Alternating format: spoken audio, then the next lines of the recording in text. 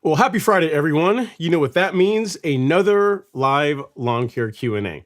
My name is Ron Henry, and I'm here to help answer your lawn care questions. If this is the first time you've graced us with your presence, whether it be the live stream or our YouTube channel, welcome. Super happy to have you here. The way this works, really simple. On your screen, you will see a chat box. In that chat box, you can enter your question, concern, comment of the day, and I work through them in the order they come in. Sometimes I have the answers, sometimes I do not, but either way, we have a great time talking about lawn care. All right, so let us see who we have in the live stream this evening. We got Ben Raham starting it off. He's saying, get this lawn. Yes, happy Friday all. Yep, so you got it, Ben. As far as one of the topics we're gonna be talking about tonight, between all the questions, because really, I'm here to answer y'all's questions. That's the most important thing. But one of the questions that I've gotten an email is, how do you take a lawn that you're just starting out, you're just getting into lawn care, perhaps you just bought your first home or you've had a home for a while and you're starting to get more serious about getting your lawn looking tip top. What does it take? What does the process look like to transform a normal lawn into a golf course lawn? So we're going to talk about some of that tonight. And as always, we're going to have a great time. As far as where you can find us, we are on YouTube, Instagram, we're live there as well, Facebook, Twitter. And feel free to participate. If you have any questions, drop them in the chat. And again, I work through them in the order that they come in. Got some cool pictures tonight. And some of you guys have sent me some of the stuff you're throwing out on your lawns this time of year, which is really good, really encouraging. I like to see that.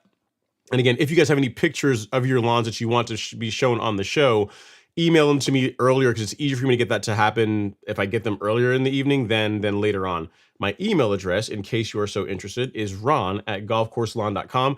Try and keep the size of the pictures reasonable, so I don't have to resize them here live. But yeah, send images that you want to, if you want to show off your lawn, show off all your hard work, feel free. It's all about that. All right.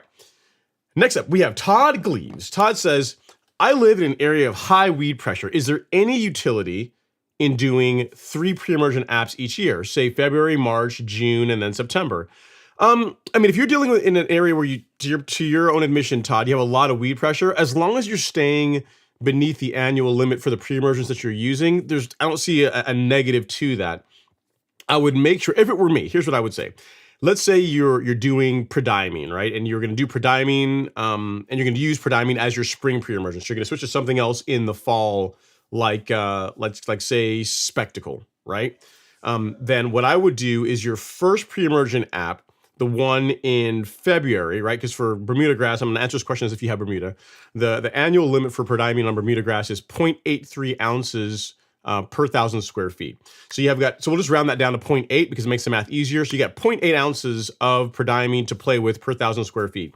If it were me, and if you're going to do this split app type program to see if it could help you reduce weed pressure, the first application I would make at 0.40. So I'd use half of my annual limit on the February app. Then I would do another 0.20 in March. And then if you wanted to do another one in June because you felt like, hey, the March and the February and March ones didn't catch anything, if there's anything that's germinating in June or that you think is going to germinate like mid to late June, you wanted to get another pre-emergent app down, I would use the last 0.20 then. Again, I don't do this. I typically make one app, not typically, this is what I do. I make one app in February close to the annual limit for prodiamine, and then in the fall, I switch to something else.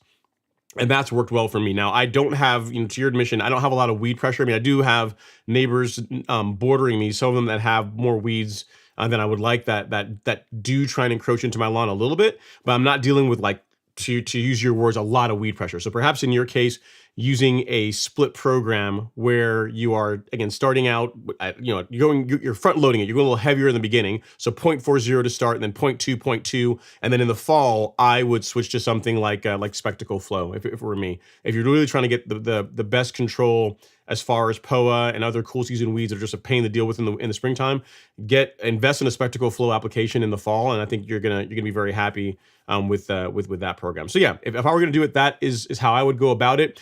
I don't personally. Here's the thing. Personally, I don't know that June you're gonna get a lot out of that, because June it's the middle of summer. I mean, it's starting to get hot, or it's the beginning of summer anyway, and what's going to germinate largely should already be here by June.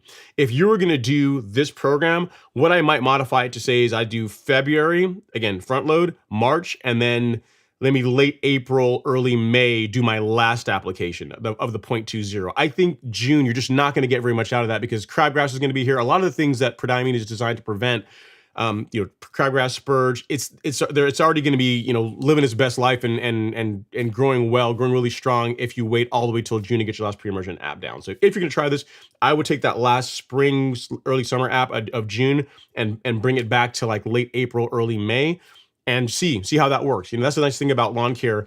You can experiment, you can try different things and see how, in your particular case, a lawn that has a lot of weed pressure, how making that a kind of adjustment to your program, how it works for you. So hope that helps. As always, if you have any other questions, let me know.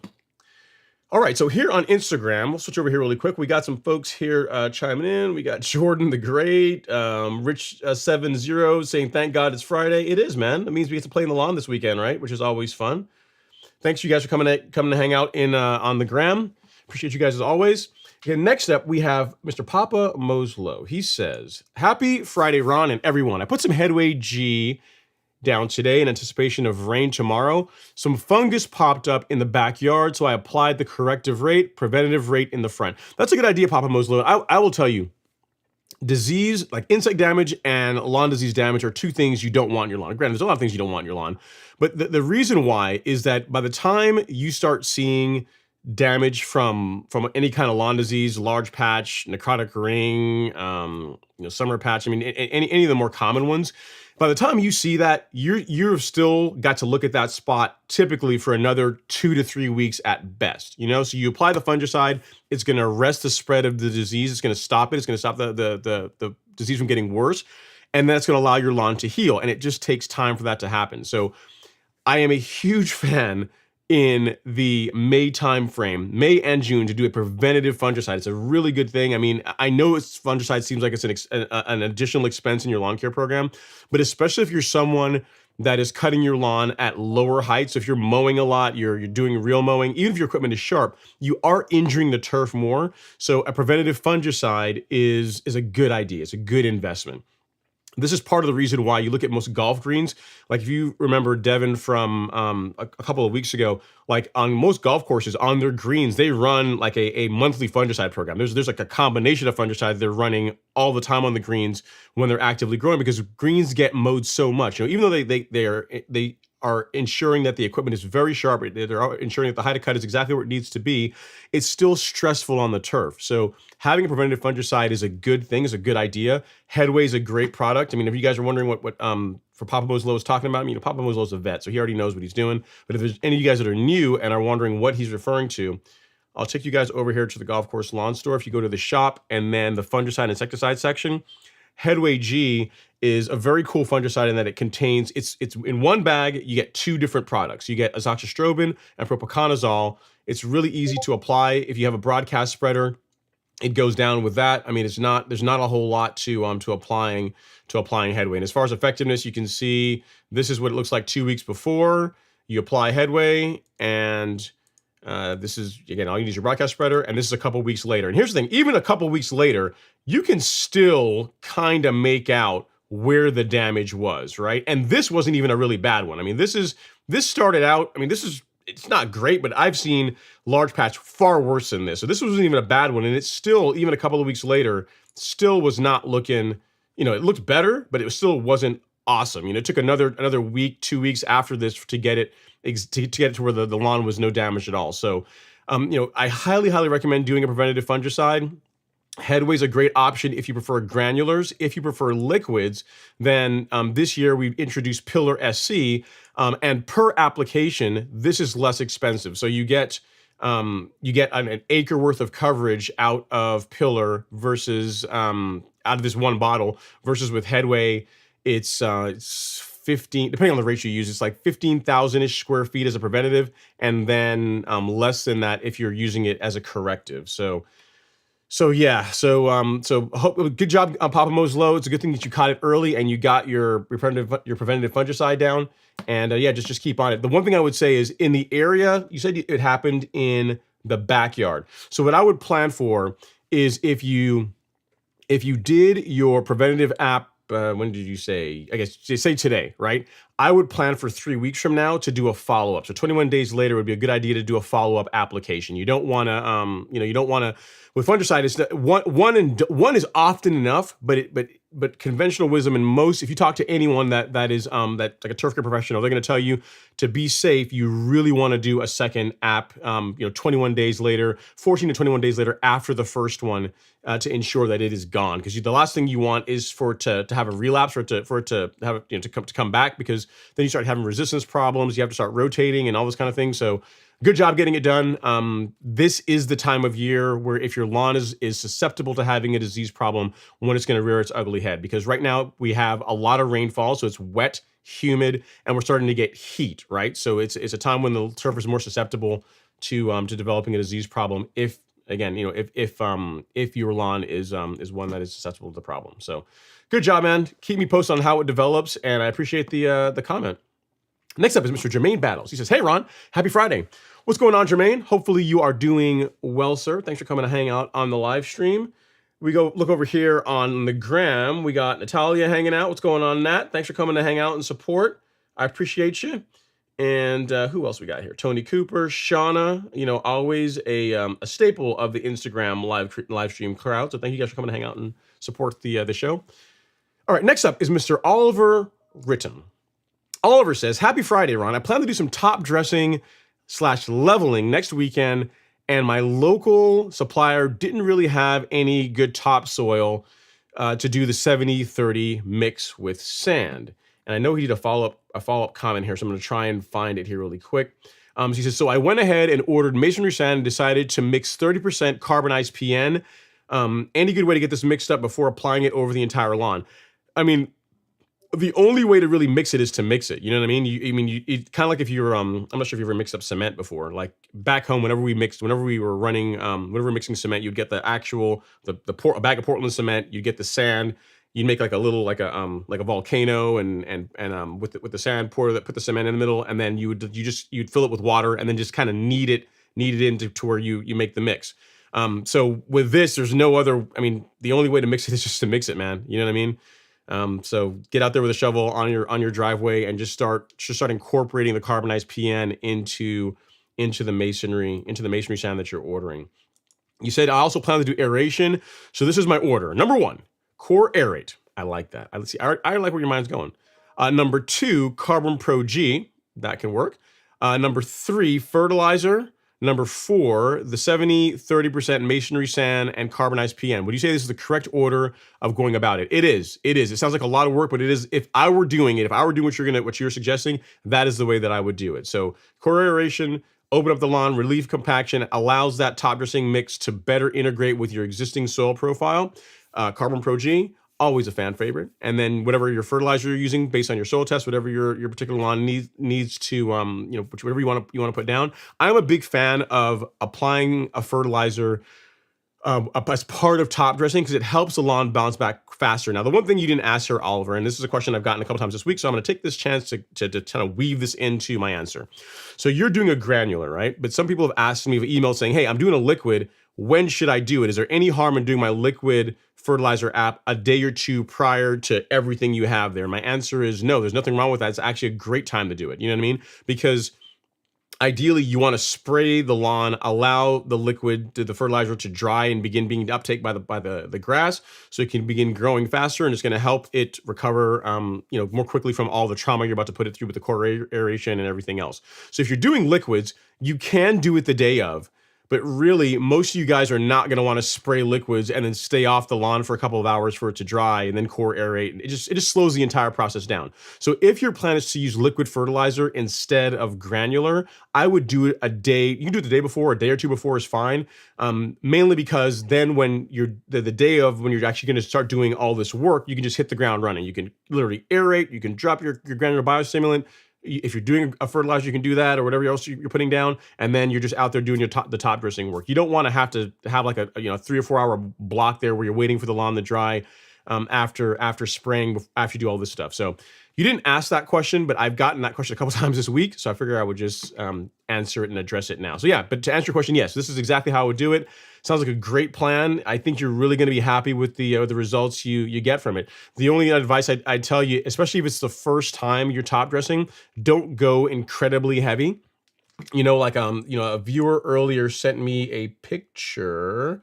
I didn't post it up here. Yes, a viewer here sent me a picture of a lawn that, and it's not a great picture, but if you look there in the background, you can see the vanity strip, how it is literally just like it's caked. I mean, this is what it's not, you'd say sand cap, but it's not sand, but you don't see any grass sticking through there at all. So this thing is just completely covered. It looks like compost or topsoil. And for me, that is too heavy. And for my taste, like that would be too heavy. Now, is it going to kill the grass?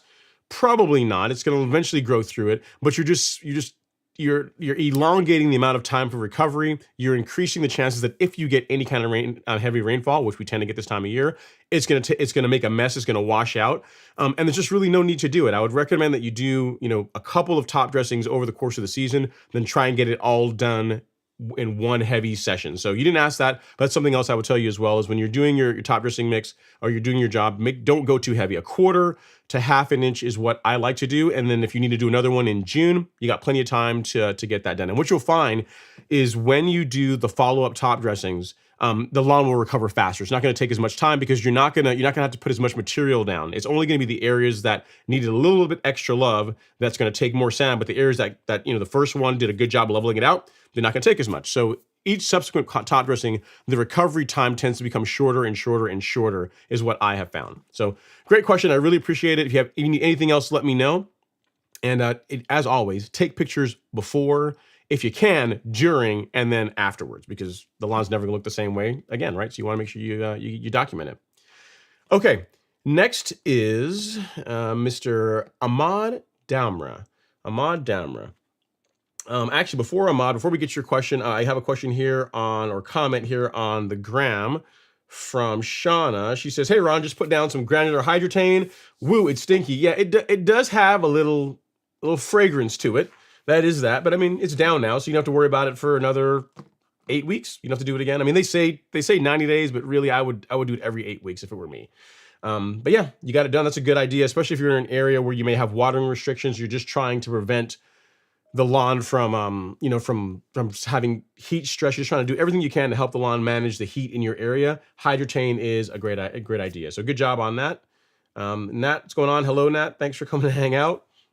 All right, so up next is Mr. Ahmad Damra. He says, hey, Ron, for spoon feeding, can I apply liquid fertilizer in the morning on the dew? As that's the question. Is it okay to leave it to be wet before I apply 16-4-8 along with micronutrients, and the next day do the 14-7-14? So if I'm understanding the question, you're asking, is it okay to spray liquid fertilizer in the morning when there's still dew on the lawn? Yes, I do it all the time. There's no problem with doing that at all. If it's okay for it to be wet, yeah, that's fine. And then is it okay to apply the 16-4-8? Is that a different? Okay, so I get what you're saying. So you have a liquid fertilizer you want to be using. You have a micronutrient product that you want to do after doing the liquid fertilizer, and the next day do the 14-7-14. You could, I mean, I'm guessing that the 16-4-8 micronutrient product you have isn't in a form that you can mix it with a liquid fertilizer, because if you're asking me, that's what I would do. Like if I'm spraying the lawn, I would take like 901C or Turfplex and I would mix that with Nutrizolve and just spray it all at once. But let's say that your liquid fertilizer, for example, say you're using 901C as your liquid fert, right? And then your micronutrient is a separate product that is in like a hose end sprayer or something that, again, it's not designed to be mixed in not to be applied by a backpack sprayer. What you're saying, yes, you could do that. You could spray the liquid fert first and then come back with the micronutrient. But I mean, here's how I would do it. If it were me, what I would do, Ahmad, is I would do it the other way around. Because and again, I don't know that you're using a hose end sprayer, but I'm just kind of guessing here, right? If the 16-4-8 is a hose end sprayer, you're going to have a lot more volume of water coming out with that when you're applying that versus the liquid fertilizer, say like a 901C that's being applied with a backpack sprayer. So if it were me, I would spray the, if you want to do it this way, you could spray the 16-4-8 first, because that's going to be a heavier amount of carrier, more water is coming out, and then spray your liquid fert. And then if you want to wait to the following day to do the granular, you could absolutely do that. I mean, the way I do my applications, again, what you're suggesting will work. There's nothing wrong with it. If you're asking me the order that I do things in, I do my granulars first, then I do liquids. So if you think about the logic of this, right? And again, I'm assuming that 16-4-8 is something you can use your spraying with a hose end sprayer. Otherwise, mix it with your liquid fert and just spray them all at the same time. So I'm assuming that in your case, it's a 3-step. You're going to be doing a granular at some point this weekend. You're going to be doing a 16-4-8, which I'm guessing is applied with a hose end sprayer, perhaps. And then you're going to have a liquid fertilizer that you are applying using a backpack sprayer. If we think about this, right, the granular needs to be watered in to work, right? So it would make sense that you would put that down first. So apply that first on the lawn and then go back with, like, again, your 16-4-8, because that's, if it's a hose end sprayer, it's going to have a lot more water that you can be putting out. That's going to help the granular get washed into the soil a little bit. It's not quite as good as watering, but you're moving the granular in the right direction by doing that, right? And the last thing would be the liquid fert that I'm spraying with my backpack sprayer, because the amount of water that you're going to be using when you're spraying with a backpack sprayer is about a gallon over 1,000 square feet, which is less than what comes out of a hose end sprayer if you're covering 1,000 square feet. So again, I made some assumptions I'm kind of trying to read between the lines of what you're trying to do here, but that is how I would do it. I would do granular, and then anything that's coming out of a hose end sprayer, and then finally I would do the light droplet, the small droplet out of your liquid fertilizer that comes out of the backpack sprayer. Wait for that to dry, give it 3-4 hours, and that following afternoon, if you want, you could water the 14-7-14 in, or wait till the following day and water it in. So that's how I would do it. Hope that helps. Again, I made some assumptions here just based on the way you phrased the question, and I might be wrong on what the different fertilizer types are, but kind of makes sense to me. That's probably what you're trying to do there. If it's not, feel free to chime back in and say, no, this is what I'm trying to do, and I'll revisit it. And hopefully you find that useful. I always do granulars first, guys, because again, they need to get in the soil anyway. And so any kind of liquid you're putting on the lawn is not gonna hurt that process, right? It's only gonna help it. So that's why I do any kind of granular first. So biostimulants, biostimulants, fertilizer, and then liquids in whatever sense, whatever order makes the most sense. If you guys are interested in a very short video that I did, because I get this question so much, that covers the order that I do things. Again, not saying it's the only way to do it. What Ahmad is talking about will absolutely work, but if just the logic, my logic behind why I do it the way I do it, you have this video right here that I will post into the chat. So how Ron applies lawn products. So that's the order. It's like it's a short, it's like 60 seconds. Again, if you like it, do what I do. If you don't like it, you can do it your way too. It really doesn't matter that much. I mean, it's not like you're gonna mess your lawn up if you do it some other way. But hopefully, my logic of why I do it the way I do it makes sense to you. All right. So next up, we have Mr. Papa Moselo. He says seed heads are my main nemesis right now. It is true. It's May timeframe when it's starting to get hot. Seed heads are a thing. It's not just your lawn, Papa Moselo. This is. I mean, it's a thing on all lawns. As a matter of fact, I saw your question because you posted it right before the show started. So I ran out in the back lawn and got like some, I got the camera out and shot a real quick video showing you that even my lawn that gets babied, right? I mean, you look at this. I'll show you guys first, right? So this is the picture of the lawn before the show, and you look at that and you're saying, man, that's looking really good, right? The stripes are looking good. The color looks solid. I mean, I mean, I would not be mad at having a lawn that looked like that, right? However, if we inspect closer, if we go in a little bit closer, what you will see is, I'll go in here and I'll pause and boom, you see them? Seed heads all throughout the lawn. And now granted, the reason why they're not so apparent, so you see them there and then we will back out. So we go back out to the macro shot and there, so you don't really see them that much, right, in my lawn. And the reason for that is really two words, Primo Max. So using growth regulator, this is what helps. I use on my lawn starting in late April, early May, that helps with seed head suppression. Again, so you can see them. I mean, again, when you look at the lawn, standing 20 feet away, you don't notice them, but they are there. They are there. I mean, again, to give you guys another shot again, I mean, but you go in really close, it's apparent. It's not just a little bit either. Like they're all over the place. You see, they're all over the place. They're all throughout the lawn. But it's just that when you're using Primo Max, you're using a growth regulator. One of the benefits is that it helps suppress seed heads, so they don't flower, they don't flare out, they don't get as big.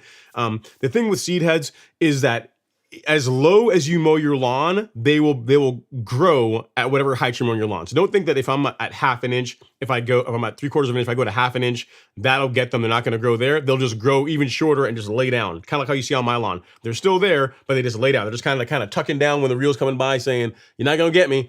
So if you don't want to see them, consider using growth regulator. Consider using Primo Max. It's one of the reasons why I apply it in late April, early May. Even if my lawn is not 100% filled and not 100% like really dense the way I like it, I will take the fact that it takes a little bit lower, it takes a little bit longer to completely fill in, because I prefer that versus having seed heads all throughout my lawn. So that is partly why, that's a big reason why in our calendar on the store, you're going to see that in the end of April, early May is when Primo Max goes out. So if you guys wonder what I'm talking about, if you go to the store and then you go to guides and then lawn care schedule, and then on item 5 is a month-by-month breakdown of what I do. Again, this is basically a high level of what's in the Golf Course Lawn Academy calendar. And when you get to May, you see one of the things, the first thing that's listed there is Primo Max, right? Is growth regulator, and then everything else, fertilization, optional top dressing, all this other stuff. So a big part of why I do that, I really, even a little bit earlier than you absolutely need to before it gets too hot, is to help prevent seed heads from being a big mess in my lawn. So yeah, I mean, I get it, Papa Bo's low. Hopefully, if you've been using growth reg on your lawn, they're not that bad. And for most people, in your case, it's probably going to be this too, right? Because if your lawn is, if the nutrients are right, so the lawn is getting enough nitrogen, enough, like all the macros and all the nutrients are where they should be based on your soil test results. Most cases, and the lawn's also getting enough water, which this time of year typically isn't too much of a problem because we get a lot of rainfall. Seed heads tend to be a 2 to 3 week problem. Worst case, it will be a month-long problem, right? So it's a what it is a stress response from the grass as it's transitioning out of cooler weather. When it's starting to see more temperature, it's a stress response from the grass to try and like send out babies to say, hey, I might die, but I'm going to send out more Bermuda grass seeds, even though they're sterile. It doesn't know that. As a way to help let life go on. So it's a temporary thing. And the only time you'll see, I say the only time, but in the only situations where I've ever seen where seed heads have stuck all around for a long time. For example, I had one viewer who he comes on here sometimes. He will remain nameless because he's a regular in the live stream. And he was still having seed heads in his lawn all the way into July. And I said, man, listen, there's only a couple things that can be causing this. I said, either you're not watering enough or your nutrients are not where they need to be. He's like, no, I'm watering it plenty. I said, well, get a soil test done. He said, oh, okay, I'll eventually get it. And he didn't bother with it. It wasn't until late July, he finally got his soil test done. You look at his nitrogen, phosphorus, potassium levels, like everything's in the red, everything's low. So even though he was feeding the lawn, he wasn't doing enough based on on what it needed, based on where the soil was and what he needed to put in for inputs to amend the deficiencies. So if you get to the point where you're in mid-June and seed heads are still living their best life in your lawn, if you've not done a soil test, do one, because it's likely a nutrient deficiency problem, because in most cases this is a 2 or 3 week problem. Like on my lawn, in like 2 weeks from now, like the end, where we in third week of May, the end of May, they should be gone. End of May, first week of June, not really a thing in my lawn anymore. So that's something to keep in mind. It's completely normal. There's nothing you can really do to prevent them other than use Primo to where they just aren't as apparent, and you have to really get down there and look for them, and you won't, if you look for them, you'll see them, but they're not going to be like an eyesore that they would be if you were not using growth regulator on your lawn. So just stay the course, Papa Mo's low. It's only a short time. It will get better. Sorry you're dealing with it, but we're all dealing with it. So, c'est la vie. All right, next up is Mr. David Lee. He says, good evening, Ron and chat. Brown spots in the lawn. Should I cut the lawn and then apply a fungus control? Yeah, that's a good idea. So what I would say is, if it's easy for you to do, make sure the mower, the whatever equipment you're using to cut the lawn is sharp, so you can mow the lawn. What I would say is this, David, is if it's all throughout the lawn, then it doesn't really matter the order that you mow the lawn in. If the disease problem is in just one area, mow that section last. So what you don't want to do is go mow like one area that's riddled in like large patch and then go mow the rest of the lawn that's all clean, because you can spread this stuff around. So you don't want to do that. So if wherever the disease is concentrated, or the worst areas it is, mow that area last. Once you're done, rinse the mower. Like if you have a rotary mower, rinse the deck off. Like take it, get on the your sidewalk or your driveway, or whatever. Rinse it off really good. And if you have a real mower, same thing. Rinse it off. Rinse off the reel and bed knife. Give it a light spray of cooking oil, or you can use. Some people use WD-40. I just use cooking oil. So some of that, just spray the reel with that, and then you're good to go. And then as far as fungicide, yeah, I absolutely would do that. If you're seeing disease problems in the lawn, you're going to want to apply. I'll show you a couple of options here. So you're going to want to apply either Headway at the corrective rate. So you go to the store, go to fungicide and insecticide section. For Headway, there's a couple different rates depending on what disease you have, right? So that's the one thing about Headway that is, it's a little bit less expensive. It's easier to apply. But when it comes to dealing with what you have in your lawn, the rate you should be using, say you got let's say you got like brown patch, right? So for brown patch, if you're doing it as a corrective, 3.5 to 4, it's more on the 4 pound side. If you're dealing with, I don't know, what else we got in here? If you're dealing with, you're not gonna have slow mo, but if you're dealing with like a leaf rust, the rate is different. If you're dealing with a necrotic ring spot, the rate is slightly different. What I would say is if you have an active problem in your lawn, you're gonna wanna bias more towards the 4 pound per 1,000 application rate. That's a pretty good catch-all rate. There are some lawn diseases that for Headway that require the 5 pounds per 1,000, but most of them, like 4 pounds per 1K per 1,000, is going to do a pretty good job suppressing and cleaning up most diseases in your lawn. Again, 21 days later, you need to do a follow-up. If you decide, you know what, too much work, I don't even know, I'm not really sure what I'm dealing with, and you want an easier way to do it, and you're fine with spraying liquids, you can go with Pillar, and of course, it is lagging. We'll have to come back to it. There we go. So if we go back to shop and then fungicide and then pillar SC. When it comes to pillar, these are all the diseases that it takes care of. So pretty much everything that Headway does. I think it's like 26 different diseases. So all the usual suspects.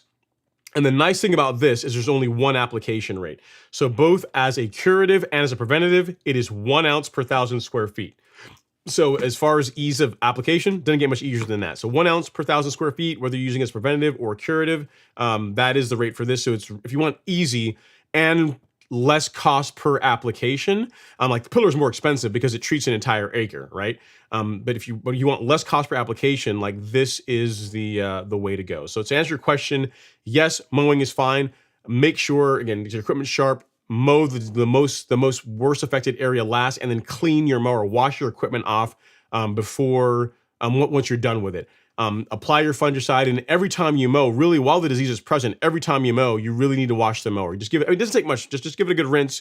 Just you're reducing the chance of spreading disease and other problems around in the lawn. So sorry you're dealing with that. It's a common thing this time of year, unfortunately, and you know, again, get some fungicide down because disease problems do not get better on their own. They typically only get worse. All right, so we got Daniel B in here with his first super chat of the evening. Super chat. He's a smiling face with horns. Thank you so much, Daniel B. It's very cool. Thank you so much for all the love and support. And then we have another super chat from Mr. Luis Ayabarreño. He says, happy Friday, everyone. Ron, how long or number of applications does it take to see results with Primo Max? One, like typically 2 to 3 days later, you should start seeing it slow down. I applied a week ago and the lawn is still growing crazy. I can't keep up. Thanks. Okay, so what rate are you using, Luis? So whatever your the application rate is for your lawn. If you're doing the split app program, you can take whatever that monthly rate is, cut it in half, and apply that. And typically it's only a couple of days. Like you apply Primo, and then like 2-3 days later, it slows down. Like that next, it doesn't take very long for it to for you to see the results from it. So if it's if you're finding that it's not regulating, you can try bumping the rate up just a little bit. By a little bit, I mean like half. Let me show you here. So if this is the rate, let's say the rate that you're applying is like, say, 0.25, right? And you're applying 0.25 every couple of weeks. I don't know what rate you're using, but I'm just using this as an example, right? I'm not saying to apply it at that rate. But let's say you're using 0.25 as your rate and you're not getting any results, like the growth is not really slowing down. You could go from, say, 0.25 on your next app, like go up to like 0.3. So not very much, just a taste, just a little bit more, and see if you get a little bit better regulation then, because it's not something like Primo Max is not like fertilizer, or even or like really anything else. Like literally you spray your lawn with this stuff, and 2 to 3 days later, like the brakes come on. Like what'll happen is if you say you sprayed on Monday, right? And you normally mow every 3 days. So you spray on Monday, your next mow is supposed to be either Wednesday or Thursday. What you'll find is the growth will begin to slow down to where on your next mow on Thursday, you're not going to have quite as many clippings, but then every mow after that will be drastically less clippings coming off the lawn, assuming you're cutting at the same height, obviously, right? So yeah, it shouldn't take very long. It should be only a couple of days for you to see the results. It's for you to see the results. So I would try that. Make sure I would just double check the rate, double check your calculation that you're using, and make sure that you're applying it at the correct rate. And then you can bump it up by, again, like 0.05 an ounce. Not very much. Don't go up don't double the rate in the next time you put it down. Like go up just a taste, and see if the lawn responds a bit better that way. You know. We are starting to get more temperatures now, so everything's going to start growing more aggressively. The lawn is going to start growing more aggressively, so that's something you have to be prepared for. But again, I would just double check your rate, double check your application rate, and make sure that you're applying it at the correct rates for your particular grass type, because it shouldn't take very long for you to start seeing the results. All right, so Daniel did give a super chat too. Granted, yours is higher, so what we're going to do, Luis, is I'm going to put you up first, and then I'll have Daniel. You have to share the spotlight with Daniel for a little while, and then it will be only you unless you get unless someone does a higher super chat than you. So we'll say Luis and Daniel B, because Daniel was the first super chat. I don't want him to be left out. So there we go, Luis and Daniel. your names in lights for whatever that means to you. So yeah, just bump the rate up just a little bit, Luis, and see what you get. But it shouldn't take very long. Couple days. Couple days is what it should take for you to start seeing results with Primo. It does not take long. And the big thing is, don't let it come out of regulation. So once you start spraying, if you're doing it every 2 weeks, every 15 days, first and the 15th, you know, do your application to keep the lawn under regulation. All right, so we have a question here from Instagram. Okay, one from Tony Cooper. He says, what's going on, Tony? He says, what can I do to jumpstart my Bermuda grass seed? I had someone lay down sand 3 days after I put down a high nitrogen fertilizer. Okay, so you top, sounds like you top dress after you put the fert down. Okay, I put down and then I have a lawn family reunion coming the 1st of July. So what can you do? It's a time thing. So the big thing is assuming your soil nutrient levels are where they should be, assuming you're putting enough water on the lawn, because the biggest thing, Tony, that causes seeding projects to not work well is lack of water. Like in the first week when people apply grass seed, they're super gung-ho, they're watering every day, but then after 2-3 days, maybe a week goes by, then they slow down, they don't water as much. And really, you need to make sure that the lawn, this doesn't need to be you don't want to get to the point where it's like a big muddy mess where it's sopping wet, but you can't really allow the lawn to dry out with Bermuda grass seed, really for 2 to 3 weeks. If you're seeding with Arden 15, in my testing, I've gotten it to germinate in like 11 days, which is really fast for Bermuda. But if you're using something else, you got to plan for that 3-week period. So outside of ensuring, it sounds like you already put a good nitrogen fert down, like so you've given the soil, you put some nutrient into the soil. But I would make sure that you've got enough potassium, enough phosphorus, just overall that the nutrient levels in the soil are where they should be. And then it's just time. It's just like growing a lawn from seed, unfortunately, is hard mode. It is. I mean, the thing is, you've got Bermuda grass seeds. So Bermuda, once it begins to take off, it does grow pretty aggressively. But if you are saying, in other words, if your goal is to take a bare lawn that you seeded with Bermuda now, and then you expect it to be fully filled in by July, I don't know, man. That's, it depending on how good a job you did, it couldn't, I don't know that it's going to be, it's unlikely to be fully thick and the entire lawn filled in. You have some areas that are going to do really well, but across the entire lawn for it to be really thick and dense and filled in, I don't know that that's going to happen by, 5 weeks from now. It's not saying it's not possible, but it's, that's asking a lot. That's pushing a lot. All right, so we got, so hope that helps. Outside, I wouldn't do any outside of what you've already done. Water and just stay off of it. Let it grow. Let nature do its thing. You know what I mean? Like putting more fertilizer and that into it right now isn't going to do a whole lot. Like you need to allow the seed to germinate, allow it to root in, and just allow it to take off. You know what I mean? Really, the time to ensure that nutrient levels were correct really would have been before you did the seeding work. You know what I mean? So you would have done all the planning, you've done your soil testing, you'd have done the amendments, made sure that you try and address the nutrient deficiencies. Then you would apply the seed, and then it's just watering and just water and wait. You know what I mean? So just stick with it. You pick Bermuda, which is nice, right? So that's a good thing. But again, I just want to temper your expectations. If you're thinking you're gonna have a fully filled in lawn by the first week of July, some areas will be that way, but I don't know if across the entire lawn, if that's a reasonable expectation. All right, so we got Wise190 up next. Is Happy Friday, Ron. Greening up 2 cuts a week. Nice. I like it. Yeah, Tony, sorry, it did take me a little while to get to your answer because I am I'm policing questions on YouTube and and Facebook. So I come over, whenever I glance over to Instagram is whenever I come over here and answer you guys' questions.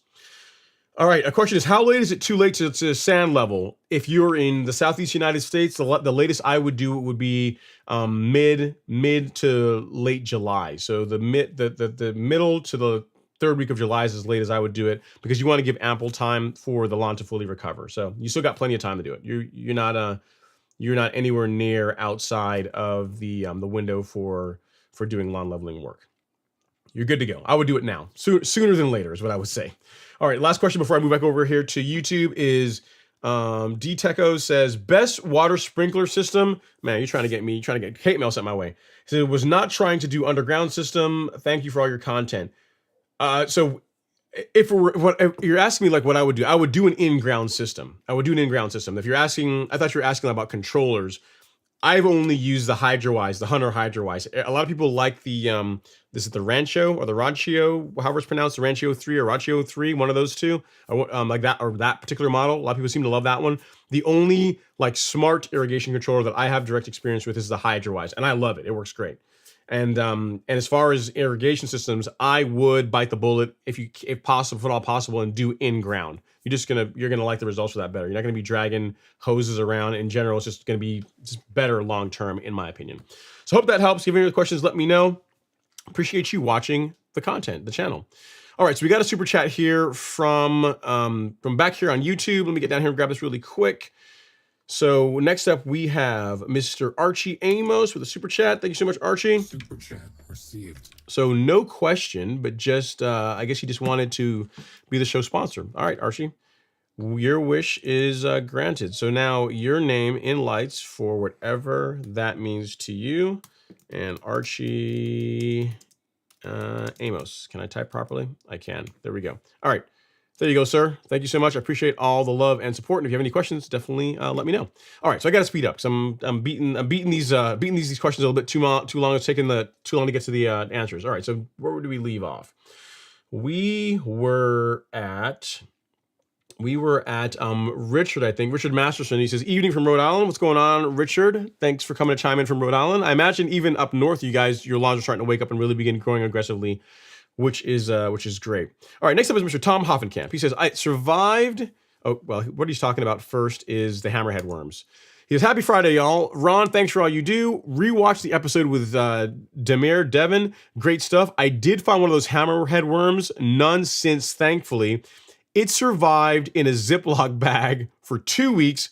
Poisonous skin slime, cause rashes. Don't play with them. Birds won't eat them. They have no predators. Fingers crossed for all of us. Yeah, they're nasty. I didn't even know what hammerhead worms were, but then when I Googled it, I had to purge my search history after that. Like I didn't even want that to be associated with me. It was not great. I mean, they are all kinds of nasty. I mean, they attack earthworms like the ones we want to keep. They're just really nasty nasty insects. They're just really nasty.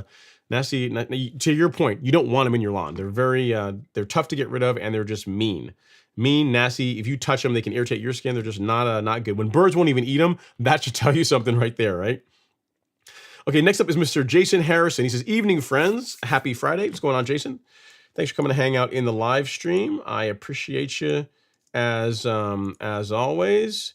And let's see, I have a question here. So it looks like CJ sent me a picture of his lawn. He's got a mud spot in his lawn, and what I'll do, I'm gonna have to resize this because you actually sent me a 30 megabyte picture. There's no way, there's no way that's happening.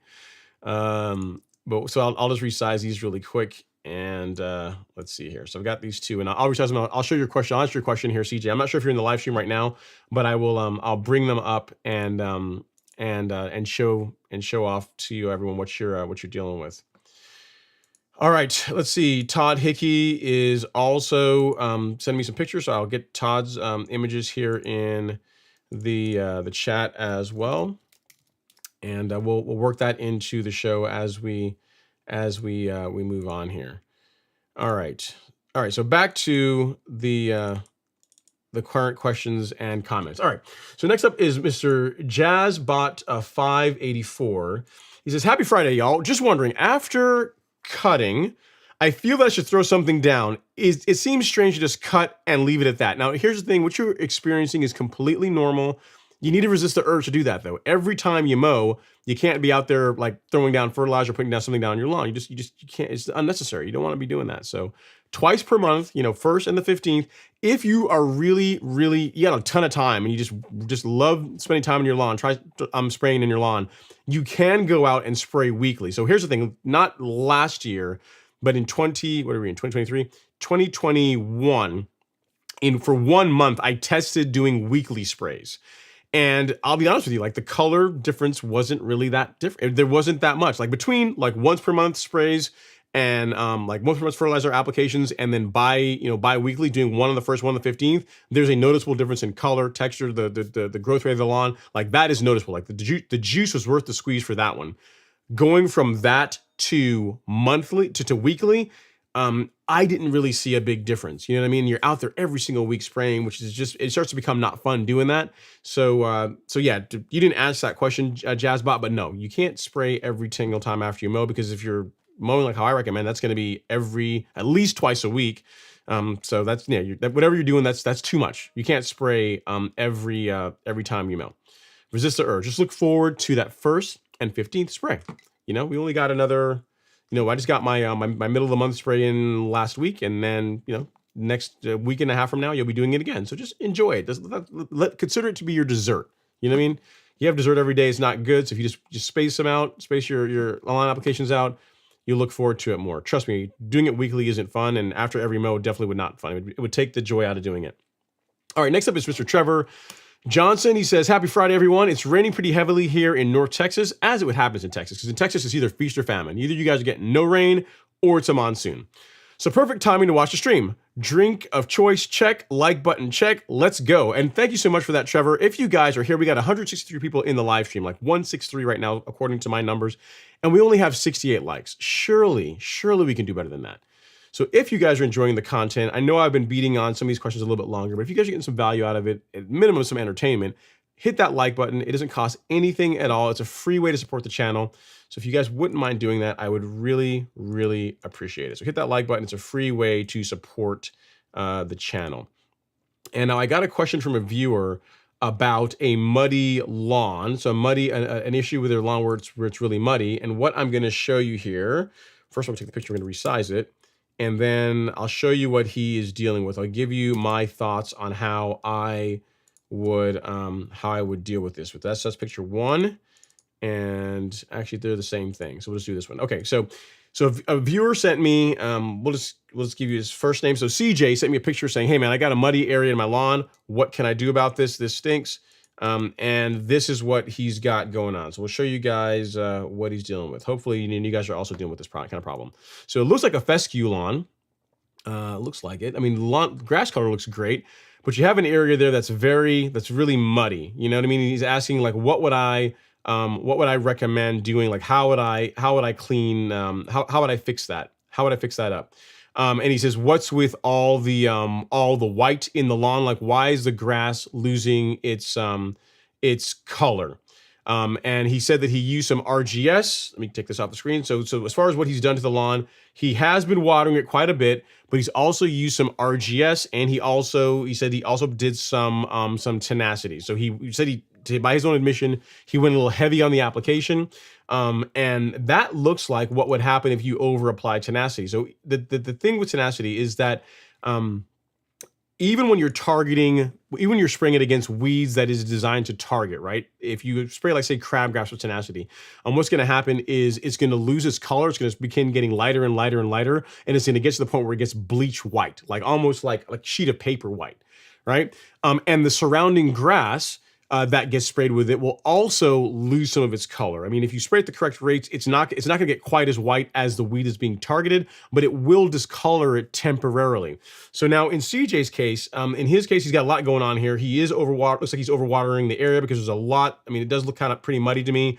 That area, he said he had some weeds, so he did spray tenacity, and he over applied it by his own words, and that's about what you can expect. If you over apply it, you can, that white, that discoloration, that slight discoloration you're seeing there in the grass is what's going to happen. So as far as what to do, it's going to be a time thing. Just wait, just wait. So what I would say is, if you by your own admission, you're putting a lot of water on the lawn, so back off on the watering. I know you're trying to get that area to grow in. You likely did some seeding work, and you're trying to get that area to grow in, but reduce the watering, because you don't want it to be at the point to where it's like super muddy and like, you can't even walk around in it. That's too much.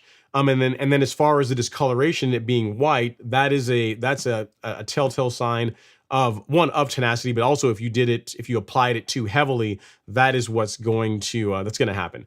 The good news is that it's going to be temporary, right? So it's not going to it's not like your lawn, it's going to kill your grass. It's not like it's going to be white in that color forever, but it's going to be 2.5, maybe 3 weeks, before the color starts coming back. Again, depends on how heavy you applied it, how much over rate you applied it. That's what you could be looking forward to. So guys, when it comes to any herbicides, you really got to respect the application rates. I mean, you got to think about it. Like it's in the manufacturer's best interest to sell as much herbicide as they possibly can, right? So if they tell you use this much to kill to control the weeds that you want to control while not damaging your lawn, you really want to stick to that rate, because in a worst case scenario, you can definitely kill the weed, but you're also going to damage your grass or cause some adverse effects that or make any adverse effects worse, right? In this case, you can see some bleaching from tenacity. So not uncommon thing, CJ. Sorry you're dealing with that, but it's, again, the lawn will bounce back from it. It's not going to be it's not a permanent thing. It's unlikely that you killed the grass. So just live and learn. Just follow the label rate, and that's your best bet from avoiding those kinds of problems going forward. All right, we got Bobby F up next here saying, "What's up, Ron? What's going on, Bobby? Hopefully you are doing well. Appreciate you coming to hang out in the live stream." And next up, we got Kevin D. Jones. He says, "Hey, Ron, I need that music when I mow. Who is the artist?" You're talking about the music, the intro music. It is a song called Midrib, and the artist is Zach Easy or Zach Ezzy. I can find it really quick here. I can get it for you, and I'll post this over here. Yeah. So this is this is the artist, Zach Ezzy, and the name of the song is Midrib. So I'll post it in the chat. So there you go. So at Kevin D. Jones, and there you go. And it'd be helpful if I actually posted the link to the YouTube video, right? That would be useful too, right? Instead of just his name. But yeah, that's the song that I use for the intro music. So yeah, it's good stuff. Believe it or not, it took me a while to find this song because it needed something that was about 3 minutes long, because I wanted the intro to be about 3 minutes, and the song is 3 minutes and 6 seconds. So it's like perfect for YouTube for like an intro. So there you go. Hopefully that helps. Kevin, if you need anything else, let me know. All right. Robbie Patel is up next. He says, "Hey, Ron, how you doing? I am doing great. Hopefully you're doing well." He says, "I wanted to know, how can I get rid of nutsedge, so many in one location?" Now, the one thing that have made this question perfect, Robbie, is if you told me what kind of grass you have, because the answer changes depending on the grass type.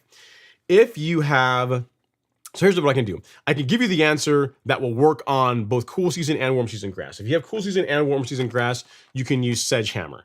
Like this will work on cool season and warm season grass, and it will target nutsedge. However, if you have warm season grass, Bermuda, zoysia, St. Augustine, pretty much any kind of warm season grass, centipede grass, this is not what I would use. This is good for cool season grass, but this is not what I would use if you had warm season grass. If you have warm season grass, what I would use for sedges and kalinga and poa. It's less of a thing now, but the best product for sedges, in my opinion, on warm season turf is a product called Certainty. Like this is the bee's knees when it comes to taking care of sedges in your lawn. The nice thing about it is that you can spray it over a broad temperature range. And it just works, man. It's like, you look at some products and you say, well, it'll do like, purple nutsedge, but not yellow, or it'll do this type of kalinga, but not other types. So there's all these like caveats and exceptions. Like this will kill all of them. Like globe sedge, if it's a sedge and it's in your lawn and it's warm season grass, this will take care of it. So this is why I like it, and it mixes very nicely with Celsius. And the nice thing about both of them is you can spray both of these over a broad range. If you have warm season turf, Certainty. If you have cool season turf, go with sedge hammer. And we carry both of them on the Golf Course Lawn Store. You can get them right here. So you go to shop, and then weed killer. In this section here is where you can find them. You can get the kit that contains Celsius, Certainty, surfactant, marker dye, saves you a little bit of money. Or you can get Certainty and surfactant by itself. I would highly recommend that if you're going to buy Certainty, get surfactant with it. It's really not that expensive, and it really does enhance performance of the herbicide. So I'll link that here in the chat for you. That is what I would use if all you care about is just sedges and you got warm season turf. Go with Certainty. So at Ravi Patel, and there you go. You can get Certainty and the other stuff that I spoke about there. So I hope that helps. All right, so we got a question here on Instagram, a couple comments. So Niphat says, "Monsoon here in Dallas, DFW currently, and I have 6 yards of mason sand coming tomorrow morning." Wow. well, hopefully the rain stops before the sand arrives, and then you're able to do your top dressing, and then you get like nice, like relatively heavy rain, but not monsoon rain, because that'll help work it in. That's what I'm hoping for you. Fingers crossed for you on that one. And then Tony says, tenacity is bad to me. Not really. Tenacity, I mean, it's a specialty herbicide. It's really, for what it's designed for, it's really good. But you just have to, one, you have to respect the rates. You can't over apply it, and you really shouldn't over apply any herbicide.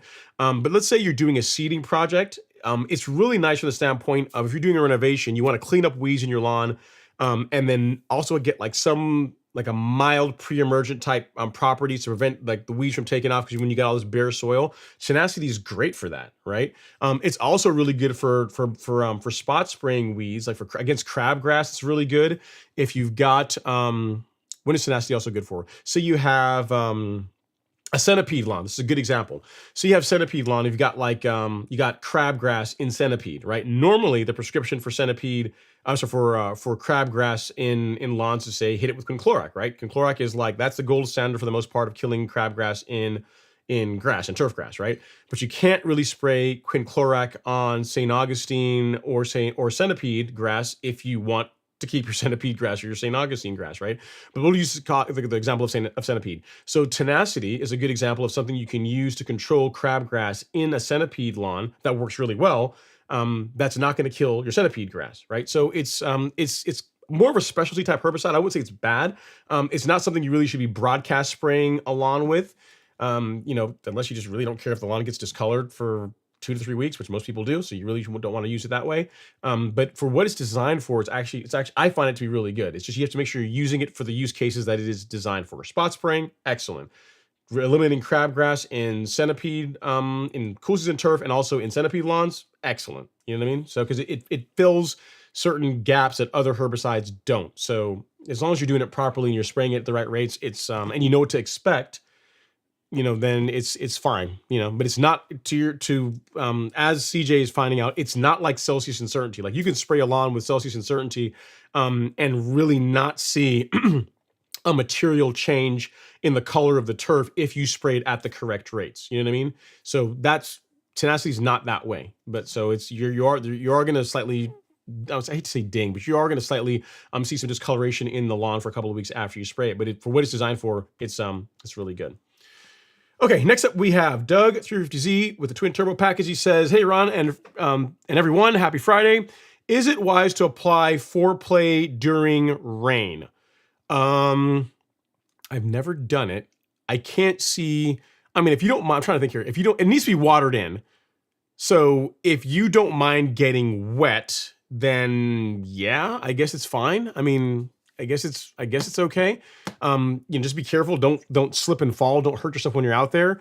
Because it's a liquid, and you're going to be applying it either with a hose end sprayer or using your backpack sprayer. So as long as you don't mind getting soaked, I guess there's really no negative to it, because it's going to get watered in.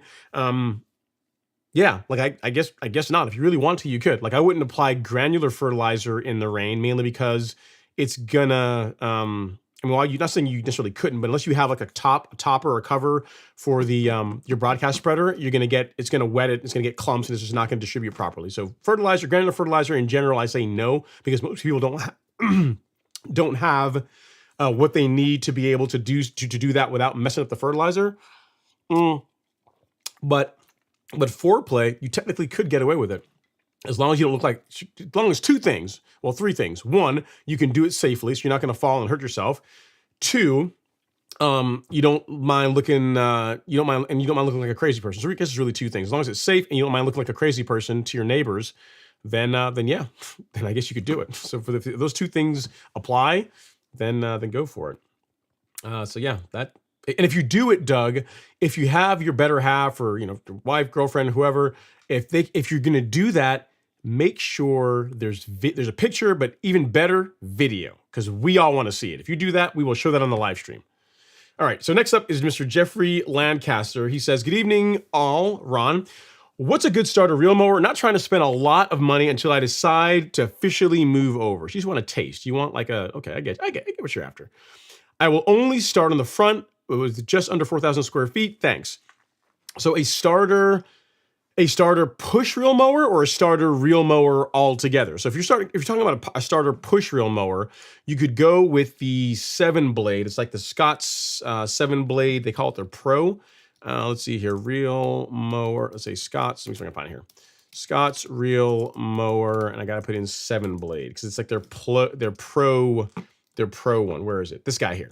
So if you want something that's not going to break the bank, you could go with something like this. So I'll link this to you here really quick, Jeffrey. So this is a push reel mow option.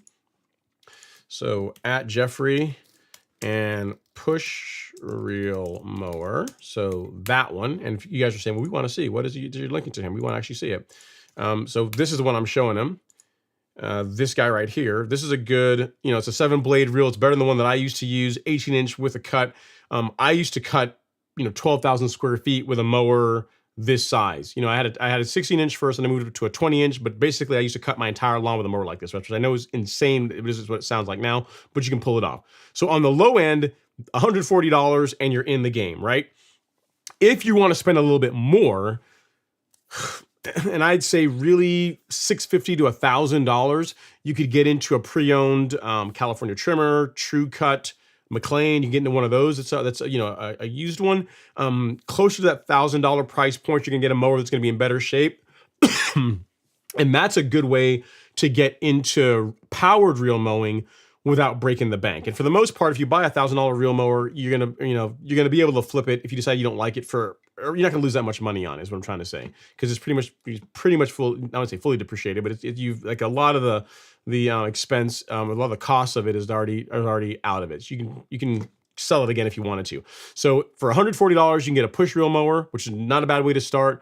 And then you could, if you want to spend a bit more, $650 to $1,000, then you can move into a pre-owned True Cut trimmer or McLean, and then see if it's for you. And then if you like it, you could just keep the McLean or trimmer or whatever you got. And then if you want to move up, you can move up to a greens mower or an outlet or whatever you decide you want to get into. The sky's the limit at that point, right? But but if anything, the push reel mower, while it's going to produce a better cut, it's going to look better. Your lawn's going to look better than it does with a rotary mower. Like that's going to be a thing for sure. But it's not going to look as good as it could look with a powered reel mower. The thing the push reel mower is going to show you is whether or not you just want to get out there, whether you enjoy getting out and mowing your lawn a couple times per week. That's what it's going to show you. And if you can do that for maybe this just this season, you could do it, or do it for a couple of months. You say, you know what, I'm really enjoying this, and I want the lawn to look even better. Then you could move into a powered reel mower. But the thing you want to kind of figure out is that reel mowing is for you, because it is more of a time commitment than rotary mowing, which you would expect, because everything that we do to get our lawns looking the way they look, it just takes more effort. So so that's what I would say. Start with that one, the one I just linked to you, and then you can move into a pre-owned a greens mat, pre-owned a True Cut trimmer or McLean, and then you'll be good to go from there. Sky's the limit from there. So hope that helps, sir. If you need anything else, definitely let me know. All right, so we have another super chat, one here from Mr. Cedric G. Thank you so much, Cedric. Super chat received. He says, Big Ron, I have 100 reasons to smash the like button. LG, where you at? Turfs up, Furt down, stripe action forever. Calling out LG. Why are you guys trying to wake him up? Why are you guys trying to waken the Kraken? Why are you guys trying to do that? All right, so Cedric, thank you so much. Your name in lights, whatever that means to you. You are now the show sponsor. I appreciate the super chat. Thank you for all of the love and support. All right, so we have a comment here on Instagram. Let me get back over here really quick and see. We'll go back to this. Wrong camera. Let's see here. So we have one from and Alexander. It says, I've been reading about granular post-emergent. Have you ever used it? If so, what would you recommend? Yeah, so I as far as granular post-emergent products, and Alexander, the one that I am most familiar with is a product from Spectracide. It's a granular product. It has it's got like some, I think it's got 2,4-D dicamba. It's like a blend of post-emergents, and it also has some dithiopyr in it. So it's got post-emergent and pre-emergent in the bag. And as far as the results I've gotten was that it works fairly well. If you apply it properly, it's going to work well. So if you're using it as a post-emergent, it is super, super important that you apply it to a wet lawn. Because remember, as a post-emergent, we're trying to get the herbicide on the foliar, on the leaf, on the skin of the plant. So it can be taken up, and that will then over time is going to kill it. So the mistake that a lot of people will make with that granular product is they'll apply it to a completely dry lawn, and in that case, you're basically just applying pre-emergent. You're going to get the pre-emergent benefits, but you're not going to get you're going to get the very limited post-emergent benefits. So if you are going to use a granular pre-emergent like the Spectracide product I'm talking about, it's like a blue bag, it's like a blue and black bag. You're going to want to do it. When I say do it early in the morning, apply it early in the morning when there's dew on the lawn. Apply it, allow it to dry, and then if you want to water the following day, to water whatever doesn't stick to the plant leaf in as a pre-emergent, you can do that. But you really need to apply it to a wet lawn to get the best results. Well, we've used it on Alex's lawn in years past, and again, it works well. It doesn't work as well as the liquid options, as well as far as like Celsius certainty, like those work better. But if you just have a broadcast sprayer, you don't want to go invest in like the liquid herbicides, or you just want like an easier way to do it. They can work, but it really comes, like everything, it comes down to application. But for granular post-emergence, like application is super important if you want to get a good result. Like if you apply it to a dry lawn, you're not going to like what happens. It's not going to work that well. You're very, very welcome, Dr. Green Thumb. Let's see here. And then a Murph and Turf says the black and orange Scott 7 blade is awesome. It is. It is an awesome. I mean, I don't have one. My 20-inch 5 blade was awesome, so I imagine this one's only going to be that much better. All right, cool. So let's get back here to the main show. We're back here on YouTube. And we got a couple more super chats. Let me get down here and acknowledge you guys. Thank you guys so much. Ismail Ibarrera, thank you for the super chat. Super chat received. And then one from Doug350Z. Super chat received. He says, where's a good place to purchase a powered reel mower? So you can, a couple things you can do. You can check Facebook Marketplace. You can check, if Craigslist is still a thing, you can check there. You can check OfferUp. If there are any places in your area that service reel mowers, oftentimes they will have a mower or two laying around that they will sell, that they'll have for sale. So that's an option as well. So places that service reel mowers will sometimes have them for sale. If you have a place that if you want like a greens mower, like say you're in the Atlanta area, you could go to Jerry Pate Company. They often take mowers off of lease from golf courses. They'll sharpen them, make sure they're all good to go, fresh belts, make sure everything's good to go, good to go as far as cutting. You can get one that way if you want a greens mower. So there's different ways to go about it. Check some of the reel mowing Facebook groups. Like there's some Facebook groups on reel mowing where people will have units for sale. The thing I would say is you really need to know what you're looking for and know what you're looking at when you're buying a pre-owned one, especially if you're not getting it from like a place that services reel mowers, because they're going to make sure it's in pretty good shape. If you buy one from Jerry Pate, they're going to make sure it's in pretty good shape. But if you're buying one from a person, from an individual, you want to make sure that it's still cutting paper. You want to make sure the reel and bed knife are in good shape. There's no nicks in it, anything like that. There's still plenty of life left on the reel and bed knife, so you're not having to go out and invest in replacing those right after you buy the mower.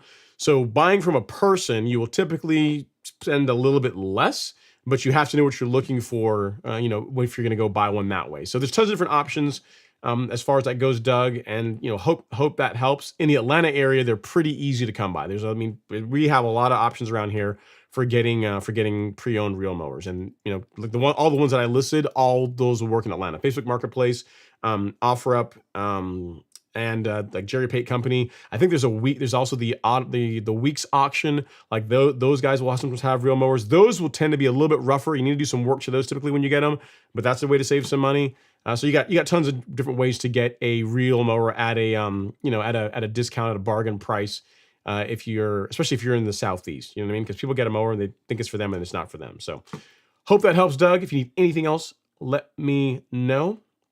All right, our next question and or comment comes from Tony M. Cooper. He says, I don't know where to start with my lawn. Tony, this is a great segue into the talking point that I have for this evening, right? It's about how do you take a lawn that is, a standard lawn, might be a brand new lawn that you got with a house you just bought or you just moved into. How do you take a lawn that's normal and then transform it into a lawn that looks more like this? So how do you go from zero to hero in your lawn? How do you do that? Well, the most important ingredient is time, right? You have to be patient and realize that your lawn didn't get where it was overnight, and you're not going to be able to change it to a golf course lawn overnight. Having said that, over the course of a season, so right now when I'm filming this, or we're talking about this on the live stream, if you guys are watching this later, we are in mid-May, and even if you started now, you would absolutely be mind blown as far as how much of a change you can make in your lawn between now and say the end of July or into early August. So on the store, I'll show you guys like a basic infographic that we put together that talks about like how, like at a very high level, at a macro level, what it takes to create a great lawn. So if you go to shop and just click on shop, right? And there you'll come to this page with all the various different collections. And here you'll find this infographic. So if you want to see what it takes to transform a lawn at a very high level, right? You know, obviously we'll dig into the details a little bit more too, but at a high level, what it takes to take a lawn from zero to hero, really over the course of just a few months, this is the process that I would recommend. So the first thing is to control and or eliminate weeds in your lawn. Like it's really going to be hard to have a great looking lawn if you got a lot of weeds all throughout it. So the question is, great, Ron, that's pretty obvious. You're telling me the obvious. How do I get rid of weeds? So the herbicide that you use, or the approach you take, really depends on your grass type. Like all herbicides don't work well on all grass types. If you have a warm season lawn, so Bermuda, Zoysia, St. Augustine, pretty much everything other than Bahia grass, what I would highly recommend, and what I tell people all the time, and you know, we get great reviews on this and people absolutely love it. It's not the least expensive, but it's one that definitely works, and also has the least chance of injuring your grass. You can use Celsius and Certainty. So this combination is really tough to beat on warm season turf. It kills crabgrass, it kills spurge, it kills, I mean, pretty much it'll kill, like Celsius will kill doveweed. You have to maybe do a couple applications to get that done. But as far as a combination that takes care of like 98% of the most common weeds in warm season turf, like it's really hard to beat this combination.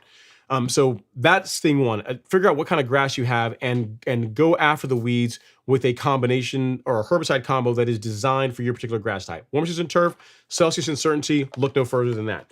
If you have cool season turf, what I would recommend is for sedges. So for sedges, for Kalinga, it's tough to beat Sedgehammer. This is a great option for that. And then for spot spraying, a little more difficult weeds to kill on your lawn. If you have like some clover, you have crabgrass, Tenacity is a great option. Like you can use three-ways on like a three-way product like Triad on cool season turf, but you got to be careful when you at certain temperatures.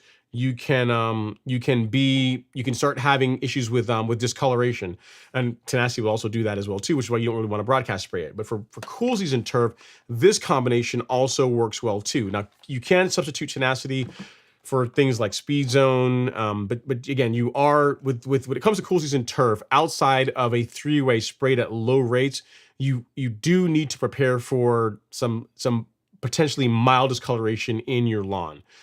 So that's thing one, right? Thing one for step one is eliminate weeds. So we have some combinations for doing that. You can use Tenacity and Sedgehammer on cool season turf, or Celsius and Certainty on warm season turf for eliminating weeds in your lawn. So we got the weeds under control.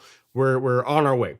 The next thing, and a very common question I get is, Ron, what fertilizer should I be using in my lawn? Like, you know, like I'm getting the weeds under control. I want to start feeding my lawn. What fertilizer should I use? And the best way, not like kind of a decent way, not like, you know, this is kind of an optional way, the best way, and I don't say like the best for, as far as like for very many things, but the best way to know what fertilizer is the best to use on your lawn is by getting a soil test. Now, the one that I recommend, because it's easy to use, the results come quickly, and then all the data gets saved on a web portal so you can always reference it later, is the one from My Soil. Now, you don't have to use this one. You can get it from an extension office, you can get it from somewhere else, but the big thing is to get a soil test done, right?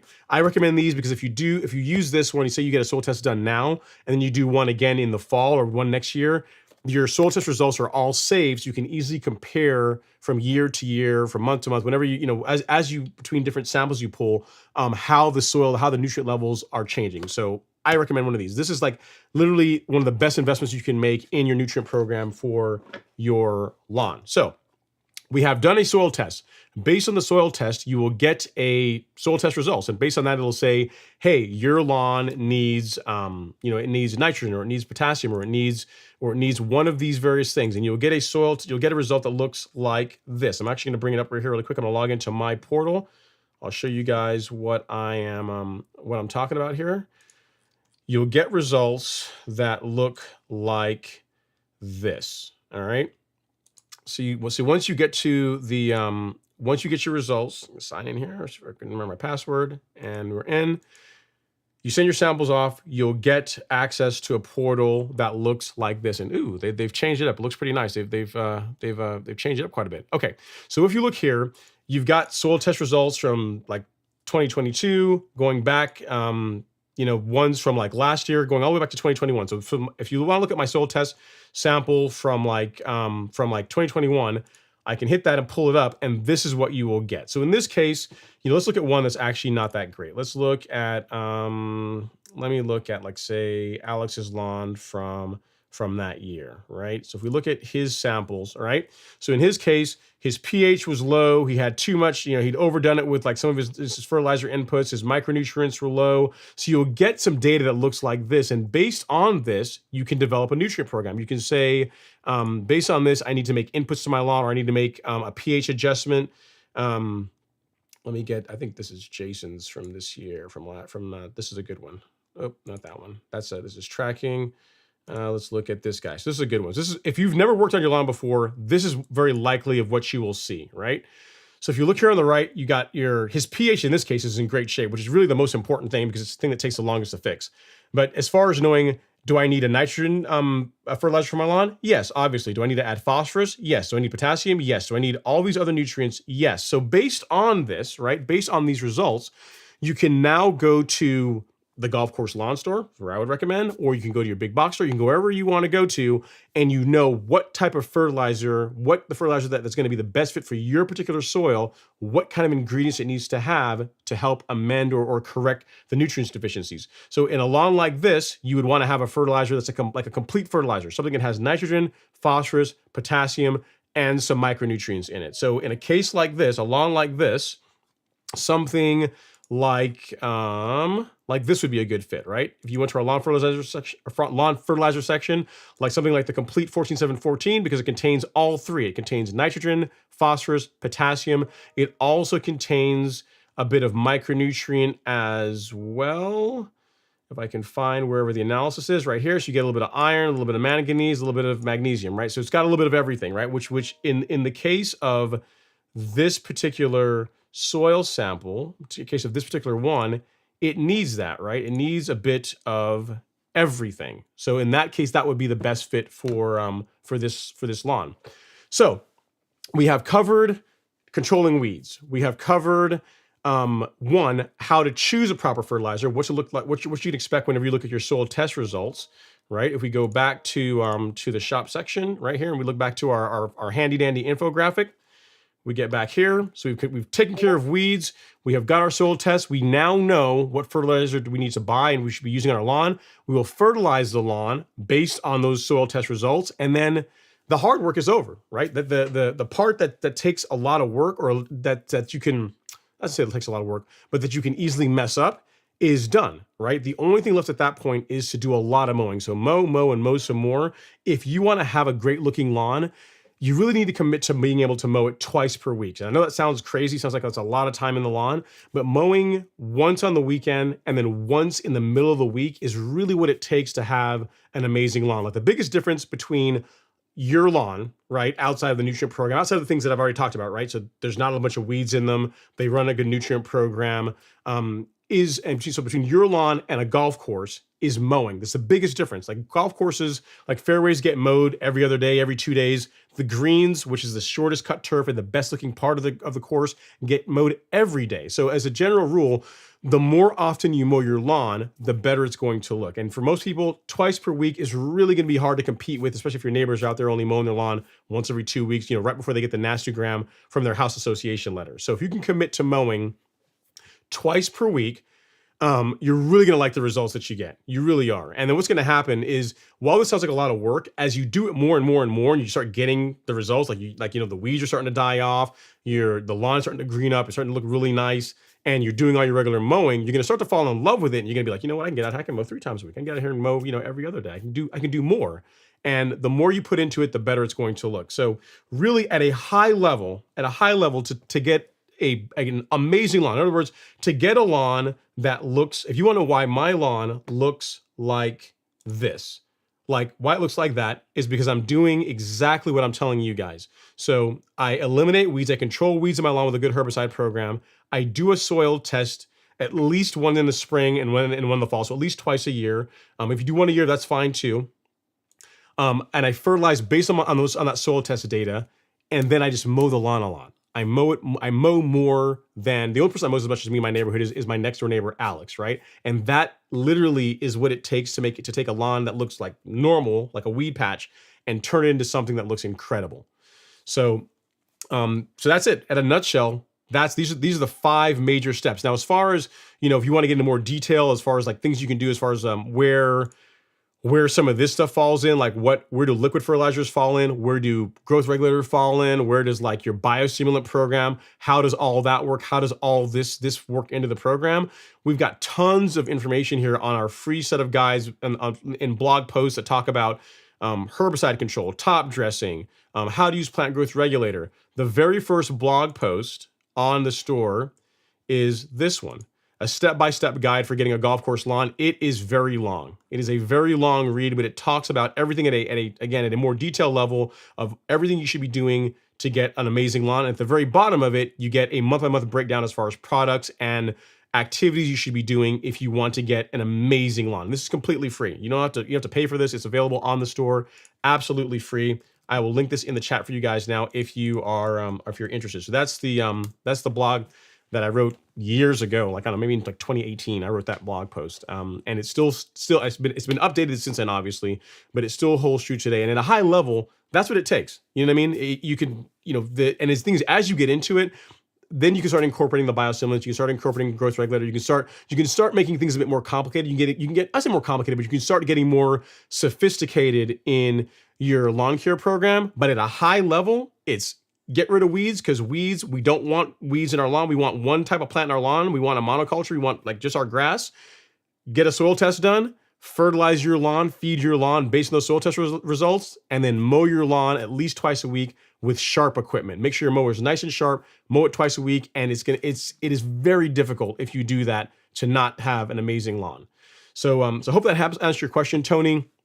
It's one of the talking points that I wanted to have for the show tonight, and your question just gave me a chance to go there. So hope that helps you guys on the channel, on the blogs as well. If you guys want to dig in more about weed control or herbicide control, there's a good blog post on best weed killers for killing weeds without destroying your grass, without damaging your grass in the process. You guys already know, because I already told you, for warm season turf, it's going to be Celsius and Certainty, and for warm season and for cool season grass, Sedgehammer and Tenacity is a combination that I really like. So there you go, guys. Hopefully you guys got some value out of that. And with that, back to our regularly scheduled programming. All right, so we have a super chat here from Jeffrey Lancaster, a super chat. Thank you so much, Jeffrey. Super chat received. He says, thanks again over the last several weeks for answering my questions on my lawn. No problem. That's what I'm here for. He says, on your program, I have leveled up from last year. Looking forward to the next step. Yeah, man. It's really hard if you do what I'm talking about. Even those five macro steps, the 5 major steps to not have a really good looking lawn. It's really hard to not do that if you just do those things. And then once you start incorporating like Essential G and the carbon kit and then growth regulator. Oh, now you're talking about world class. Now you're talking about like upper 2, 3, 1% of lawns like in your area. Like it's really hard to compete then. So, but that's the sweetener. That's the sugar on top. When you're just first starting out, you don't necessarily need to do all that stuff, because the thing that you need to get into is the habit of mowing regularly, fertilizing your lawn regularly, just doing the things regularly. And then over time, again, if you started today and by end of July, mid-August, you won't recognize your lawn if you do what I'm talking about. Okay, so thank you again for the super chat, Jeffrey. I really do appreciate it. And if you guys want to see if you guys, you say you're on all these claims, if you actually want to see it done, my next door neighbor, we did it like 2020, I think is what it was. We did like a 15-part video series that shows how you transform a normal lawn to a golf course lawn over the course of 15 videos. And if you want to see that, there's the video series right there. It's ron-henry.com/GCL/golf course lawn. That will link to the YouTube playlist literally walk you through every week to week, we filmed everything that happened in his lawn, everything that we did. And some of the products in that video have since changed, but the process is what you really want to watch. And that's, I mean, everything from irrigation installation to top dressing to mowing to biostimulants to soil testing, like all of it's in there. Okay, so next up, let me see if we have any questions here on the gram. Nothing up from the Instagram. All right, so back to YouTube. We have a question from King Khan. He says, "Don't mind me. I'm just vibing to the intro music, checking in." Thank you so much, King Khan. I'm glad you enjoy it. I really enjoy it. Univ says, "Woo, I emailed you. I hope to get to it. Look for CJ Smith 413. I did answer your email. You were the one that answered the question about the muddy area in your lawn and the discoloration. This right here from the tenacity over application.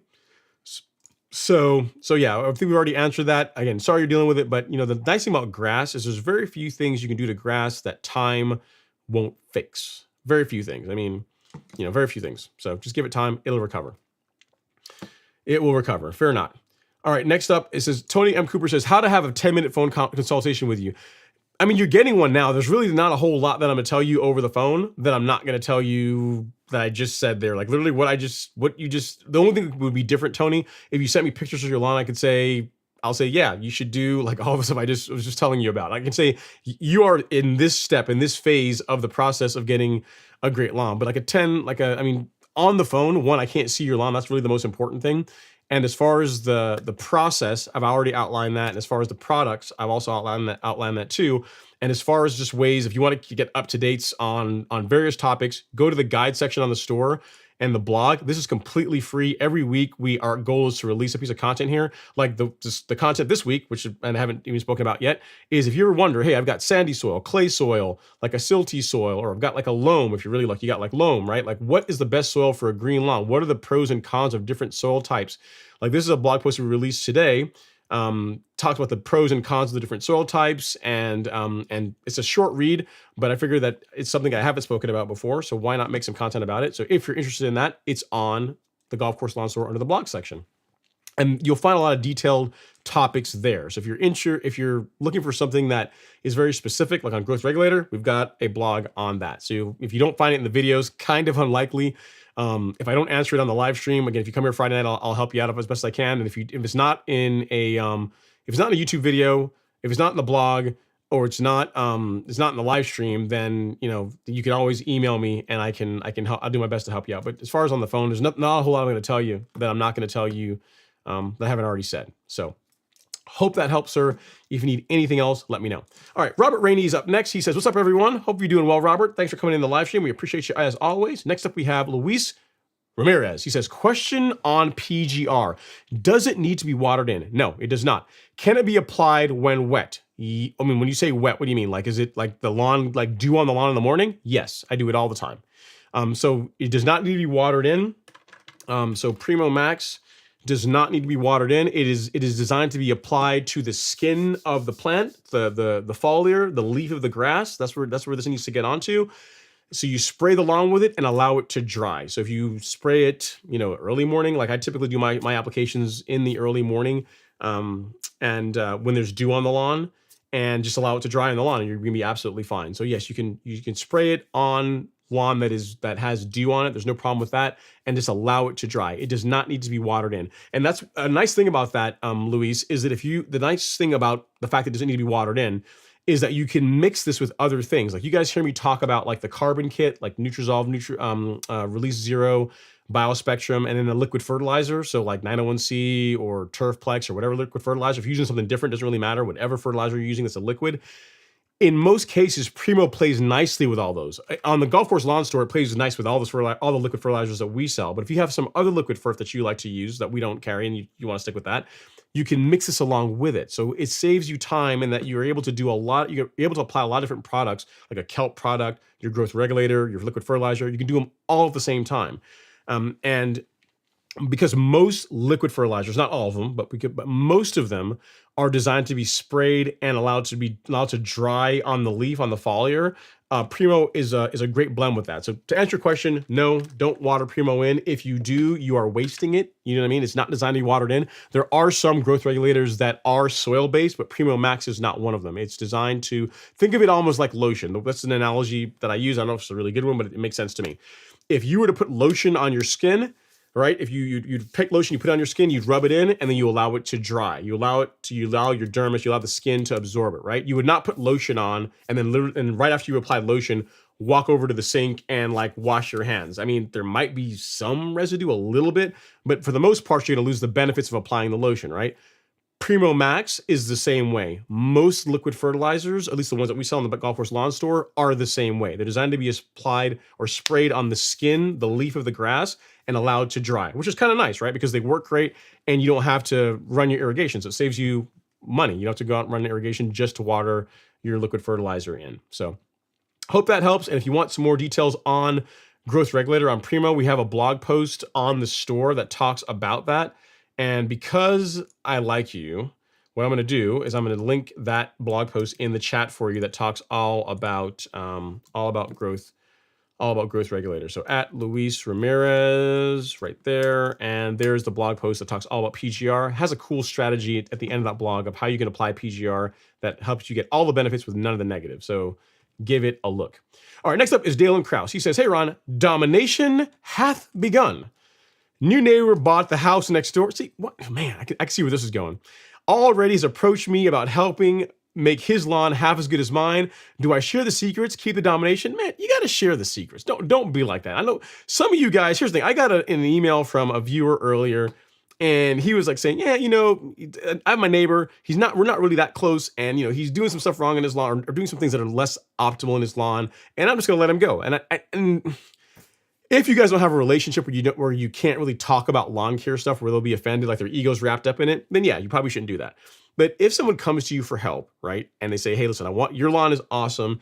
I really appreciate how it looks. I want my lawn." Here's what he didn't say. He didn't say, "Hey, Dalen, hey man, can you teach me all your secrets? Because I am gonna stomp you. Like, your lawn is currently the number one lawn in the neighborhood for now. I'm gonna knock you off the block. I'm gonna become number one, and you better get ready." Now, if he comes at you like that, maybe then you'd be less leery about sharing the secrets. But it's pretty humble approach. It was like, "Hey, I want mine to be half as good. So just half as good as yours. Can you help me out?" So I think you should share the secrets. I think you should. I think that's the right thing to do. You appreciate like me helping out, right? You appreciate emailing, you appreciate the content, like you appreciate all that, right? So you gotta pay it forward. And here's the thing, Dalen, a little secret.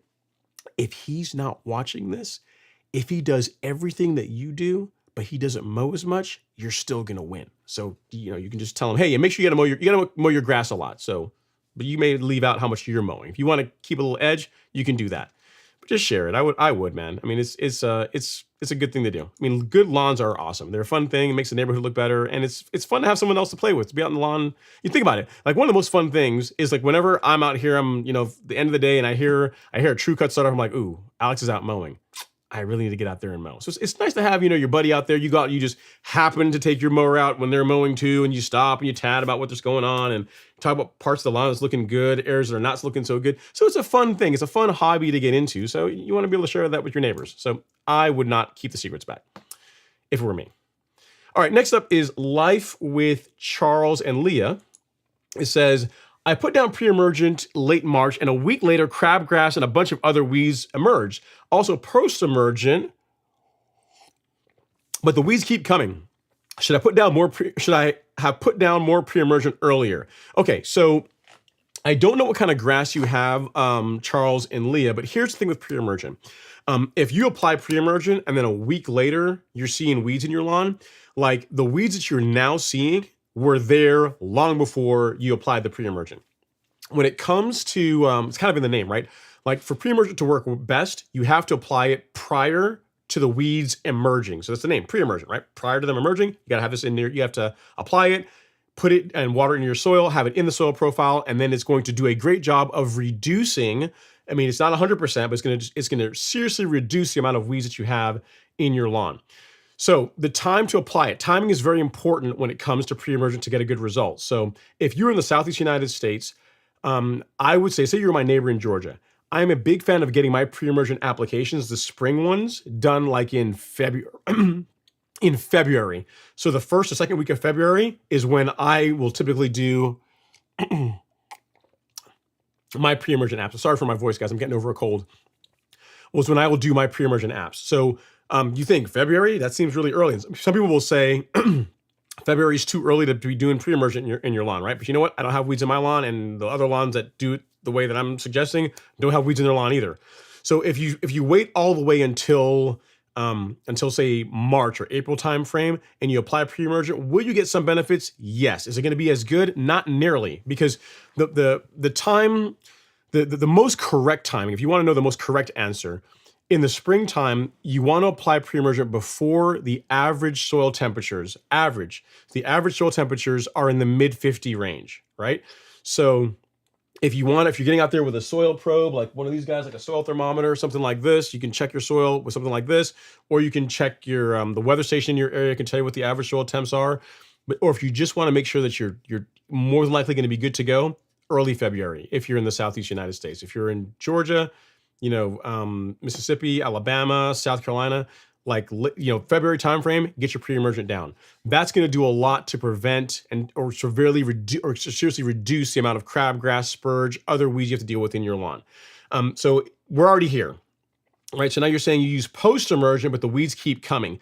And that's kind of going to be a thing, right? So the idea behind herbicides, behind post-emergent herbicides, is that you really want to use post-emergent herbicides as a way to injure the weeds, to knock them back while you are doing the stuff that's going to help your grass get thicker and stronger, and it's going to make it harder for the weeds to reemerge. You see what I'm saying? So the idea behind herbicides, like Celsius and Certainty, you really shouldn't be using this stuff on your lawn every month, really. If you're starting out, you're going to use them to clean up the weeds, knock the weeds back, get them injured. At that point, you're also going to be doing your nutrient programs. You're going to be fertilizing your lawn. You're going to be mowing your lawn. You're going to be doing all these things that are going to encourage a lot of growth in your Bermuda grass or whatever grass you happen to have. And then by the grass getting thicker and stronger, it's going to be harder for the weeds to take root again because they're not going to get as much sunlight. The Bermuda is going to be consuming more nutrients. It's just going to be harder for the weeds to take root in your lawn if you have if your lawn is healthy, right? So like a common thing people will say too, Charles and Leah, is they'll say, can I fertilize and also kill weeds at the same time? And some people say no, but I disagree with that. The answer to that, in my opinion, the answer to that question is yes, if you're doing all these other things. Because the idea, you think about it, yes, if you put fertilizer on your lawn, is it going to help the weeds to grow? Yes. But is it also going to help the thing that we want to grow and get strong, like your grass? Yes. And that's what we're really after, right? Because when you apply a post-emergent herbicide, like what you're talking about, that post-emergent herbicide, if you apply it properly at the correct rates, it's not going to injure your grass. And we're going to use Bermuda's example. It's not going to injure or damage your Bermuda grass, but it's going to seriously damage and or kill the weeds. So the fact that you're fertilizing the lawn doesn't really matter because the weeds are going to die off. So the weeds lose and Bermuda wins, right? So feeding the lawn is an important part of that. Regular mowing is an important part of that. And then it's just a process. The more the more you the healthier and the thicker your lawn gets, the less you're going to have weeds in your lawn. And then pre-emergent in the springtime. So again, if you're in the Southeast, February is a great time to do it. And then another time to do pre-emergent is in the fall. So kind of like in the spring, I like to do my fall pre-emergent a bit early. So I will do my pre-emergent in like late August, first week of September at the absolute latest, because that's going to help prevent weeds like poanua, like clover, like a lot of these weeds that have just become a pain to get rid of. That's when you're getting your fall pre-emergent in the soil profile is going to help with that. So if you do a spring pre-emergent and a fall pre-emergent, it's going to seriously reduce, and they are applied at the correct times. That is going to do a lot to reduce the amount of weeds you're dealing with. And then a post-emergent here and there to knock out, any broadleafs you have, maybe some sedges to clean those up, and then coupled with your regular mowing and fertilization program. Over the course of a season, you can make a lot of headway as far as not having weeds being a problem. So in your case, because you were late on your pre-emergent app, you are going to be fighting weeds a bit this year. But if you keep up with it, like I'm saying, if you use post-emergence to knock them back, but you also fertilize the lawn and mow it, that's going to encourage the grass to get thicker, stronger, and then it's going to be harder for the weeds to come back in. So hope that helps. I'm sorry I don't have a better answer for you. There's not really a silver bullet as far as if I wish I could I could Thanos snap and get get rid of all the weeds and make your lawn look awesome at, all in one go. If I could figure that out, I'd be a very, very wealthy man. But unfortunately, it's a time thing. It's a time thing. But at least right? At least what the process is. So in the fall, get your pre-emergent down sooner. For the rest of this growing season, use your post-emergent herbicides to clean up the weeds and focus on getting your soil in great shape and mow your grass a lot. That's going to help. That's going to encourage Bermuda to spread, to thicken up, and then the weeds are going to have a hard time competing with a really thick and healthy lawn. So hope that helps. Sorry you're dealing with it, but at least you have a plan of action going forward. All right, so next up we got Frederick Hamker. He says, I have creeping Charlie and clover. Can I spray them with tenacity and then throw grass seed down for a few bare spots? Yes. If you have cool season grass, you can use tenacity. I recommend also using a bit of surfactant with it. Like this makes it work better to control the creeping Charlie and clover. And then, and if you have a bare spot, like if you have a grass, like most cool season grass, like a bunching type grass, it doesn't really spread. So yes, if you have a big bare spot after killing the weeds and you want to put some grass seed down to get that area to thicken up, sure, sounds like a good plan to me. That can work well, Frederick. Make sure you read the label. Make sure you use the application rates that the label calls for on the tenacity bottle. There's a nice handy, like the one that we sell. The older versions of this, there was like a bottle. I don't know if I have it anymore. Yeah, I do. Do I have it? No, I don't have it. I thought yeah, I do. Yeah, I do. So the older versions of tenacity, the older packaging had a bottle like this and a syringe. You had to kind of like, suck some of it out and get it right. But now they've moved on to like a tip and pour, which is much nicer. You've got like a measuring cup built in. If you order tenacity from the golf course lawn store, this is what you will get from us. You'll get one of these versions here, which makes it much easier for you to measure out the correct amount of product that you need so that you apply it at the correct rates. Next up is Garland Harlan. He says, good evening, everyone. Hoping to improve the turf this season. That's a great goal, Garland. Great goal. Actually, you know what? Let me get down here. I think there is. Did I miss any super chats? Let me make sure I didn't get any. No, I did. I think I got them all. I don't think there's any more super chats. I think we're good to go. It's a great goal, Garland. Hopefully, my monologue there a second ago gave you some good tips on what it takes to create a great lawn. Again, it's not like most things in life. It's not really hard. It's just consistency. Consistency is a big thing. Again, get rid of the weeds. Get a soil test done. Here's the thing. If you just do one soil test, if you soil test your lawn one time and then you don't do it again for like 2 to 3 years, not great, but it's better than nothing. Because here's what happens. If you guys don't believe me, you want to do something entertaining, go to Home Depot on like a Saturday this time of year and just watch the fertilizer section. And you will see people walking up and down the fertilizer aisle and it's like a hope and a prayer. Like, so which one is the right one? Which one did I like? I'm rolling the dice. Which one should I use on my lawn? They have no idea, right? And the way the answers to the test are one of these guys. Like $30 later, you know exactly what you should be using. And if you get the one with the probe, with the soil probe, it's like $60 later, right? But this is like single-handedly is one of the best investments you can make, even if you only do it once and you never do it again. Like just doing this at least one time when you're starting out is going to give you the data you need to produce, to have the best chance of producing a great lawn, right? Because then that you're giving the soil what it needs. A good example, an analogy I often give is like, if you were to go to the doctor, let's say like you got a lawn, it's not looking great, right? So you got a lawn that's all full of weeds, it's looking not awesome, right? So if you, so I can find a good example. So you have a lawn that looks something like let me get a good one here.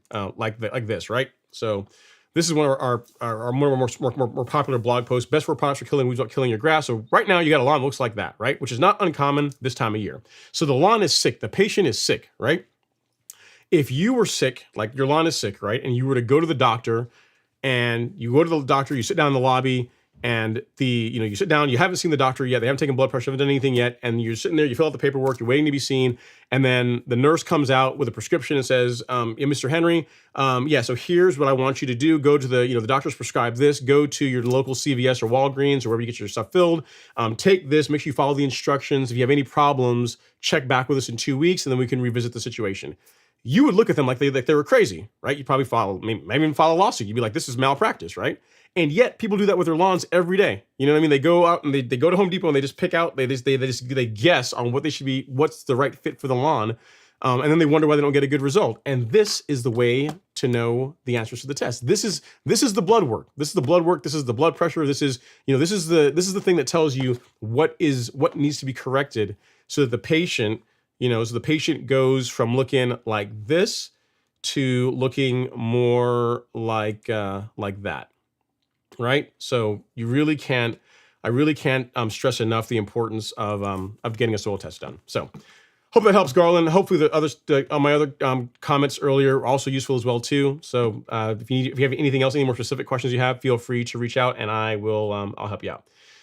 All right, I got to speed up. So next up is Terrence Stamps. He says, good evening, Ron. I don't have a question, but just listening in. Everyone else here, please hit the like button. Yes, guys, we have over, there's like over 170 of you guys in here and there's only 131 likes. Surely we can do better than that.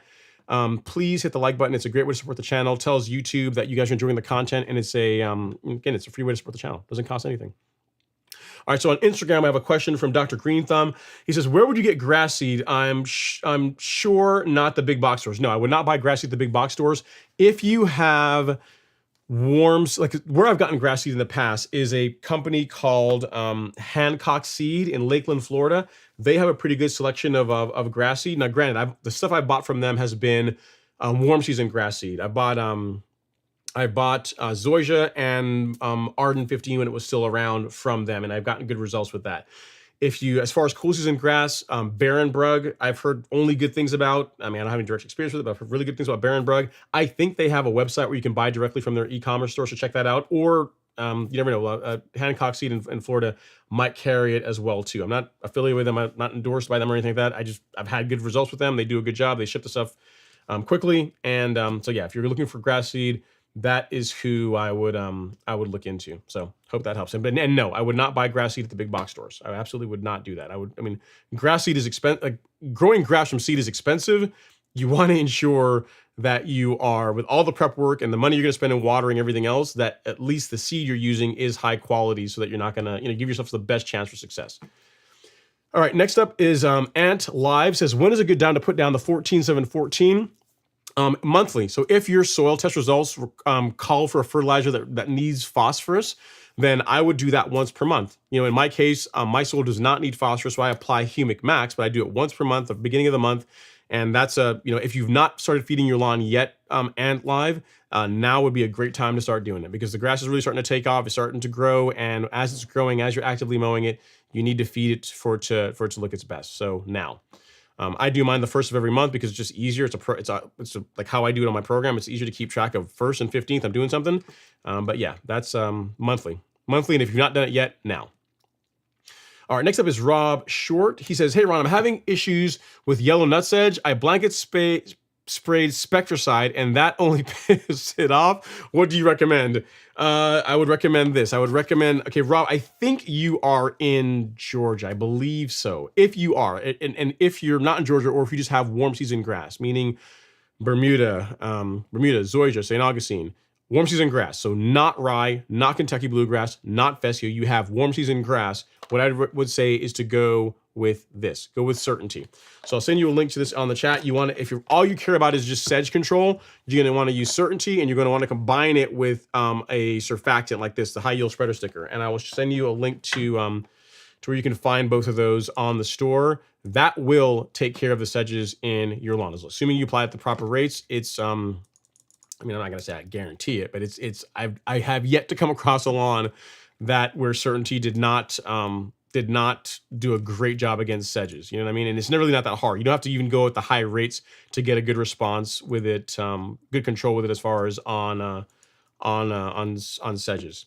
All right, so let me see here. At Rob Shot. Let's see here. At Rob. There we go. Rob Short. Nope, that's the wrong Robert. That's Robert Rainey. This guy there. That one. So that is where you can get Certainty and surfactant. You really want to get both of them for the best results. All right. Next up here, we have Andrew Phillips. He says, "Hi, Ron, and good evening. All thank God it's Friday. Looking forward to Turf Talk from Texas. Sounds good. Hopefully, I don't disappoint. I will do my best for some good Turf Talk from Texas."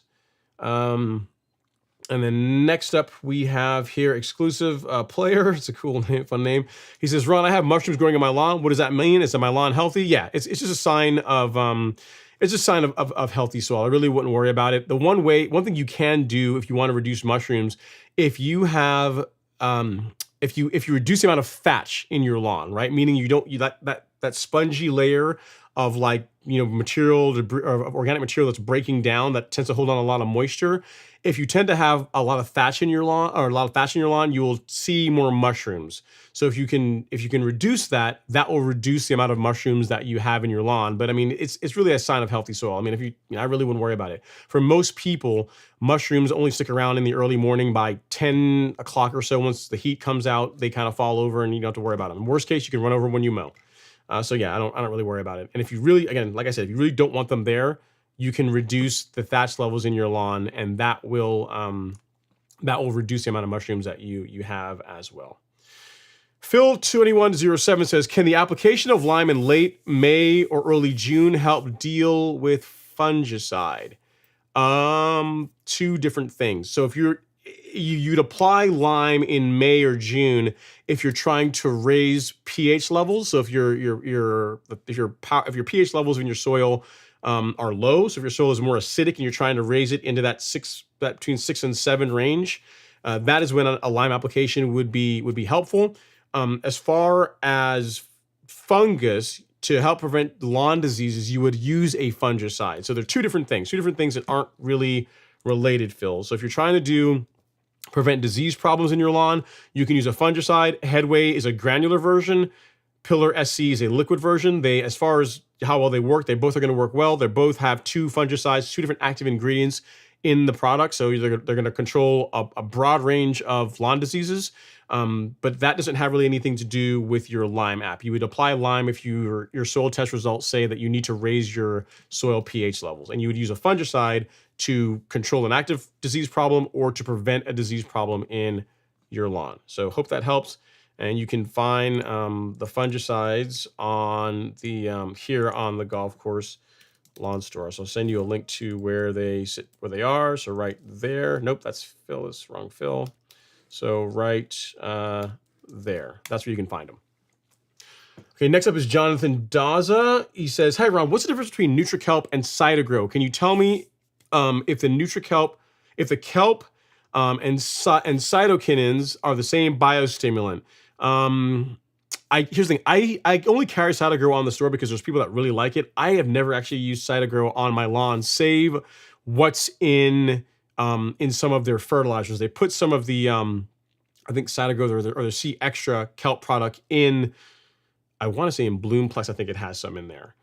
So the difference between them, some of the differences are they're both kelp products, but the thing is that NutriKelp is not only a kelp product, it also has 2% micronized carbon in it. So if you're comparing them, they are not the same. They're similar in the sense that they both contain kelp, but NutriKelp also contains micronized carbon, which Cytogrow does not. So they're both biostimulants. They're both going to help your lawn, help your soil. If it were me, I would apply one or the other. Could you apply both of them? Sure, but I mean, you're kind of doubling up on the kelp, and you're just getting the benefit of the 2% micronized carbon from NutriKelp. So if it were me, I would go with NutriKelp. I don't know what the percentage of kelp is in Cytogrow, but in NutriKelp, it's something like 24 or 25% of the product is kelp, which is why the rates for it are so low. Like for NutriKelp, you're going to be applying like 2 to 3 ounces with a gallon of water over 1,000 square feet. And then for Cytogrow, you know what? I can look here really quick. Why not? What are the application rates for Cytogrow? They are, let me look real quick. It's 2 to 3 ounces. And for Cytogrow, I don't see here. It says 0.4 of an ounce. Is that right? let's see. So according to the label, it's saying that Cytogrow initial application 0.8 ounces of Cytogrow in 1 to 2.5 gallons of water over 1,000 square feet, or 0.4 ounces of Cytogrow into 2.5 ounces over 1,000 square feet. So the application rate, it looks like, for Cytogrow is actually lower than the rate for NutriKelp. So it might go a bit further. So, if the rate is what, if that rate is what the rate you should be using, again, I don't use this product, you'll likely get more applications out of Cytogrow than you will out of NutriKelp. So there's a benefit there, I guess, to it. But yeah, so yeah, if all you care about is a kelp product, if all you want is kelp, Cytogrow is probably a better buy than NutriKelp. But if you also care about the other ingredients that are in NutriKelp, like the 10% micronized carbon, the NutriKelp is better. So it just depends on which way you want to go. I would not do both of them. I would do one or the other. That's the one thing I would say, Jonathan. But I've never used Cytogrow to be able to tell you how it performs on my lawn. I imagine it's going to work well because in general, Ecologel doesn't make bad products. All right, next up is Lance F. He says, Lancology has said to mix in peat moss with your sand top dressing so it will help the uptake of nutrients added to the soil over time. Your thoughts? Thanks, Ron. I've never heard of that one. I've never heard of using peat moss as a way to help enhance nutrient uptake. The biggest use I hear of peat moss is most commonly whenever people are doing seeding projects, as a way to help retain moisture and to keep the seed in place. I've not really heard of it being mixed with top dressing. I'm not saying it's not correct. I mean, John Perry's a really smart guy, so there's likely something to it. I've just never heard that before, as far as it being used as a component in top dressing. Typically, it's a compost product. Compost is mixed with it.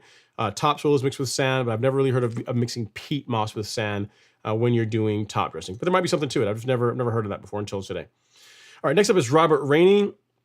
Robert says, all right, I'll admit it. I misdiagnosed possible fungus and applied another preventative app. Turns out to be slight bronzing from growth regulator. Better to be safe than sorry. Here's the thing, Robert. This is the time of year for doing a growth regulator application. A preventative fungicide apps. If you did a preventative fungicide app, you didn't really hurt anything.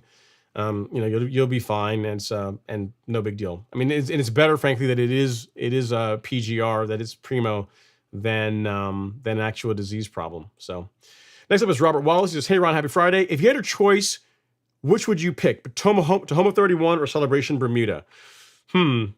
Probably Tahoma. At this point, probably Tahoma. My answer in the past would have been Celebration. But if I were answering today, in other words, if I could snap and have any other grass type in my lawn other than what I currently got, it would likely be Tahoma 31. That is what I would go with. If you have a Celebration lawn, I'm not hating on Celebration. It's a great looking Bermuda. It's a beautiful Bermuda grass type. But Tahoma it's really nice, and it's a nice fine blade. The color is really nice. It's a nice grass type. So either of them are great. If I were going to choose one, I would go with Tahoma, but you shouldn't be mad with either one of them. All right, next up is No Name. He says, hey Ron and fellow lawn enthusiasts, looking forward to some great lawn talk. Let's get those likes up. I appreciate that, No Name. Thank you for leading the charge on increasing the likes. If you guys can do that, I'd really appreciate it. Two Trillos up next. He says, happy Friday, Ron and Strap Action again. I hope everyone is enjoying the weather as much as the grass. It has been pretty awesome. The weather has been great. Nice and hot. Nice and hot. The grass is really greening up nicely, and it's a great time of the year.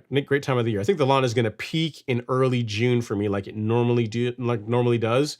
And yes, it's looking really, really good. I'm happy with where it is from a color and growth standpoint for this time of the year, especially given everything we've been through. Guys, you got to realize, some of you guys have been, I'm looking for the next comment. Some of you guys have been, saying, oh, my lawn is taking a while to come out of dormancy. It's just lagging behind. Like a lot of Bermuda grass, a lot of warm season lawns are lagging behind this year because we had that really, really cold snap, that really cold freeze in December. And then in March, we had the lawns were greening up. And then we had that week where Mother Nature decided, hey, I'm going to play a joke on you guys. And the temps fell into the high 20s and 30s for like a week in late March. That is not great. So all of that is setting back, is slowing down where we would normally be this time of year as far as growth and color and just the lawns being where they are. So don't worry about it. I wouldn't really sweat it. The lawn's going to be just fine. All right, let's see. Dalen Krause is up next. He says, can you apply straightened masonry sand to top dress / level and then throw compost on top of it? I've already done the sand, but I wanted to add something to help the grass grow through. Thanks. In a perfect world, Dalen, I would have done it the other way around. I would have done the compost first and then the sand. But yeah, I mean, if you want to add some organic material at this point, it's not going to hurt anything. It's not going to hurt. It would have been better. Like the best thing would have been for the sand and compost to be, or the sand and sand and compost to be mixed, and applied at the same time.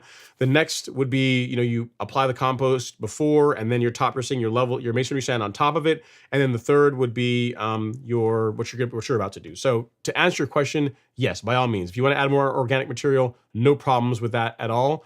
And because really where you are, you don't really have a choice, right? You've already top dressed the lawn, so you can't untop dress it and put the sand down, so or put the compost down. So just go ahead, like the same rule always applies. Apply it light. Use your leveling rig to kind of work it in. Don't bury the grass, and yeah, there's nothing wrong with that, with doing it out of order. It'll be just fine.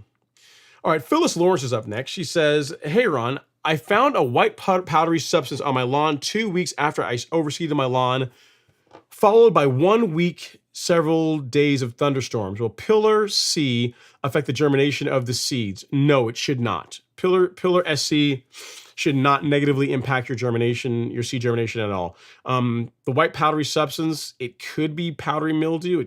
It's possible. I have to have a picture of it to be able to know for sure. It could be that, but yeah, if you're worried about it, if you think you have a disease problem and you want to get your fungicide down, I would wholeheartedly recommend that you do so, because you don't want disease problems. I mean, because by the time you identify that's what it is, and you apply a fungicide, you got 2 weeks at best, more than likely 3 to 4 weeks before the area is completely healed and the lawn looks like the way you want it to look. So if you have any inkling that there's a disease problem, and especially given that this time of year, like now when it's wet and the temperatures are beginning to go up, now would be the time to do a preventative one, which is why it's on the calendar, which is why in the Golf Course Lawn Academy, it's something that I recommend and I teach. So yeah, if you're worried about it, you can absolutely do it. It should not hurt your germination at all.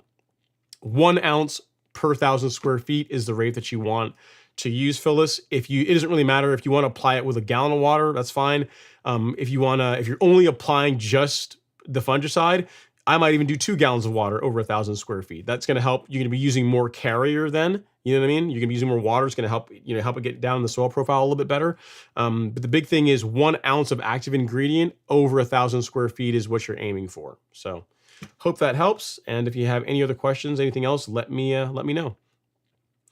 Next up is Johnny Cifuentes. He says, after top dressing, do you need to throw grass seeds? No, you do not. You do not. No, it is not necessary. It's not a part of the top dressing process. You don't need to do that. And really, if you were going to introduce grass seed after top dressing, I would really leave that for cool season lawns, for like ryegrass lawns, fescue lawns, those types of lawns. In most cases, for like Bermuda and zoysia, it really isn't necessary to use grass seed to get bare spots to fill in.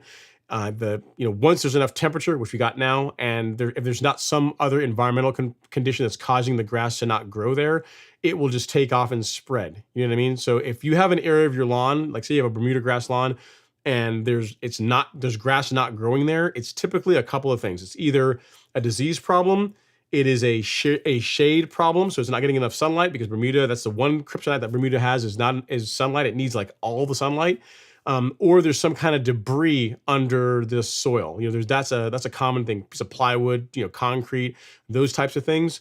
And really, there's a fourth, and the fourth is wear. So if it's an area that there's people always will walk in there, or a common thing is along driveways where people like drive and they don't park properly. They park on the grass. Like that's an area where you are more likely to see like bare spots. But to answer your question, Johnny, no, it is not strictly necessary as part of your top dressing process to apply grass seed. Not necessary. All right, next up is T1000. He says, happy Friday, y'all. What's going on, T1000? Thanks for coming to hang out. Appreciate you. Tutrilla says, how often should I change my mowing pattern while burning in stripes? Since turf raking, they are more defined thanks to the striping. Thanks to that. I know you touched on this a little bit in the short. Yes, so when you guys see my lawn here, right? Because people said, hey, man, aren't you supposed to be mowing in like multiple directions? What the Hades? What's going on, man? So if you look at the lawn here, you're saying, man, Ron, is the lawn, the stripes are really burnt in this direction. I thought that he said that you should vary your mowing pattern. And you know what? You guys are absolutely right. And you know what? I do vary my mowing pattern.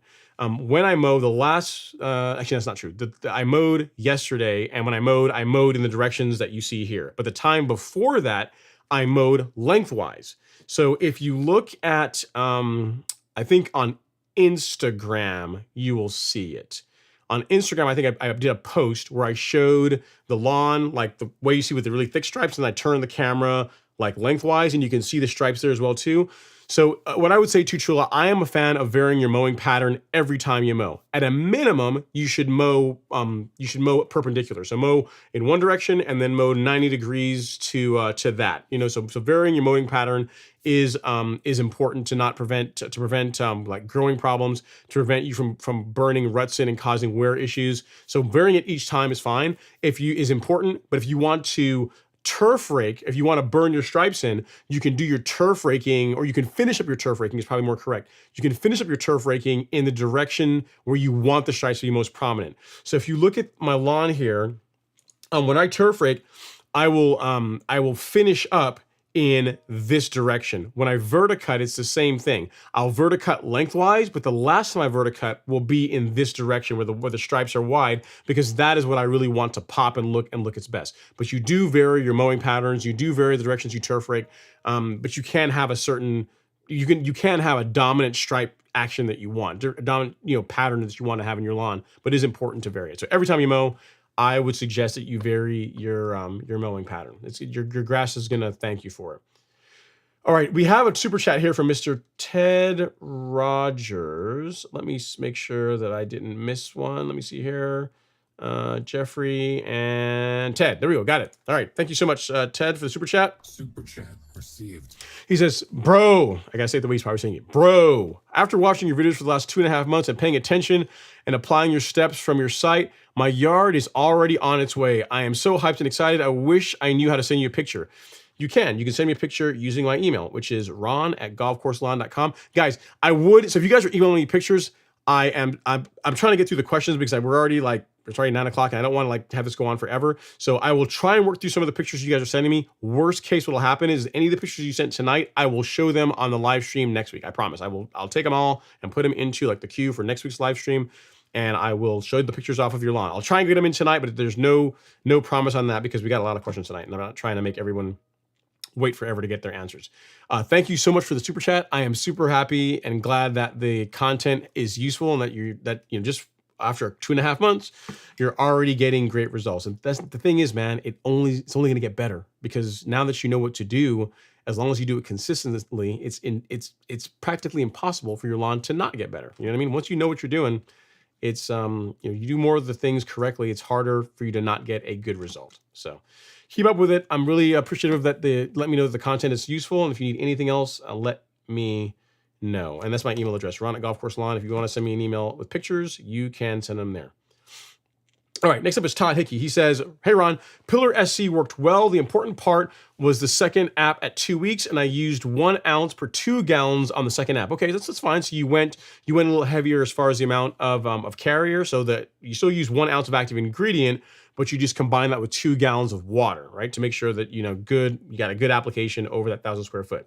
The backpack sprayer handle much better. It's a very thick and heavy liquid. East North Carolina, Bermuda. Yeah, that's a great point, Todd. So yeah, and I believe, correct me if I'm wrong here, Todd, but I think the label for Pillar calls for 2 to 4 gallons per 1,000 square feet. So what you did with 2 gallons of water with an ounce over 1,000 square feet is exactly right. Sounds great. And again, Pillar SC, I've liked the results that I've gotten with it on my lawn. I had an area there in the front that had some damage, and I used Pillar in I think the second week of April. I think second or third week of April was when I did it, and it's done really nicely. The lawn's healing up nicely. I gotta send you guys a picture of that. I'll have to. I still need to make that video. I've got a lot of the content filmed. I just gotta put it together and then put it on YouTube so you guys can check it out. But I'm glad to hear it's producing a great result, Todd, and just keep me posted on how it does. All right. Two Trill says, is there a good rule of thumb to follow? As far as mowing, if you can, every time you mow. I would not go, I mean, if that's too much, every two mows, you can mow you could do like two mows in the same direction and the third mow vary it, but really every time you mow, you should look to vary the pattern is what I would, what I would recommend to Trilla. It shouldn't really change how long it takes you to cut the lawn, right? So if you do that, then it's, that's what I'd recommend. If you can, every time you mow, vary the mowing pattern. Higgy pops up next. He says, hey, Ron, happy Friday. The weekend, I have aeration and a leveling project. Have my super sod leveling mix ready to go. Sounds like good, clean fun, Higgy Pop. Be sure to take pictures before, during, and after if you can. Sounds like a lot of fun. Next up is Owen Clat. He says, hello from, I don't know how to pronounce this, Navarre, Florida. Try my best. He says, Ron, I recently moved into our new home. The lawn was nearly 90% weeds. I skipped the spring pre-emergent this year in hopes to overseed with Blackjack Bermuda. I don't know that I would have initially would have done that, Owen. I mean, if you were going to burn down, if you're going to kill off the existing lawn and then do Blackjack, fine. That would be a good strategy. But I don't know that, because the thing is, your lawn is 90% weeds. You're going to want to clean that up first, right? You want to, and I guess technically, if your lawn is 90% weeds, and you want to do the Blackjack, why not just do like a full renovation? Because you only have 10% grass or some kind of grass anyway, right? So why not just like kill off everything and just start over and then do the Blackjack? And that way you'll know that what you're growing in the lawn is going to be all of one grass type versus applying Blackjack. And if you have some Bermuda in there, you don't know how well it's going to match and all this kind of stuff. So given that by your own admission it's 90% weeds, I would just do a renovation, like just burn it all down. And then do your, instead of making it an overseed, you would make it a seed project. You know what I mean? So that's what I would do based on what you're saying. And be sure to water. It's really important. Watering or inadequate water is the biggest reason why most seeding projects on residential lawns fail. So make sure you're putting enough water on the lawn. And you said, it's too late. New comment. He said, I overseeded last week, so I'm too late. I overseeded last week, and I was hoping the Bermuda would aggressively spread and choke out the weeds and existing centipede. How long do I have to wait until I can spray Celsius Uncertainty?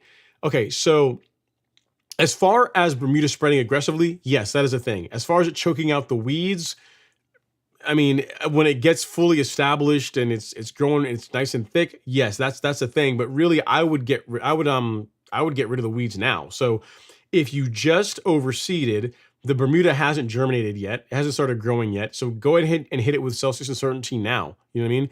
Because there's not any grass, there's not any Bermuda in the lawn as yet because it's not going to start germinating in a week. So you can use that to knock back the weeds that are currently in the lawn. And that's going to make it easier for the Bermuda to establish as well. So that's also a good thing. And as far as the centipede, what I would do is once the Bermuda has established, so you're out there and you're mowing it, what I would use is just spray the centipede grass with quinclorac because Bermuda tolerates quinclorac very well. Centipede grass does not tolerate it very well. So as a way to selectively remove centipede grass out of Bermuda, you can use quinclorac. So yeah, in your case, so when I heard overseed, I was thinking, oh Lord, here we go. Someone that's got Bermuda lawn, like a Tifway 419 lawn, and they're going to introduce Blackjack Bermuda. But in your case, it's not actually, overseeding actually isn't a bad idea because you're changing the grass altogether. You're going to Bermuda. And the nice thing is that there's a relatively easy way to remove the grass that's in the lawn now, which is going to allow the Bermuda to become the dominant grass in the lawn. So to recap, since you overseeded last week, the Bermuda has not germinated yet. It hasn't started growing yet. So I would, if you already have Celsius Uncertainty, you can spray the lawn with that. If you don't have it, you can order it on the Golf Course Lawn Store. It will ship tomorrow, and given that you're in Florida, you'll have it like early next week. And then you can spray and kill off the weeds that are currently in your lawn. And then you're done with herbicides for a while until the Blackjack germinates, grows in, you're starting to mow it to where it's established, right?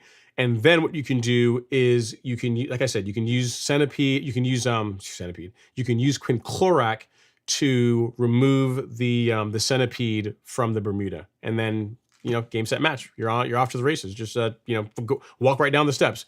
Make sure you're soil testing, make sure you're fertilizing, and make sure you're mowing a whole lot. And then you will have a Blackjack Bermuda lawn that will hopefully be weed free. So hope that helps, Owen. Great comment. It's a good one.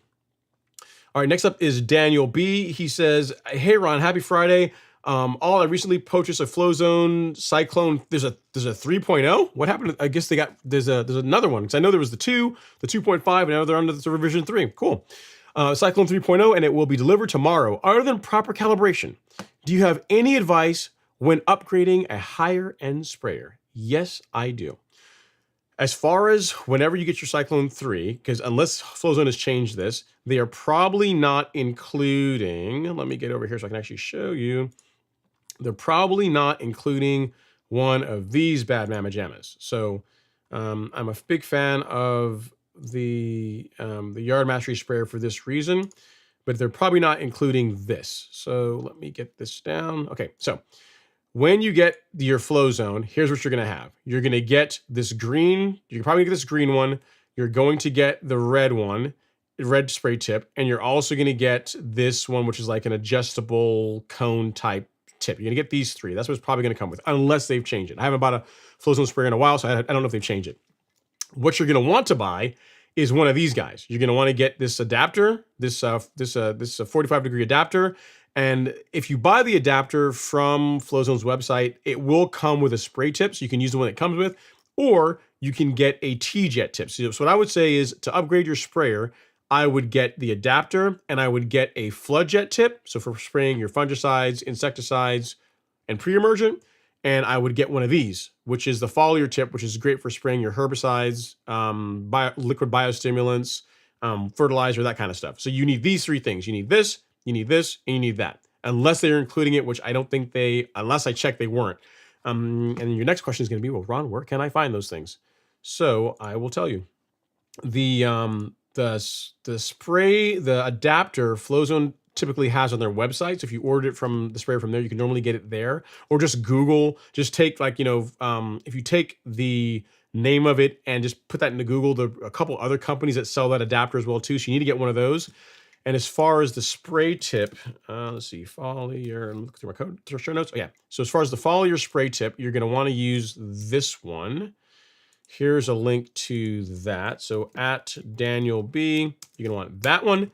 And then for your flood jet tip, you are going to want this one.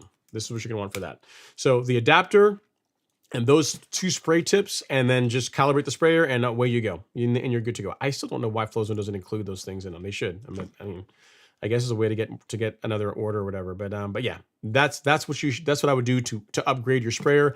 A proper spray tip is one of the best things you can do. You've already got a great sprayer, so you just get that adapter and get the two spray tips, and you're good to go. Shameless plug. This is a big part of why I am a fan of this sprayer, the Yard Mastery sprayer, because it comes with all that stuff. So in addition to the sprayer, you get, let me move this up so I can actually go down here. You get the sprayer, and you get all of these. It's all included. You get the adapter, which is like $15-16. By the time you order it and ship it, it's like $22.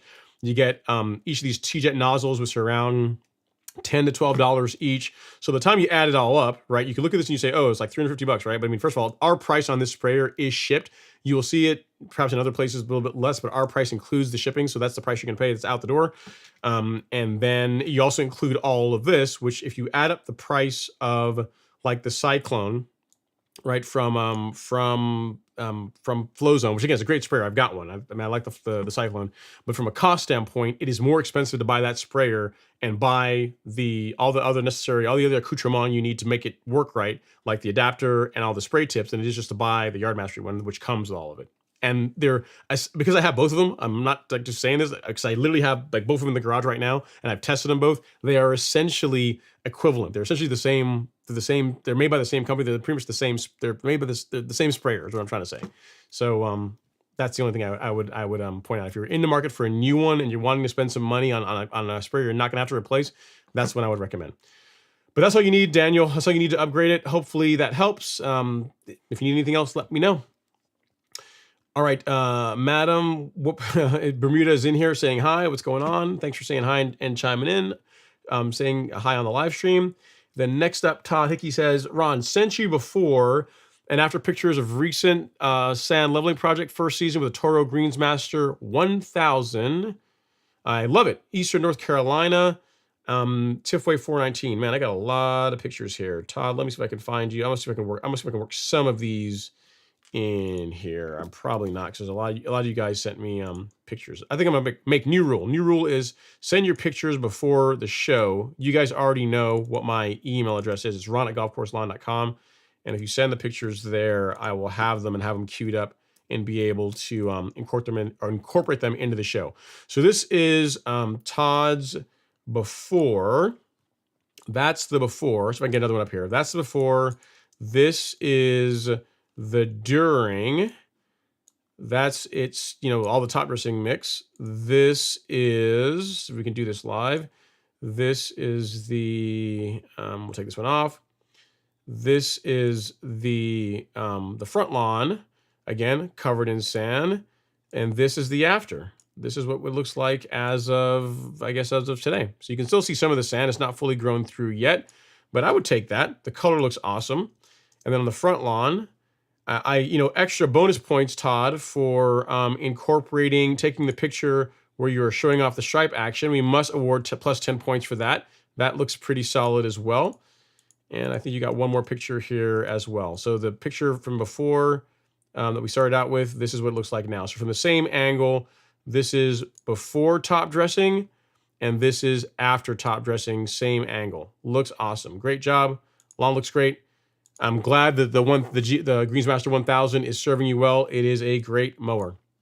It's an awesome mower. I love my Toro. I still use it. I still use it.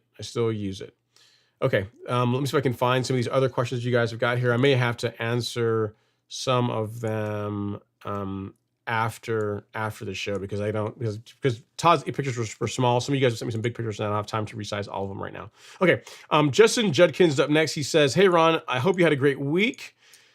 I aerated and top dressed a month ago with a compost sand mix. I like that. I'd like to sand level in a month or so. Will it be okay to do that without aerating prior?" Yeah, that's fine. Yeah, so you already did it once. You've already aerated. The first one of the season, you already did the aeration. Yeah, you can absolutely do another spot leveling, in certain areas, or just a light top dressing after the fact, and that's going to be just fine. Yep, no worries at all with doing that, Justin. You don't need to aerate every single time you top dress. I mean, really, the first time you top dress a lawn, that's when I'm a really big fan of doing the aeration. After that, if you just want to do light, the subsequent ones, especially if it's in the same season, you can just do other follow-ups. You need to do another aeration every time after that. Great question. That's a good one. Next is Anthony Picon. He says, "Hey Ron, for Headway G curative application on large patch, do you use the 4 pound 1,000 square feet every 28 days, or can you use 2.5 pounds per 1,000 every 14 days? I would, what I would do is whatever the rate is that they give for curative, I would apply that. I don't typically do 14 days. I would do it like 3 weeks later. I typically do it. You can do 14 days, but I typically do the follow-up 21 days later, 3 weeks later. So I would do the curative rate I would apply it at the curative rate at the interval that you decide on. So if you decide you want to do it at 2 weeks later, I would apply it at the curative rate, which is 4 pounds per 1,000. If you decide to do it 3 weeks later, I would apply it at the curative rate, which is 4 pounds per 1,000. I would not reduce the rate because you're applying it through two weeks later. In other words, if you're not using it as a preventative, you're using it to arrest the spread of an active disease problem, you should use the curative rate. I would not back it down.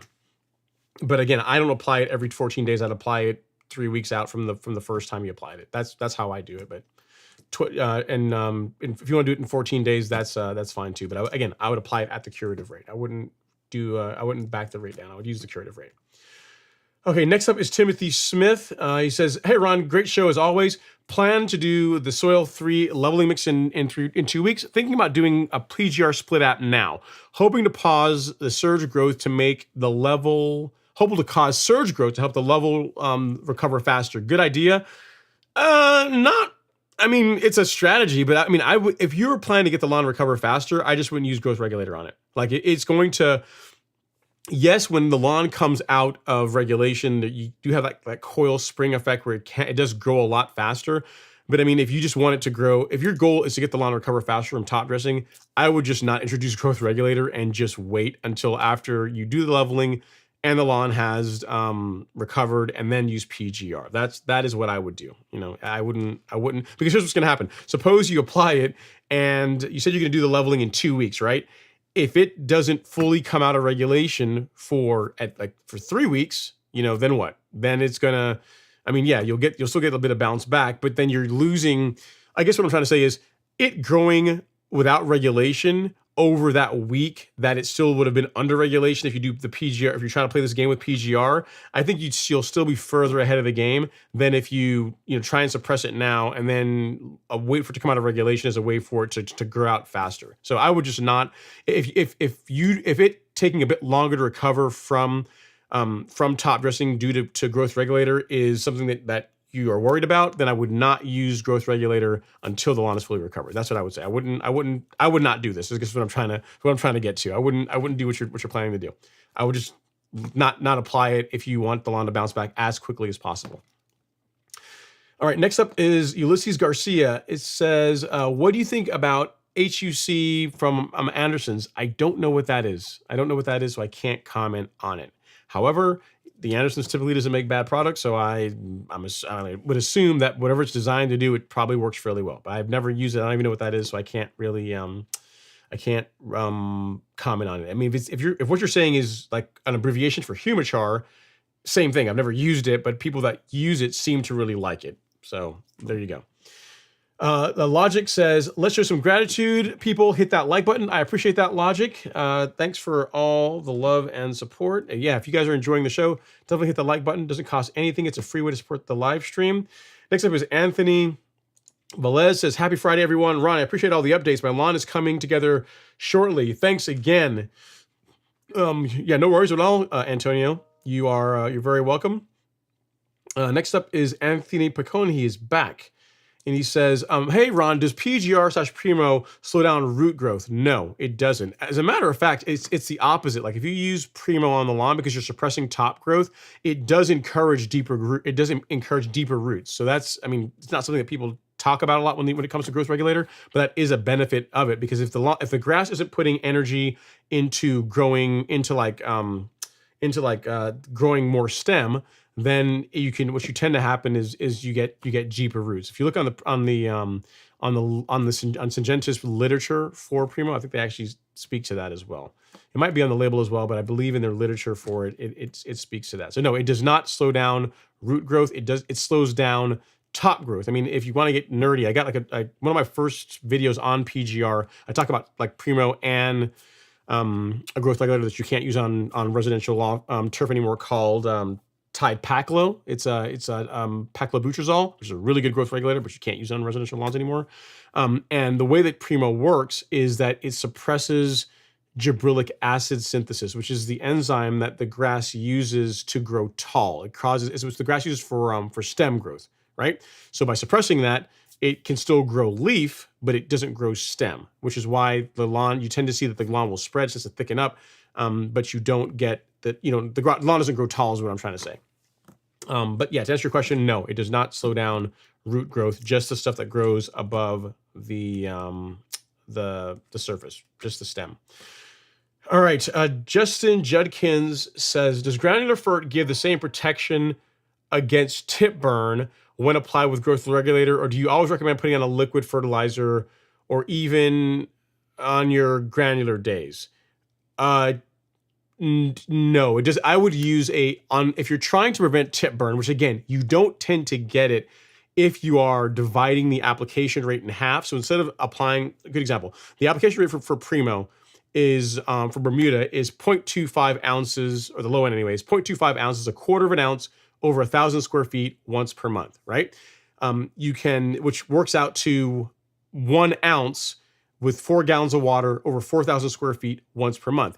If you divide that in half, so you take, instead of spraying 1 ounce with 4 gallons of water, you spray half an ounce with 4 gallons of water twice per month. So you're taking the monthly rate, and you're spraying half of it on the first and half of it on the 15. That does a lot as far as preventing tip burn in your lawn. But to answer your question, no, it's not the same thing. You really want to use a liquid fertilizer along with it if you're trying to prevent tip burn. The reason being is that It's just the speed at which the grass is able to take it up, right? So whereas Primo works in about 2 to 3 days, liquid fertilizer is about the same thing. You'll see uptake and you'll start seeing results anyway about 2 to 3 days after you spray the lawn with it. Whereas with granular fertilizer, it's more 5 to 7 days. So in other words, like nitrogen is nitrogen, right? Like iron is iron.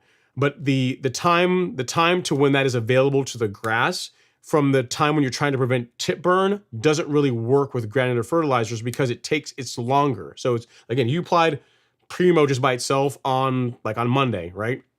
And you also applied granular fertilizer on the same Monday. It's really going to be about 5 to 7 days. It's not going to be really until the following Monday that you're going to start seeing the color response from the granular that you put down, assuming you used like a good granular fertilizer, you watered it in properly. Like if you're using like the Humic Max, like a smaller prill, like in the in Humic Max or the ADSGN, like you find like in our Complete and Stress Ferts, like those you'll see. I mean, because there's a smaller prill, they break down a little bit faster. You're going to see response a bit quicker, but still, if your goal is to prevent tip burn, you should spray a liquid fertilizer along with Primo. You should not rely on granular because for what reasons I just said. It just they like Primo 2 to 3 days.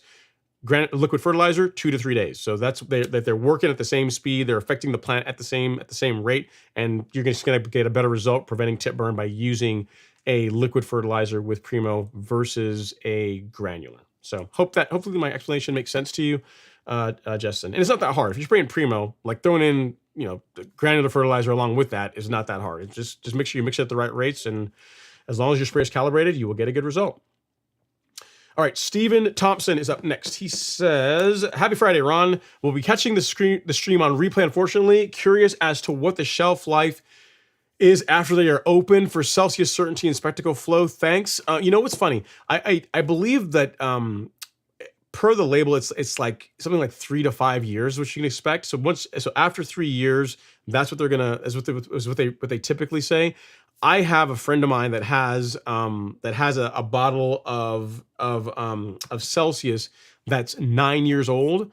That the only thing he uses it for is for killing doveweed, and it still works. So it's really the conditions, right? If you keep it cool, you keep it dry, make sure that the cap is on there nice and tight.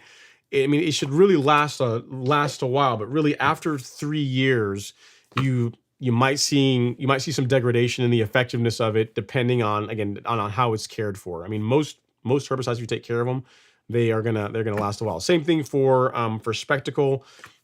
3 years or so is really what you're looking at. I mean, it can last longer, yes, but really 3 years is about what you're after. So, which is a big reason why if you're going to get Spectacle Flow, one, because it's so expensive, and most of you guys don't have properties that are large enough that you would ever use it all up, is buy it and go split it with a couple of your friends. Like if you have like 3 or 4 or 5 friends that also have Bermuda Galans and they also want to use Spectacle, like if you divide that 18-ounce bottle up across a few of you guys, you can use up 18 ounces over the course of a few years if you split it like 5 ways, right? But just on one lawn, it's, again, unless you get a really big lawn, it's kind of unlikely that you're gonna use it all. So it's just an option, something to think about.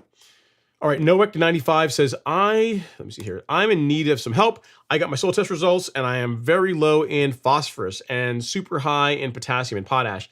I purchased some 044, so some super phos, 04460 to fix my P issue, and some Let's Go NOS 4600. Okay, so where your question is, I'm a bit worried that I might burn my lawn with these products being a bit heavy. P.S. I did my second round of leveling today, 13 days apart. Am I pushing the lawn too much? So here's the thing. Can you burn your lawn with a straight urea fertilizer? Yes. Is it more likely to burn it with a fertilizer than with a liquid fertilizer that has some slow release nitrogen in it? Yes.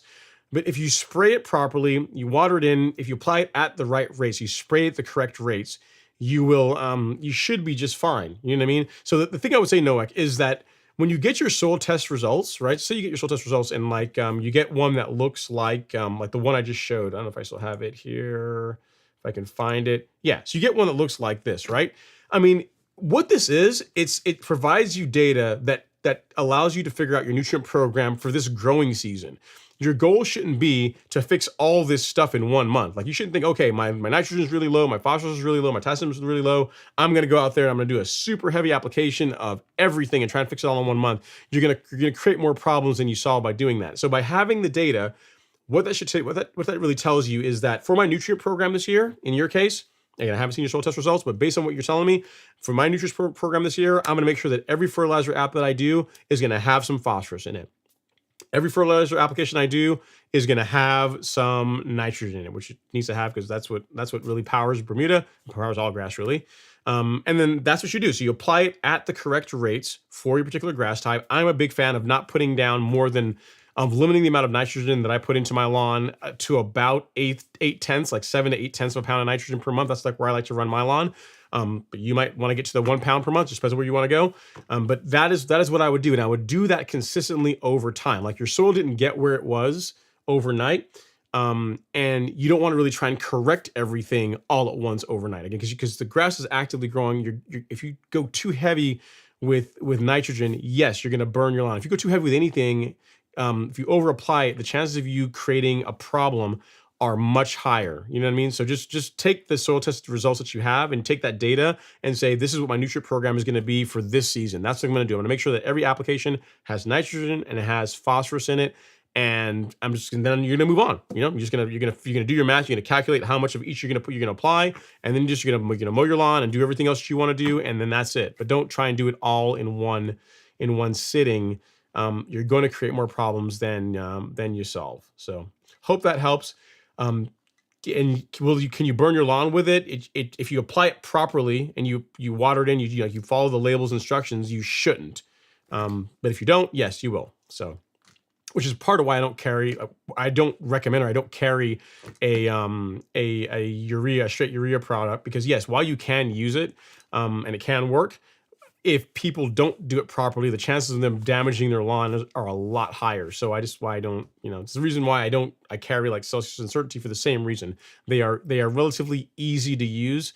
And as long as you stick to the label rates, they're kind of hard to mess up a lawn using those products. So that's part of why I'm after.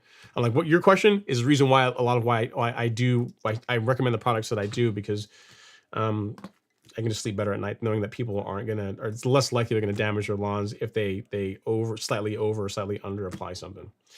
All right, next up is Archie Amos. He says, was watching another lawn program whose producer states we should be pushing the lawn now because this is in growing period. Your thoughts?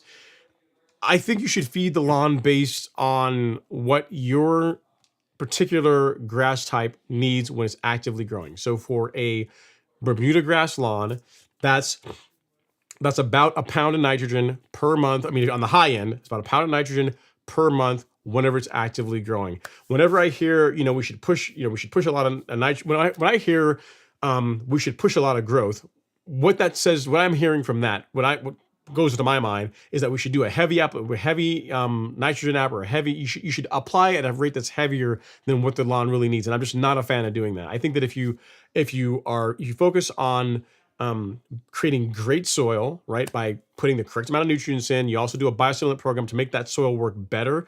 There's no reason to, air quotes, push a lot of growth to push the lawn, because the lawn is just naturally going to grow at the correct rate. You're not going to have a lot of the problems that you can get from over applying fertilizer. So I don't know what they were after, what they were trying to say, but if by pushing growth, if they're saying what they meant to say was, now is the time to be fertilizing your lawn. If that's what they meant, then I wholeheartedly agree with that. I mean, I would say you should have been fertilizing it like in April. But if they're saying if you haven't started, now is the time to begin fertilizing, I would wholeheartedly agree with that. But if the statement is now is the time to go heavy, so whatever the label will be down, but let's just throw it down and let's see what happens, I would disagree with that, because it's just really not necessary to have your lawn, to get a good result in your lawn.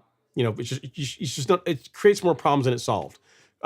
Feed your lawn based on the amount of nutrient that your particular grass type needs, and do all the other stuff, like mow it properly, and you're going to get a good result. You're going to like the way your lawn looks, and you're not going to create conditions that can cause disease problems, overgrowth, discoloration, like all the things that can happen whenever you start pushing a lot of excessive growth in your lawn. So That's the best way I can answer the question. If they are saying fertilize now, then yes. If they're saying like over apply fertilizer, no, I disagree with that.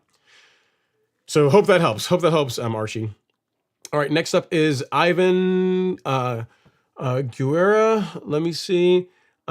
He says, I tried both items and it did not kill the weed. My son also used it and it didn't work.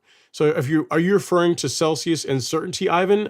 I would have to know, I guess, thing one, it does work if you mix it properly and apply it properly, and you're spraying it against, you're targeting a weed, like a weed that it's labeled to target. So like a weed that it will not kill is like if you're trying to get rid of torpedo grass, which most of you guys don't have that in your lawn, it's not going to do anything against that. If you're trying to target Dallas grass, like Certainty on the label says that it will suppress Dallas grass, but really the best way to get rid of Dallas grass is to dig it out.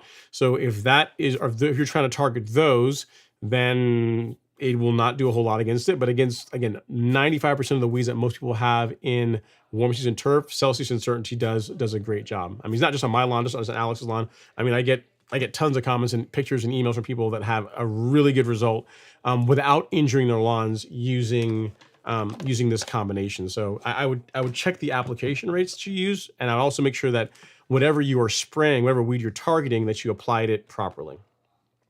All right, next up is Keith Madison, who says, Ron, is your local store open on Saturday? And are you there? I would like to talk to you in person about my new Bermuda lawn. No, it's not. The thing is, like most of like the products that we carry, you would have to, because they come from all over the place, we have warehouses in various locations. If you want to order anything, your best bet is to order it online. That's going to get it to you the fastest. If you're in Georgia, it's pretty much overnight shipping, because pretty much like the warehouse that ships herbicides are in Georgia, and you're going to get them, if you're here, like for example, if you ordered the Celsius Certainty kit, because we have shipping on Saturdays, you would get that more than likely Monday. Worst case, if you're like in South Georgia, maybe Tuesday, but in most cases in Georgia, anywhere in Georgia, it's for the most part, it's overnight shipping. Same thing for Primo, same thing for liquid, like a Acelepryn, like liquid Acelepryn, that is, that will ship on a Saturday. So the answer to your question, no, I don't hang out at the warehouse, mainly because I have like other stuff to do, got like work and other things to do. So yeah, but I mean, if you have a question, feel free to, you can drop it here in the chat, or if you have if you want to like drop me an email, I will definitely work through it and I'll get you an answer. But as far as like just hanging out, at the storefront, I'm not typically there. And as far as like the warehouse, I'm normally there just to like check inventory stuff and for other, like I'm there just doing work typically. I'm not there just hanging out. So I hope that helps. But if you have a question, feel free to reach out to me. I'd be more than happy to chop it up with you and help you with whatever issues you're dealing with in your lawn. All right, next up is, let's see. We have a question here on Instagram from Mr. Looney25. He says, "Hey Ron, will Dollar Spot work itself out when it gets hotter in Georgia, and should I put a fungicide down?" Depends on your grass type. So for Bermuda, Dollar Spot typically isn't a problem that sticks around if the lawn is getting enough nitrogen. If it's being fed properly, you may see some Dollar Spot in the lawn, but it typically grows through it. Whether or not you should apply a fungicide or not depends on how bad it is. I mean, if your lawn is covered in it, then yeah, I would likely apply propiconazole. So you can apply either Headway if you want a granular, or you can apply Pillar SC if you want a liquid. Both of those products will take care of Dollar Spot.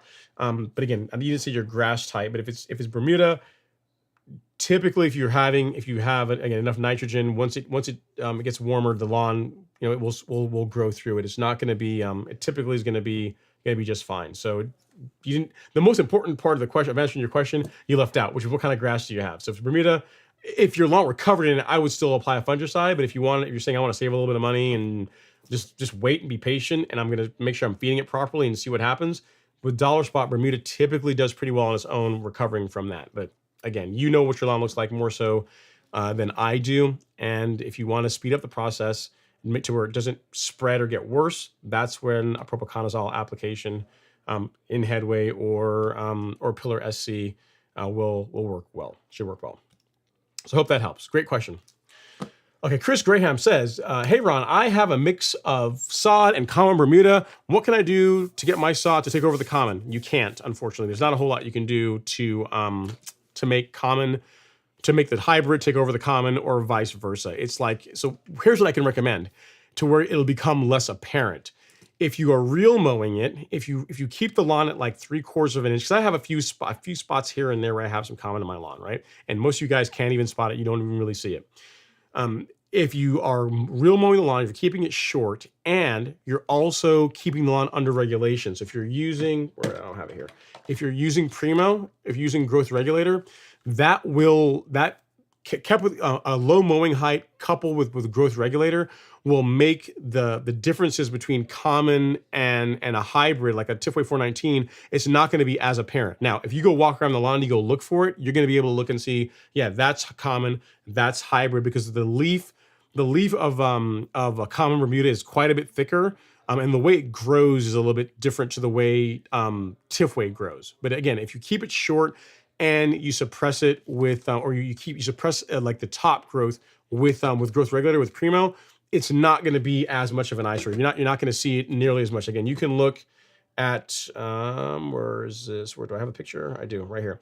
If you look at my lawn here, there's little spots of common Bermuda in my lawn, but you guys would be hard pressed to pick that out, right? I mean, if you're walking the lawn and you looked at it really close, you might see it here and there, but you're standing back 20 feet from it, you're really not gonna see it. So that's what I'd recommend. There's not really, to my knowledge, and believe me, I've looked, there's not a selective way of removing common Bermuda out of hybrid. If you want to get rid of it, you want to get rid of the common, you can you got to kill it. You got to use like Fusilade 2 and glyphosate. That will kill the common, but it's also going to kill the hybrid that it gets on as well too. And it's likely just going to not say it's going to come back, but it's unlikely that you're going to get all of it. You know what I mean? It's unlikely, unless the common is in just one spot of your lawn, like you got like just one area that is only common.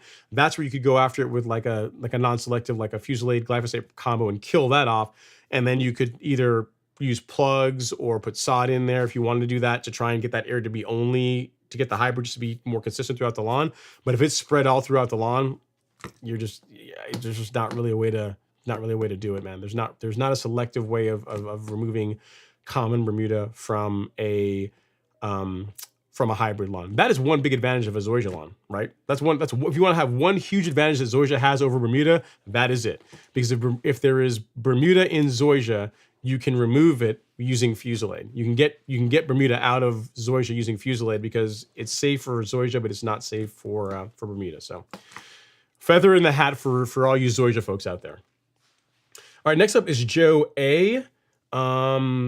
Let's see. He says, can you break down the difference between are you talking about nitrogen and ammonium? I'm not sure what you're asking. Between nitrogen and AMS, are you talking about ammonium sulfate? I think is what you're asking. Is that what you're asking, Joe? I don't know. I'm not sure if that's what the question is. I'm not sure what AMS. I think AMS is ammoniacal sulfate. I think that's an abbreviation for it. If that is one of them, I mean, they're both nitrogen. The sulfate product, if that's what you're talking about, and I'm not sure, but if that's what you're talking about, the AMS, the ammoniacal sulfate product can be used to as a way to lower pH in an alkaline soil. So if you have a soil where your pH is in high in the 7s and you're trying to lower that down, a sulfate, and I want to say it's like 21% nitrogen, I think is what you typically find in those. But the only time I would use that is, and assuming that's what you're talking about, I'm not sure if that's what you're talking about, but if you're talking about the sulfate that's 21% nitrogen, the time I would use that is when I'm trying to lower pH in a soil. Otherwise, I would just use like a blend of fast and slow release nitrogen in whatever liquid or granular fertilizer that you're using. So if that's what you're asking, that's my take on it. So if not, revisit the comment, let me know, and I will we can chop it up some more. All right, next up is Dada K. He says, hi Ron, question. Hi Ron, how are you? I'm okay. I have a question. I have a best way to treat Pythium. The question I have is best way to treat Pythium.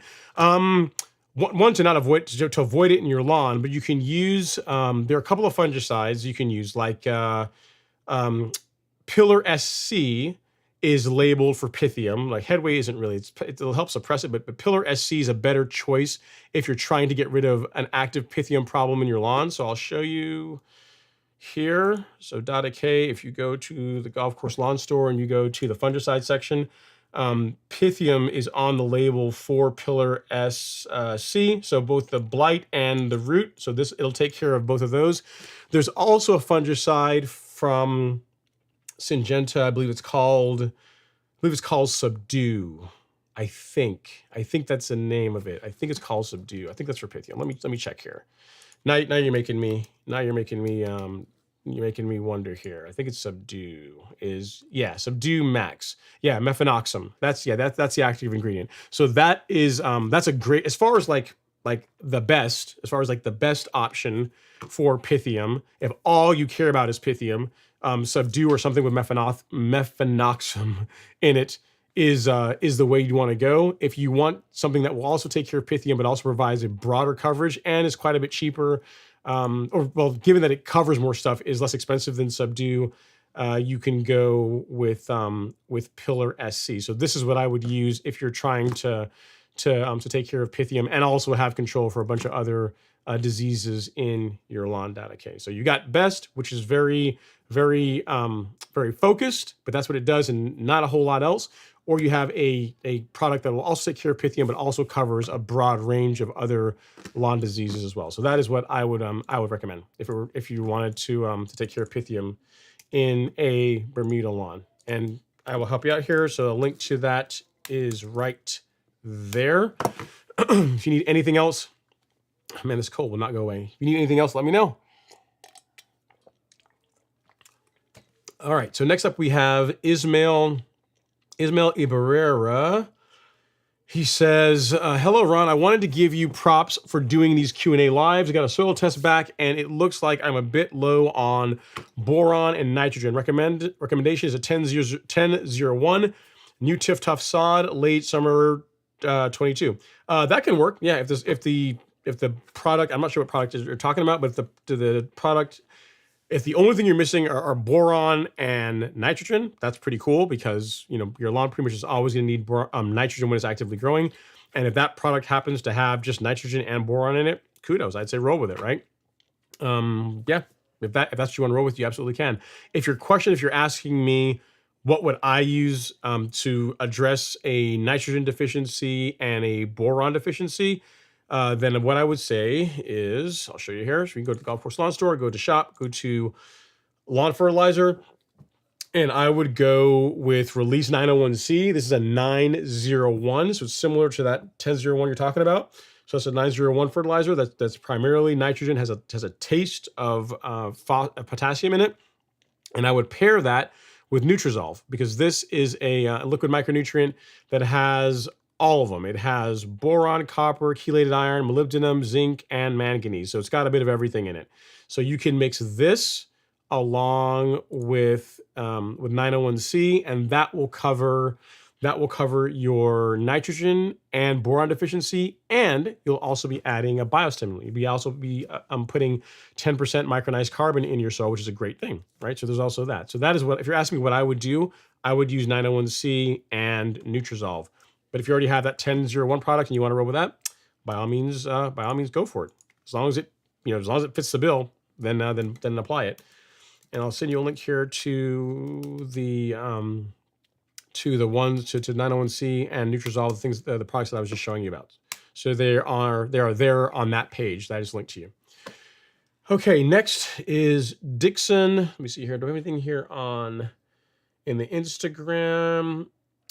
Yeah, so on Instagram we have a question from Danielle FYH. She says, I've been seeing a few mushrooms in my lawn this season in my Bermuda lawn. I'm in the dry Texas heat and a little surprised this is happening here. Don't want it to become a real problem. It shouldn't become a real problem, Danielle. What you should find with mushrooms is it's like a 3-hour problem on most lawns. So you'll see them pop up in the early morning hours, 6 a.m. You'll start seeing them in your lawn. And then by the time it gets to be around 10-ish or so, when it starts getting hot, they tend to fall over. You tend to shrivel up. You don't really see them that often. So if you want to reduce mushrooms in your lawn, what I would say is if you can reduce the amount of thatch in your lawn, that spongy layer of dead organic material that holds onto a lot of moisture and just creates conditions that makes it easier for mushrooms to grow. If you can reduce that, that will help. That'll reduce the amount of mushrooms you have, or you could just live with it. You know what I mean? I mean, they're a sign of healthy soil. So I really, I wouldn't go and do a ton of work to try and not have mushrooms in my lawn. A byproduct of reducing or lowering thatch levels in your lawn are less mushrooms. So that's something just for you to consider. If they really bug you and you really don't want them in your lawn, that's something you can try. So hope that helps. Great question. All right, Dixon Yerma is up next. He says, "I got that Scott 7-blade reel push mower. I like it for what it is." Yeah, it's a great mower. I mean, it's not the same thing as a power reel mower. It's not. But as far as a gateway, as a way to get into reel mowing, it's gonna do a great job. As long as you keep it sharp and once you learn how to move with it, like there's a certain walking pace you have to have with a push reel mower for it to work well. And once you kind of figure that out, it can produce a really good result as far as cutting on the lawn. All right, Oliver Rittam is up next. He says, "Ron, can you link those frisbees you use to mark sprinkler heads when aerating?"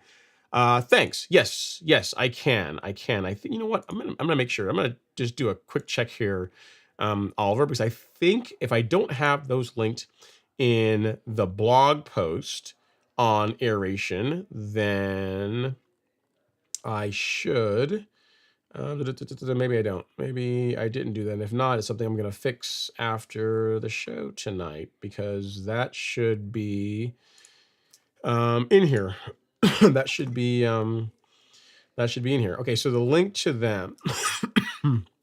Sorry, guys, still getting over a cold. The link to them is. I thought I put those in there, but maybe I didn't. All right, so you can be able to get them on Amazon, and what they are basically are dog frisbees. So let me see. I'll find the ones that I used, and I will get you a link. It is these guys. Yep, that's them. And they're not expensive. They will set you back a whole $18. So not super expensive. And the thing is, it's a buy once, cry once type thing. You're not going to really wear them out because your dog's not going to be chewing them up. And so what you're looking for, Oliver, is this at Oliver Rittam. It's these guys. And for those of you guys that are interested in seeing what I'm referring to, it's this. It's this. So that guy. Let's see here. So that's what you're going to use. And as far as this is what I'm referring to. So where these figure out, where these play in is that these little silicone guys, they are nice in that they you can wash them. You know, they don't break down or anything like that. And you just lay them over your sprinkler heads whenever you're going out to top dress. And what that does is you're able to, especially if you're using equipment, you're able to go over the entire lawn and not have the sand go down in the sprinkler heads, which will ruin them. You know what I mean? So you just you find all the sprinkler heads and you just drop one of these over each one of them. That way you can top dress the entire lawn, level the entire lawn, go to town, and then you're not going to damage the sprinkler heads by getting sand in them. So I show that in my video in several of my videos on top dressing, but that's where you can get them. So I just linked them in the chat there for Oliver. And you can, it's a good thing to do if you're planning the top dress your lawn and you like your sprinkler heads. You don't want to have to replace them. Let me see here.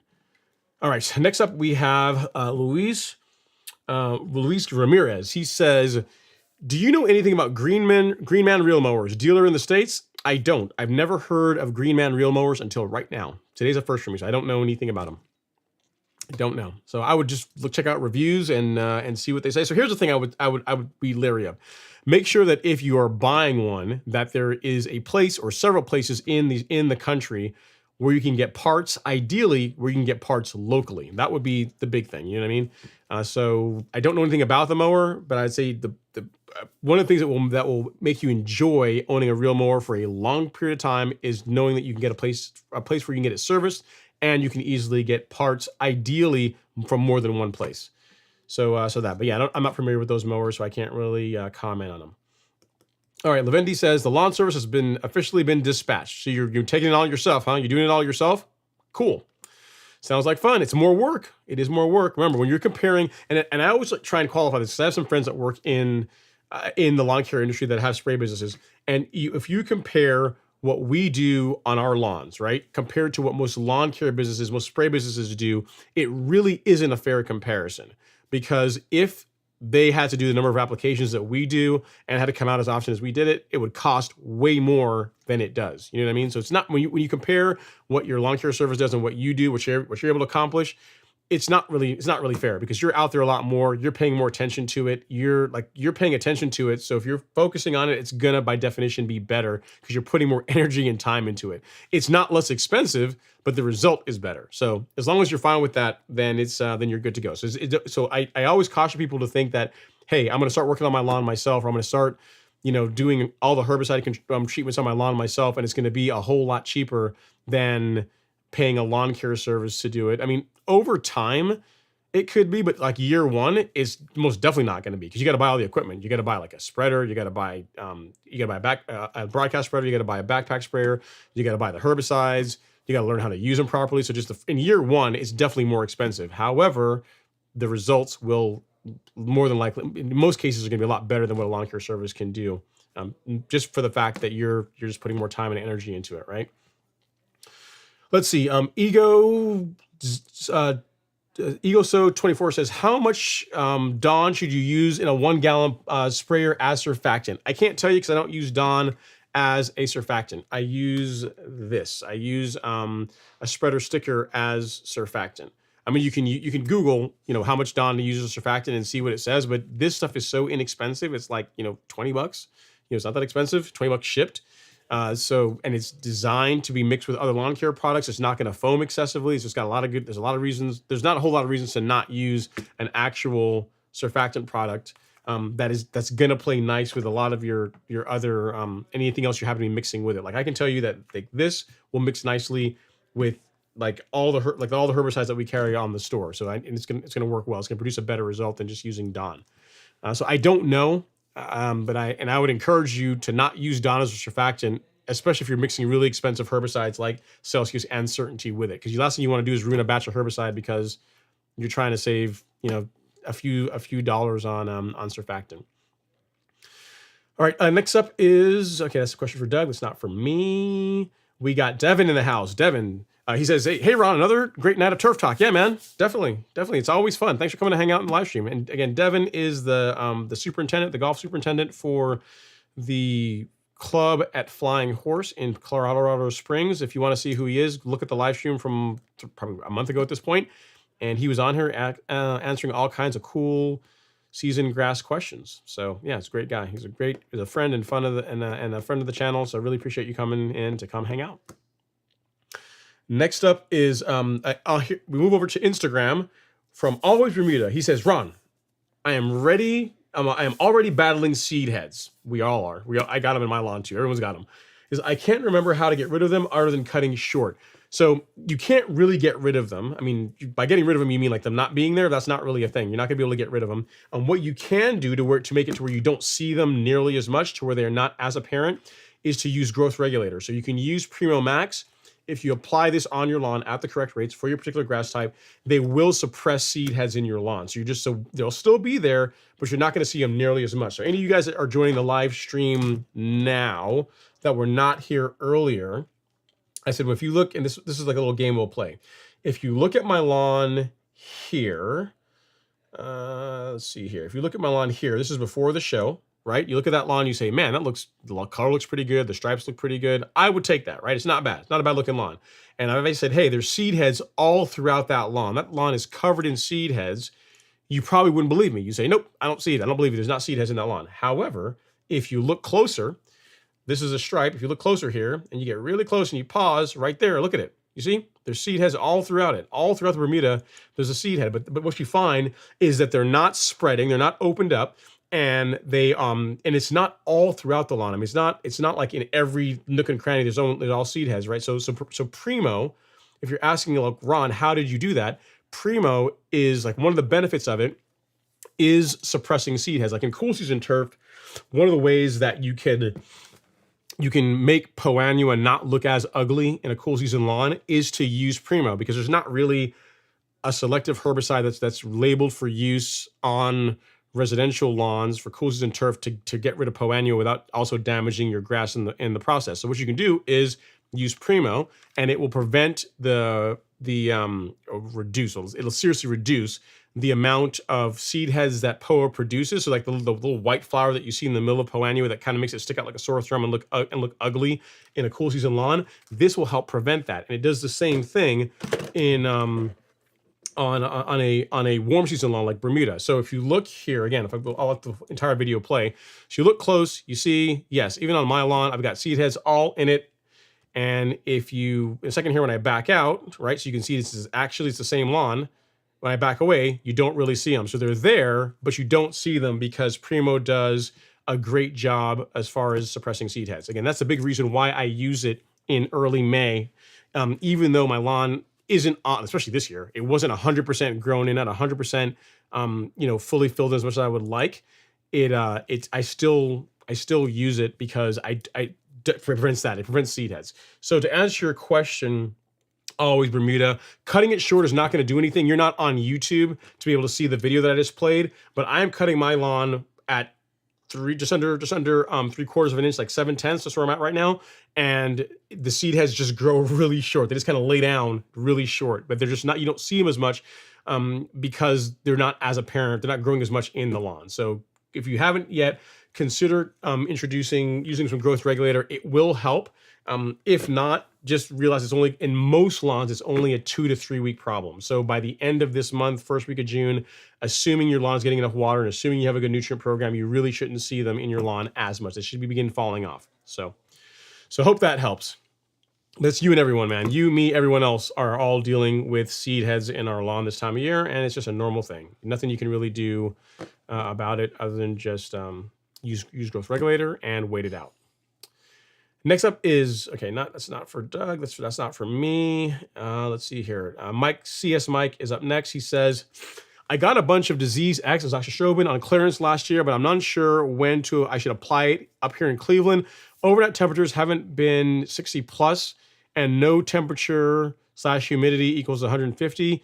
I don't know, Mike. I mean, I certainly wouldn't wait too much longer. If you wanted to wait until the end of this month, first week of June to do it, that's fine. But I wouldn't wait too long to get a preventative fungicide down. I mean, again, this time of year, you are in the window for lawn disease to be a problem. It just is, and it's not going to hurt anything to apply it, a week or two early, because it's if anything, it's going to prevent the problem from becoming a problem. You know what I mean? That's the whole idea behind a preventative fungicide. You don't want to wait until there's an issue before you do it. And you're saying there also hasn't been much rain, especially recently.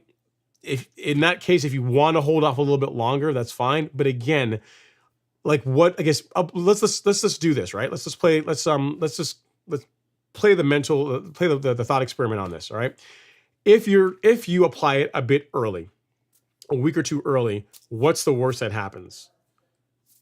Really? You know what I mean? You apply a fungicide now. Yes, the conditions are not absolutely perfect for the disease to begin taking root in your lawn, but disease doesn't work that way. It's not like once you get the first bit of rainfall and the temperatures are 60 degrees, it's like overnight. Like large patch or something becomes a problem in your lawn. It's something that ramps up. So I don't, for me, given the amount of headache and frankly the amount of damage that large patch or any kind of lawn disease can do to your lawn, the cost of fungicide, and especially now that we're already in May, of doing it, a week or two early before conditions are absolutely perfect, like I would do that. I wouldn't wait. It's almost like people that like I get email from people it happens every year. Every year has happened. Ever since I've been running this channel, every year in February, I get email from people saying, you're doing your pre-emergent. Why are you doing it this early? It's like, it's too early to do pre-emergent. There's no reason to do that. I'm like, okay, but I don't have weeds in my lawn this time of year, right? And the same people will wait until soil temps are at 55 degrees and say, okay, now's the time to apply pre-emergent, which can work, right? But if you are a little bit late on pre-emergent, you're going to have weeds.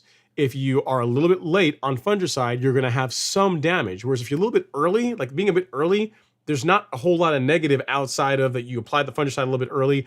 The 3-week window of coverage that you get, you're starting that a little bit earlier. And if you decide you're going to do a second fungicide app in the spring, that you have to do that a little bit sooner. But the negative of getting it wrong is way worse than the negative of doing it a little bit early. So for those reasons, I am a fan of getting it down a little bit early. That's why like early May is when the first fungicide app goes down. And then if I'm going to do a follow-up, I'll do another one in June. When it comes to pre-emergent, February, early February, the first part of February in the Southeast is when I do my pre-emergent, because if I get it wrong, if I wait till March, then I'm going to have weeds in my lawn. And really, what did I benefit? How did I benefit by waiting an additional month? You know what I mean? So just something to think about. It's your call on when and how you want to apply. But hopefully my logic makes sense in that if you're not sure, weigh both sides. Like if I get it wrong, what's like, how bad is it going to be? Whereas if I do this a little bit early, what's the negatives of doing a little bit early? And I find, in my opinion, when it comes to pre-emergent and fungicide, the negative from doing it a little bit early isn't nearly as bad as the negative from doing it too late. So something to consider. All right, next up is Unpaved Explorer. He says, hello, everyone. What's going on, Unpaved Explorer? I'm in Cleveland, Ohio. Hey, what's up from Cleveland? Thanks for coming to hang out in the live stream. I appreciate you as always. Next up, we have Cole Steve on Instagram. He says, great to finally be able to join the live. Great advice as always, Ron. I appreciate that, Cole Steve. Thanks for coming to hang out in the live stream. I appreciate you. And then next up, we have Gary Kellett Jr. He says, let's see here. Happy Friday, Ron. Since I've been using the Lebanon fertilizer, I get a beautiful deep green color on my cool season grass. I also notice that I don't get that fast growth with other fertilizer. Yes, that is by design. If you look at the nitrogen makeup in all the fertilizers, right? In the stress, and I can actually show you guys. If you look at the nitrogen makeup in all of them, they're all blends. They're all blends of slow and fast release, quick release nitrogen. The one that's going to do that, that has the most quick release nitrogen in it is Humic Max. It's like, if memory serves me, it's like 65% quick release. So it's gonna release a little bit faster. The complete and the stress are more they're kind of flipped. It's more along the lines of like 35 to 40% quick release, and the rest is going to release slower. So what you find, Gary, is that you get exactly what you're saying. You get a nice green color, but you don't get this big. You don't get this. You don't get this peak and then fall off as you do with a lot of other fertilizers. So a lot of times when you apply a granular, you'll get a peak of growth and color, and then it will kind of fall off and it will not look that great. With these, the peak is not as high, and the fall off is not as much. So it's smoothed out a bit more. Like the curve it's more flat. Which is why I really like these, and partly why we were also able to get by with using a liquid like a foliar fertilizer app, with just a little bit of nitrogen, just a taste, a tenth of a pound here and there, twice per month, 1st and the 15th. And when you combine the granular with that 1st and the 15th liquid spray, yes, granted it's more work, but it's really hard to meet to match the color, the consistency of growth, and just how the lawn looks by doing that. So yeah, I'm glad that you're seeing the same thing that I have seen and that other people have seen, and that's why it's a big part of why I carry these particular fertilizers, because they are. I mean, not saying that there's nothing better than Lebanon Turf, but you'd be hard pressed to do better. They're very, very good products, especially for what you pay, and given that they are not just fertilizer. Like in every one of them, there's a biostimulant aspect as well. Like all of them have humic acid. The complete and the stress also have some iron, a little bit of micronutrients. They have some iron and magnesium in them. Molybdenum in them. And the complete and the stress also have kelp. So as far as like having a fertilizer and a biostimulant in the same product, like all three of these fit that bill. Like they're both a fertilizer and a biostimulant, which is, you guys know me. I'm all about Mr. Improved soil quality so you can get awesome grass. So the fertilizers that I really promote and really like push are they do that. So that's why I'm a huge fan of these as granulars. Okay, next up is Elevated Times. It says, True Green was included in my new home build, and they put down barricade 4L on May 15th. Cool. That's the first. I didn't know that they would actually. So with your when you bought the home, they included lawn care service. That's cool. They ruined my Bermuda seeding plans. Well, I have to wait until next year to seed. Yes, you will have. I mean, you'll have to wait till next year to seed. But I guess did your lawn not have grass in it? I mean, did they? I guess when you got your lawn, there should be sod. So if you're saying that your plan was to do a renovation this year, like your plan was, I didn't like the grass that they put in, and I wanted to burn it all down and put in something else, then yes, them applying applying barricade is going to put a damper on that. But if it's a brand new lawn, you really shouldn't have to seed. You shouldn't have to be putting seed down. If in other words, if you're trying to apply seed as a way to thicken up the lawn, in other words, if you're trying to apply cool season techniques to a warm season lawn, then I would try and dissuade you from doing that. I would say don't do that. So because it's a brand new lawn, there's bound to be weeds in it. There's bound because it hasn't been mowed, it hasn't been taken care of, it hasn't had a nutrient program, it hasn't had the love yet for it to really do well. So what I would say is for this season, like you've already gotten, let's see here. So you have already gotten this part of the how to get an awesome lawn covered, it looks like, right? It sounds like they already did something to deal with weeds because you didn't say you have a lot of weeds in your lawn. So that's thumbs up there. So what I would say is get a soil test, fertilize your lawn based on that soil test, unless they're also spraying fertilizer. I don't know if they're doing that as well. And then start mowing it. And what you're going to find is over the course, we're only in May now. By the time you get to like July, you're really going to like the way the lawn looks.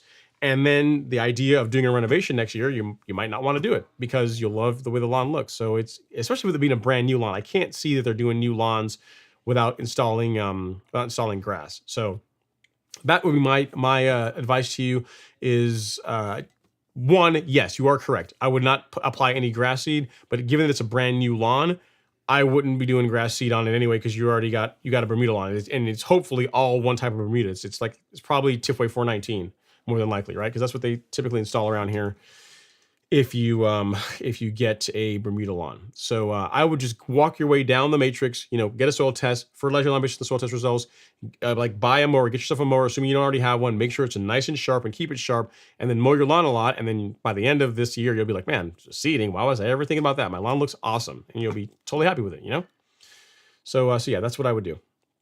Unpaved Floor Explorer says, I'm battling handbit clover and chickweed right now.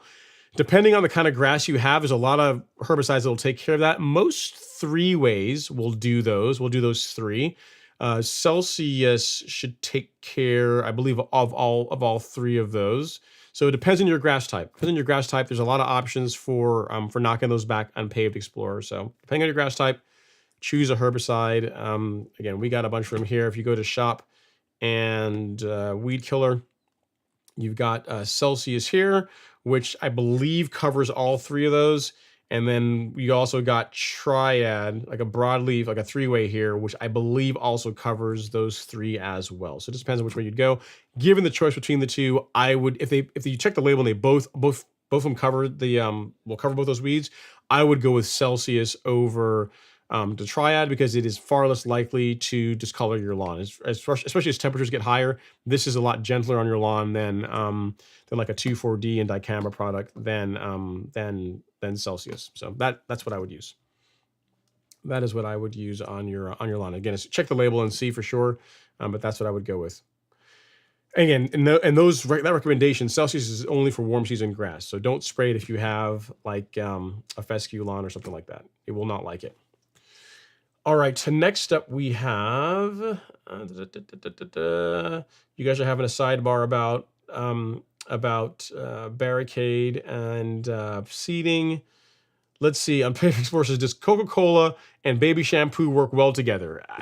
I'm not sure for what. Like, what are you trying to do with it? I mean, that sounds like one of those, what's the guy's name? Jerry something. There's a guy that used to take like Coca-Cola, beer, and a bunch of other things and mix them all together and make this cocktail for like making your lawn look better. And I don't know if the jury was ever out of as far as how well it works, but I mean, these days we have really great, really high quality liquid fertilizer products that are not just fertilizer, but also biostimulants and everything else. So I would use one of those on your lawn instead of like trying to cobble something together on your own unless you just want to play with it and just want to do a test plot just to see, just for the fun of it, then fine. But I mean, I think there are better uses of your time, and ultimately I think you're going to like the results you get better by using a product that is actually designed for turf grass.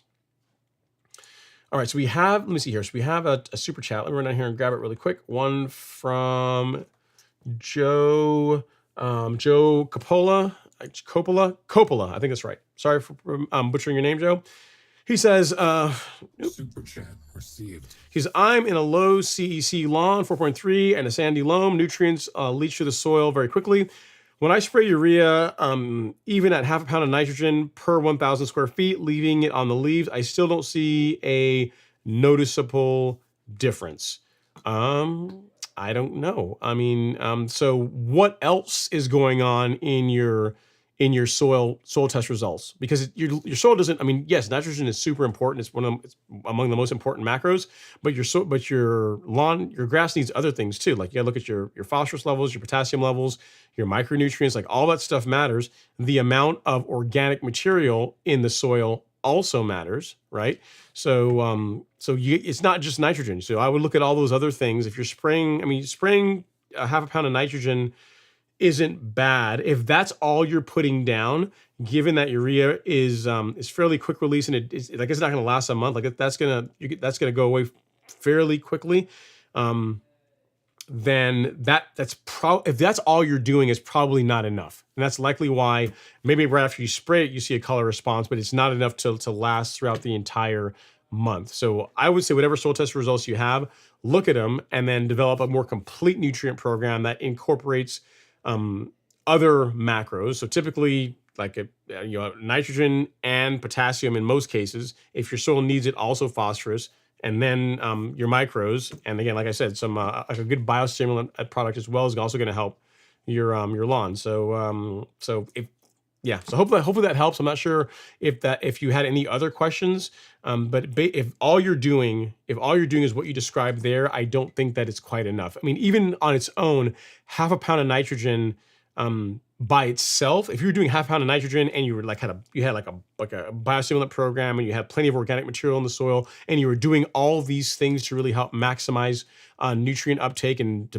have the plant take advantage of what's available in the soil to help carry you over that month, then you might be able to get away with that. I mean, it's still a bit low, but if this is all you're doing, it's not enough. It's not enough. I don't think so anyway. It's not enough to have a great looking lawn. So I'm not surprised that you're not seeing. You should see some difference, but that it's not making the difference that you might want to see over the course of a month or so. So hope that helps, Joe. I appreciate the super chat. If you need anything else, definitely let me know. And now the hard part.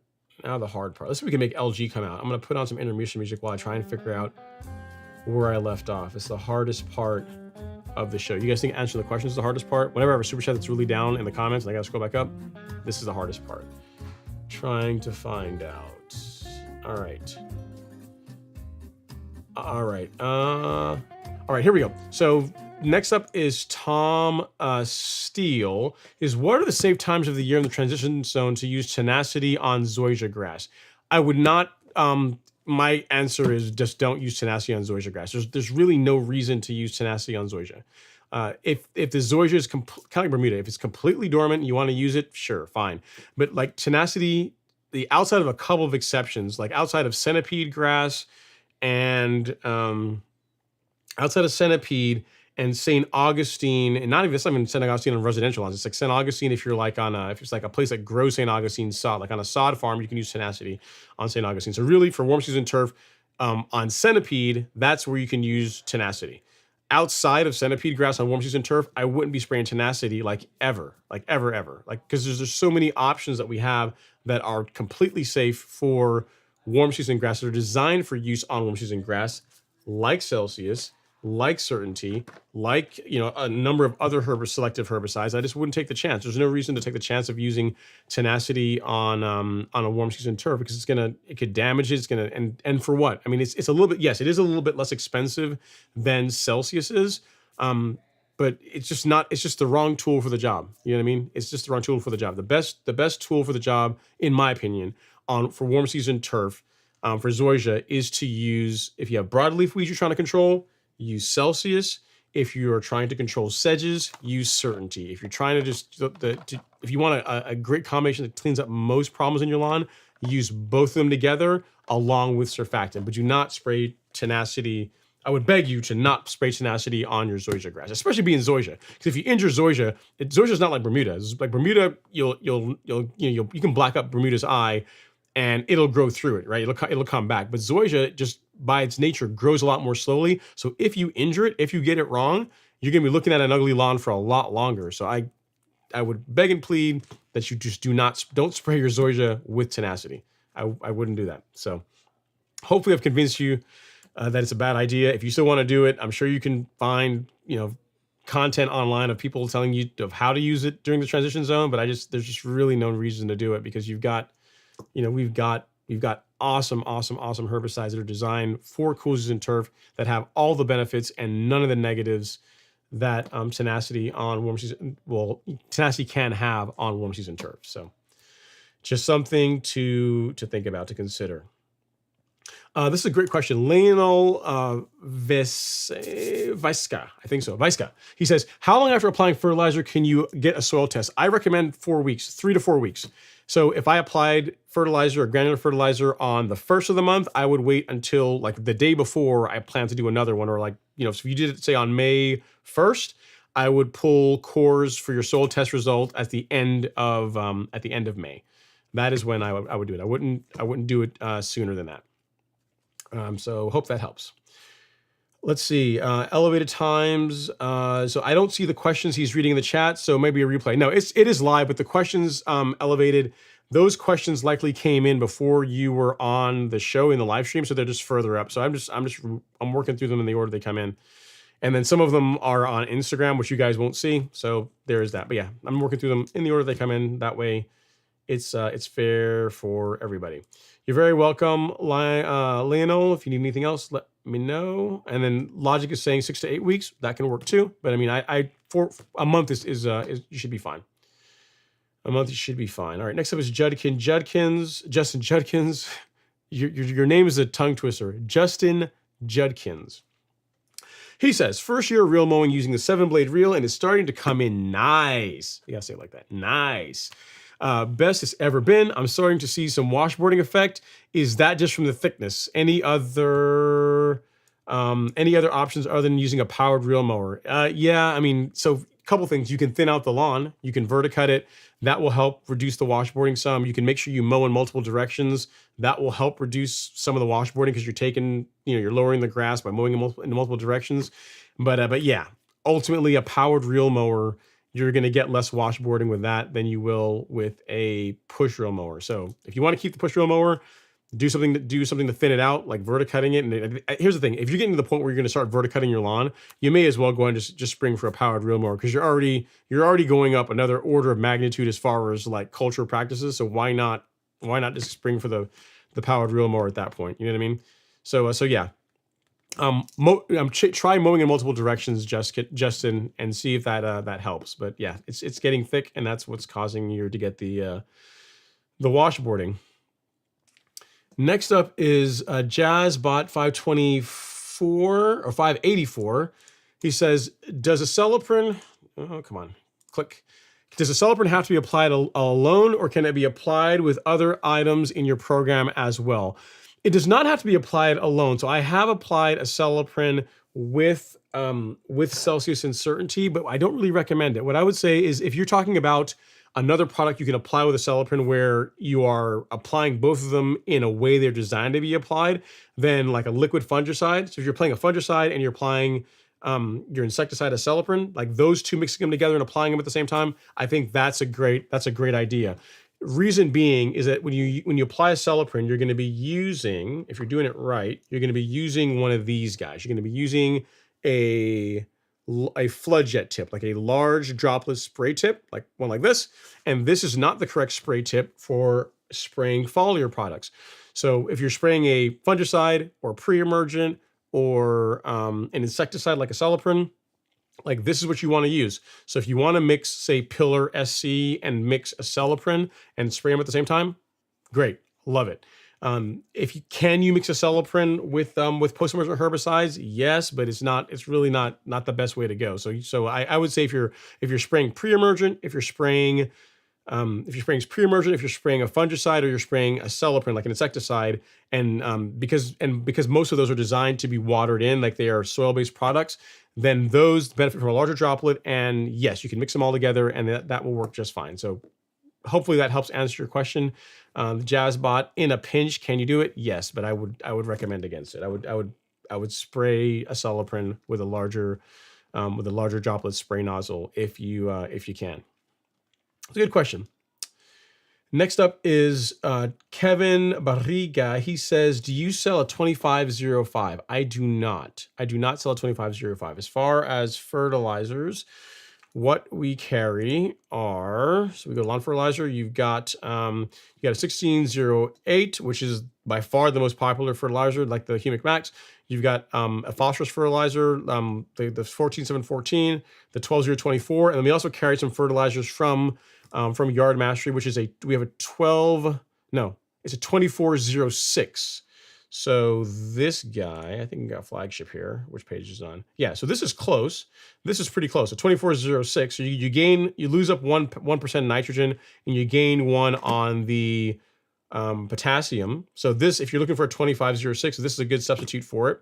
So if you want that, you can pick that up. I can send you a link to that if you want, Kevin, if that's what you're really after. But yeah, we don't carry a fertilizer that is exactly that formulation. So if you want that, you can use this. Let me see, at Kevin Barriga. Make sure I got the right Kevin. Yep, you can use that. That's a great substitute for the 2505. They're effectively the same thing. If what you're after is that particular nitrogen, that particular NPK ratio. All right, next up is Chris Charles and Denton. It says hydro seeding or top dressing, grass seed put down independently. I'm not sure of the question. Hydro seeding or top, they're two completely different things. I'm not sure what the question is. If you're saying, I'm not sure what the question is. I'm not sure what the question is, Charles. If you want to revisit that, I can add some more, but I'm not sure what you're asking. All right, Brendan Kennedy is up next. He says, last year I used masonry sand and mixed in peat moss before applying for leveling twice. Turned out great. I plan on doing it next weekend, weather permitting. Cool. Sounds like a plan. Sounds like if you got a great result from it, Brandon, there's no reason to change it up this year. I would keep doing that if you're getting a good result with it. Someone else was saying earlier that, yeah, using peat moss with sand is a great top dressing mix. I've never really heard that until tonight. So it might be a thing. I've never heard of that as a common thing. Most top dressing blends that I am most familiar with, it's sand and like either a topsoil or sand and like a compost type product. So, but if peat moss is a way to go, is an option, then by all means.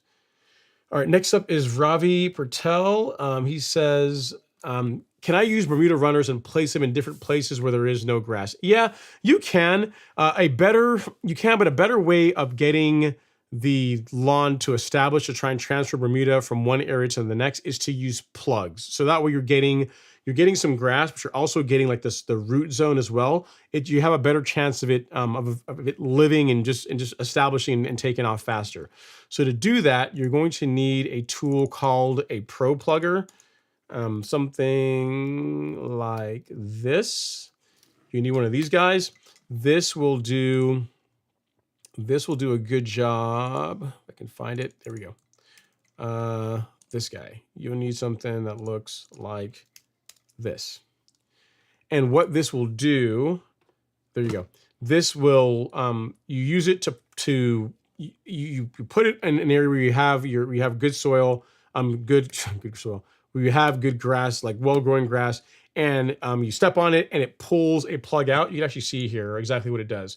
So you pull a bunch of plugs and then you're able to turn it upside down and empty the plugs out, and then you're able to put those plugs in holes in the bare spot. So it's a way of causing a area that has no grass to fill in.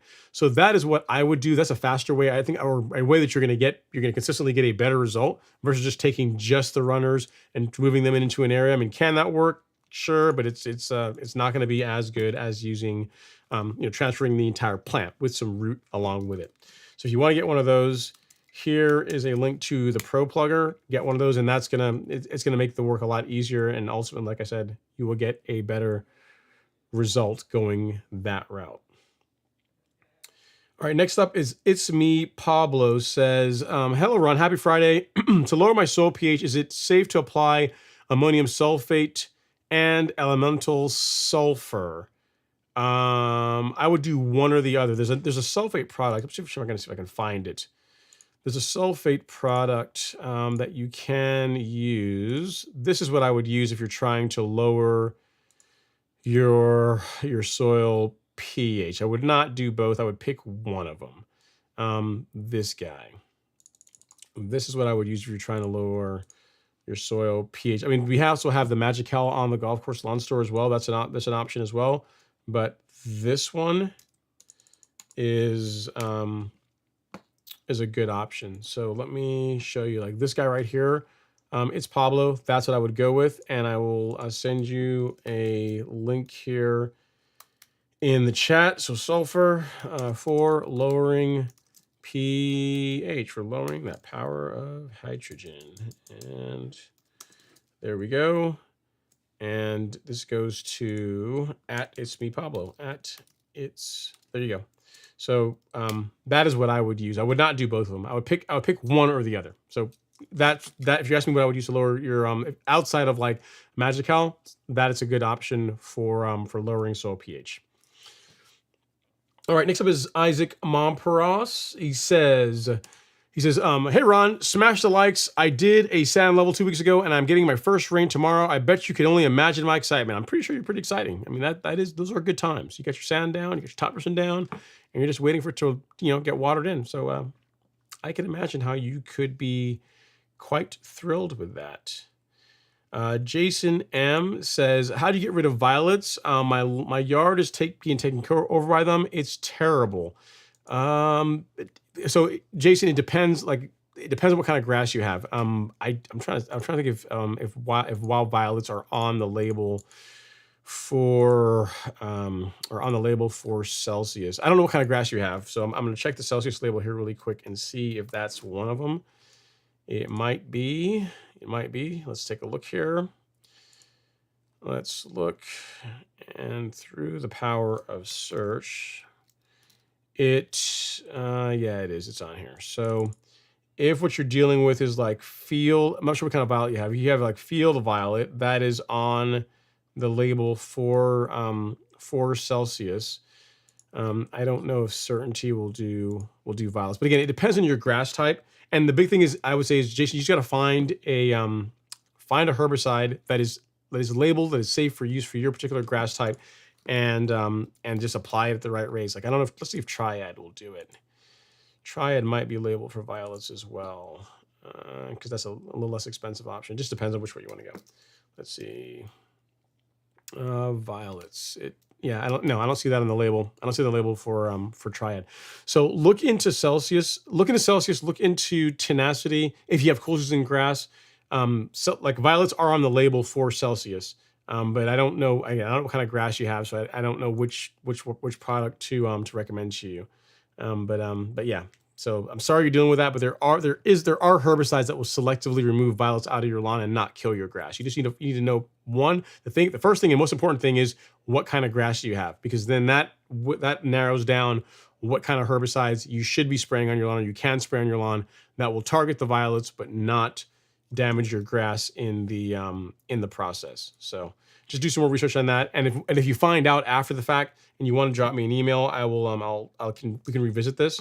But like here we go. Ron@golfcourselawn.com is where you can email me, and I'll do my best to follow up with you later on to help you out if you still need it. Okay, next up is WatchTube35. It says, my lawn is 60% dandelions. How do I remove them? There's a lot of ways to kill dandelions. Again, it depends on kind of like Jason's question. What kind of grass do you have? Celsius will kill dandelions. Pretty much any 3-way will kill dandelions as well. We'll get rid of them. So depending on your grass type, you can either use, if you have warm season grass, I would say use Celsius because it's gentle. It's like easier if you have warm season grass, use Celsius because it's gentle. It's easier on warm season grass types. If you have cool season grass, you could use a 3-way, like Triad, like that can do it as well. So I can show you here. If we go to shop and the weed killer section, so for warm season grass, you could use Celsius or this or Triad Select, which is a 3-way. Of the two, if you have warm season turf, I would do Celsius. If you have cool season grass, you could use Triad. You know, this is labeled to also be safe for a lot of common cool season grass types. So depending on your grass type, either one of these will get rid of dandelions in your lawn watch tube. Make sure you read the label. Make sure you apply it at the right rates, and because dandelions aren't terribly hard to kill. You just got to make sure you're using a herbicide that's labeled as safe for use on your particular grass type. Brandon Kennedy says, a Flowzone backpack sprayer, bro. Buy an adapter for each tip you use. LOL, about a minimum 2. Trust a stranger on this one. Yeah, so that's what I do. That's actually what I do, Brandon. So if you notice here, this is actually a brand new spray tip. This is a brand new one, right? So I have one of these that's on my sprayer right now that has the foliar tip that stays in, that foliar tip stays in this. And I have this one because I had someone needed really wanted one of these really badly and needed one. And they begged and pleaded with me saying, hey man, can you please sell me yours? I'm like, whatever, I can just order another. And if you don't want to wait, I can ship it to you. So I did. I sent it to somebody that was begging and really needed one. So this is my brand new one. And this one, the flood jet tip will live on this. And the one that's in the garage right now is the same adapter, but it has the foliar, the T-jet, the foliar tip on it. So, which is really nice. You can just swap them. It makes the O-ring last longer, reduces the chance of leaks because you just have one and you're not swapping back and forth. It's just pop this off, pop the other one in, and away you go. Away you go. All right, next up we have here, Southern Abe says, hi Ron, have you ever had Celsius kill Bermuda? After I sprayed, I have a very thin Bermuda now. Nope, I've never had it kill Bermuda. I mean, any herbicide, if sprayed incorrectly and at the wrong rates, more than likely will damage your grass. So if the question is, have I ever seen Celsius sprayed at the correct rates damage Bermuda or kill Bermuda? No, I haven't. So if you have, if you have some thin spots in your lawn, and you can definitely tie it to spraying Celsius, I would double check the rate that you use. I mean, you'd have had to go pretty heavy to cause it to thin out your Bermuda. You know what I mean? So answer to the question is no. I've not personally seen that, and I've not really had that reported by people either. I mean, there's a lot of people that are using Celsius and using that combination, and that's this is a first I've heard about it. One, either killing Bermuda or causing it to be thin. So I would imagine that the reason why your Bermuda is thin is likely something else, and not not Celsius or Certainty. Now, if you told me that, hey, I sprayed Celsius and I've got some light yellowing in my lawn, I'd say, yeah, maybe you over applied it or the rate that you used was incorrect. Like that, I could see potentially happening. But as far as it causing the Bermuda to get thin, no. I'm thinking your problem, the issue is more than likely something else. Okay, next up is we got John K. Power. He says, I just got a Flowzone Typhoon 3 and it came with 1104 spray tip and a flood jet tip. Cool, that's cool, that's nice. So they have caught on. So you can now get one. It sounds like they're now including the adapter. I guess they're including the adapter as well too, and the tip. That's cool. That's a smart thing to do. That is very, very smart, because that's like you really need that to get the most out of the sprayers. That's a good thing that they're now including that along with it. Next up, so that's sidebars. I'm Ed Jones, and he says, lawn looks great. Wow. Is that from if you're talking about my lawn earlier? Yeah, man. Thank you. I appreciate it. It's a lot of work has gone into it, so I'm happy with how it's coming in, how it is coming in now. Let's see here. No Name says, hey Ron, I know you said this before, but what leftover treatments do you spray on your shrubs and hedges? I had to aggressively trim and they need some help now. Yeah, so that's a good question. So whenever I spray, I mix up the fertilizer combination that I spray twice per month. So the carbon kit, the Golf Course Lawn carbon kit, Primo, maybe some Nutrizolve in there as well. Whenever I am done spraying the lawn, if I have any left over, typically I don't, but if I have any left over, I'll spray shrubs with that, because that helps That helps regulate the growth of the shrubs because I really hate trimming shrubs. So using that combination on shrubs, it will slow them down. Your shrubs are not going to grow as quickly. So yeah, so the answer no name is a combination that I use twice per month to spray the lawn. That includes fertilizer and growth regulator and biostimulants. Is the same one. If I have any left over, I'll go and I'll just I'll spray the shrubs with it. So yeah, that's what I use, mainly because the same reason I said. I don't like trimming shrubs. It's a lot of work. So that's why I try not to do that. And Vahid Navi says, thanks. You are very welcome. You're very, very welcome. No worries at all. Next up is, I just put down $3,000 worth of sod because tenacity ruined it. Now two animals are rolling back the sod to get back what is ever under the sod. What can I use? Okay, so you used tenacity over the entire lawn, and I'm not sure what rate you apply that, and it caused some damage. So you resodded it. When you say animals are rolling back the sod to get at it, rid of what's under it, what are you what animals and what are they trying to eat? I mean, is it like I mean, I'll say this. I mean, if they're going after grubs, if they're trying to eat grubs in the lawn, you can use an insecticide to get rid of the grubs, to kill off the grubs, and then that's going to make your lawn less appealing to the animals. Without knowing the animals that you're dealing with, though, it's hard to say what to do to make them go away. You know what I mean? But if you're just trying to eliminate the food source, eliminate what they're going after, then an insecticide like this, like a Celiprin. So if you go to shop and insecticide, fungicide, you got a Celiprin in both a liquid form and a granular form. So either one of those will work well. Just depends on your preference. The liquid's kind of nice in the sense that you're able you have more control or easier control over application rates. And yeah, either one of those will control grubs, armyworms, a whole host of lawn damaging insects in your lawn. And that is what I would use if you're trying to eliminate the food source, assuming that it's grubs, that these animals are going after. And so I would do that, and then I would figure out, like, what can I do to repel said animals? And eliminating their food source is one thing, but then, like, what can I do to make whatever the animals are not want to be in my lawn? And I would also take steps to do that as well. So it would be a multi-pronged approach, not just eliminating the grubs. So hope that helps, CER.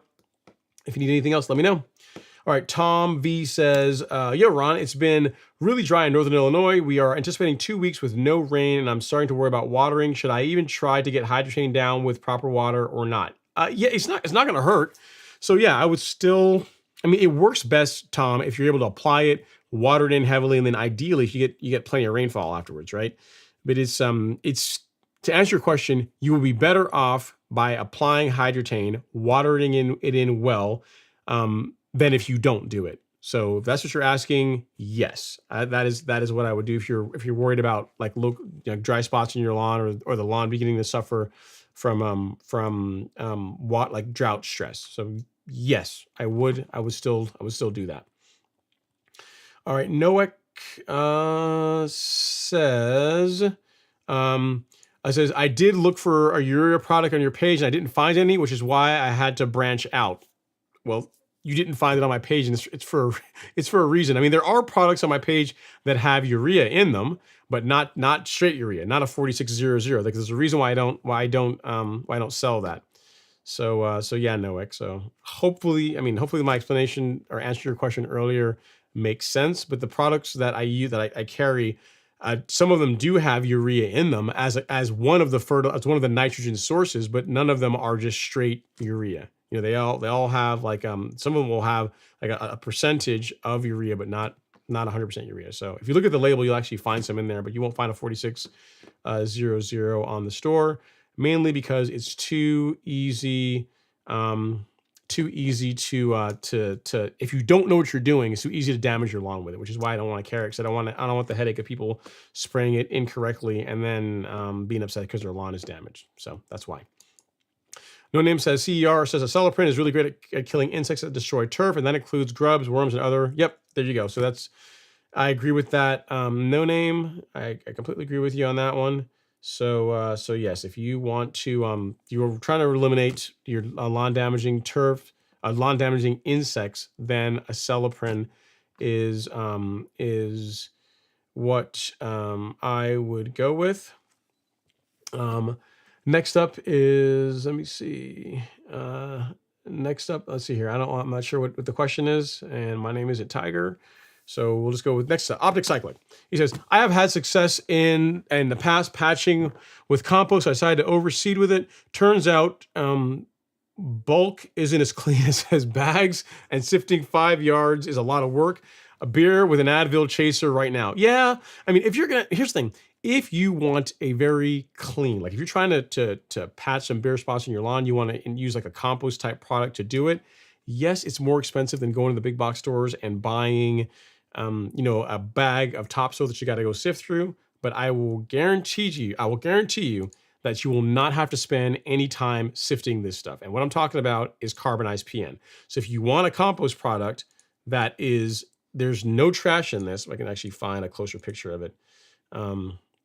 Yeah, it's a close up. It's close enough. You can see what you got there. There's no garbage. There's no bark. There's no, other, there's nothing in there. There's only 2 things in a bag of carbonized PN, and that is biochar and compost. That's it. There's nothing else in there.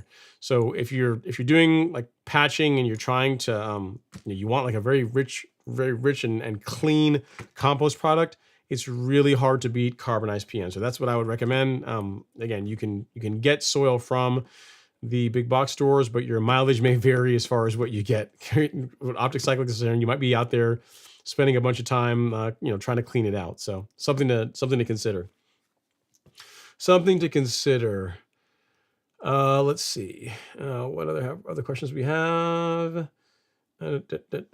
Gary T. Gay is up next. He says, I leveled and seeded and covered with peat moss. Grass germinated and started well. Last night we had thunderstorms, and now I got piled up peat moss all over. How do I fix it? Try the top dressing rake. I mean, the top dressing rake, that's what I would say. Top dressing rake, if it's really piled up in a big area, you can take a shovel and, move it, spread it around to do like rough spreading, and then use the leveling rake to kind of move to work it all back in. But yeah, what you're doing is what I'd recommend, is what I would do, Gary. Sorry, you're dealing with that. I'm not sure if is it Gary or Jerry. I'm not sure. I apologize if I'm pronouncing your name incorrectly. So if it's in a big pile, shovel, spread it around, and then use your leveling rake to kind of plane it in, to work it in, and you should be you're good to go. And Devin is answering as well. He says, Jerry, you did the right thing. Try to get it smooth and level back out. If you think some spots may be a thing with seed, add a little extra seed back in. Yeah, so there you go. That's exactly what I would do. So what Devin is telling you. So just take it. It's all in one spot and spread it back out. Like say, I'm not going down on this one. I'm gonna be obstinate. I'm gonna put my peat moss where I want it to be, and that's the way it's gonna be. Okay, next, let's see here. Jorge Quinones is up next. He says, receive my Acelyprin in a nice looking package from your link. I appreciate that. I'm glad that you enjoy the packaging. We try.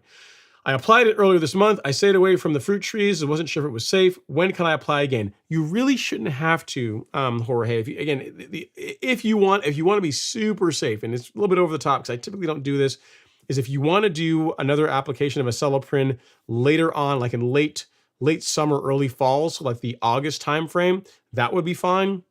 But I don't typically have to do that. Like I don't do that. I typically apply it once. Not typically. This is what I do. I apply it once per year in late March, early April, and then that's it for the year. You know what I mean? If you want to apply it again in August, you can, but it's not something that I do.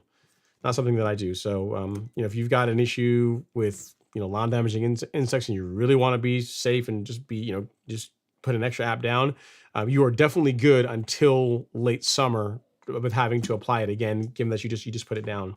And I'm glad that you enjoy the packaging. Thanks for the feedback. I am, a lot of work goes into that, so I'm glad that it you took notice of it. So there you go. All right. D Little says Green Machinery is a company based out of China. Okay, cool. Yeah, I've never heard of that mower before, so I can't really speak to it. And you said I don't see any presence other than the US other than LA. Yeah, so that's something I'd be a little bit worried about, that because if you buy the mower and something breaks in it, then you gotta getting parts, and so yeah, I don't know. I mean, I'm not trying to say that I should know about all the real mowers in existence, because by far I don't. But I mean, if it's one that's commonly used in the United States, I'm pretty familiar with most of the common ones, right? So like True Cut, your John Deere, Jacobsons are not really that common, but they're out there too. And then your True Cut, your Trimmer, and your McLean. Like those are the ones that are the most common ones. Hudson Star, if you want a really high end push reel mower, like that's out there. But I mean, this one I've not really heard of, and I've not seen anyone using it. I've never seen any content on it. So it might be an awesome mower, right? It might be an awesome mower, but with us having so many great options here that there's tons of parts all over the place for, like why go to something different unless it's got some really cool feature that that the current mowers in the US market don't have. Let's see. No Name says, Devin, how is the new lawn coming along? Also, how are things at the course? We need more details and updates. And Devin says, design and approval is all finished with the lawn. Should have it done and in by August. Course is great. Finally starting to get it going. I'll have to get back on the live again. Yeah, man, when you come back in, you got to keep us posted with updates as far as how the course is going. All right, Lawn Jewel says, how soon can I let up on daily watering after a recent cool season lawn overseed and transition to deep watering? You know what? I'm not going to answer this question. I'm going to turn this over to Devin, where he says, Lawn Jewel, do the pull test. If you can pull up the sod and it doesn't pull up, you know it's rooted. At this point, you should be mowing regularly and switching the way you water. I couldn't have said that better. So yeah, do exactly what he's saying. All right, next up is not Pone de Lamad, Joe Coppola. Joe Coppola says very low very low phosphorus and potassium, which I am amending currently this spring and fall. Okay, wait a minute. So hang on a second. I think earlier you were saying that your nitrogen was low. If I'm thinking about the same person, maybe I think you were the one that sent me the super chat.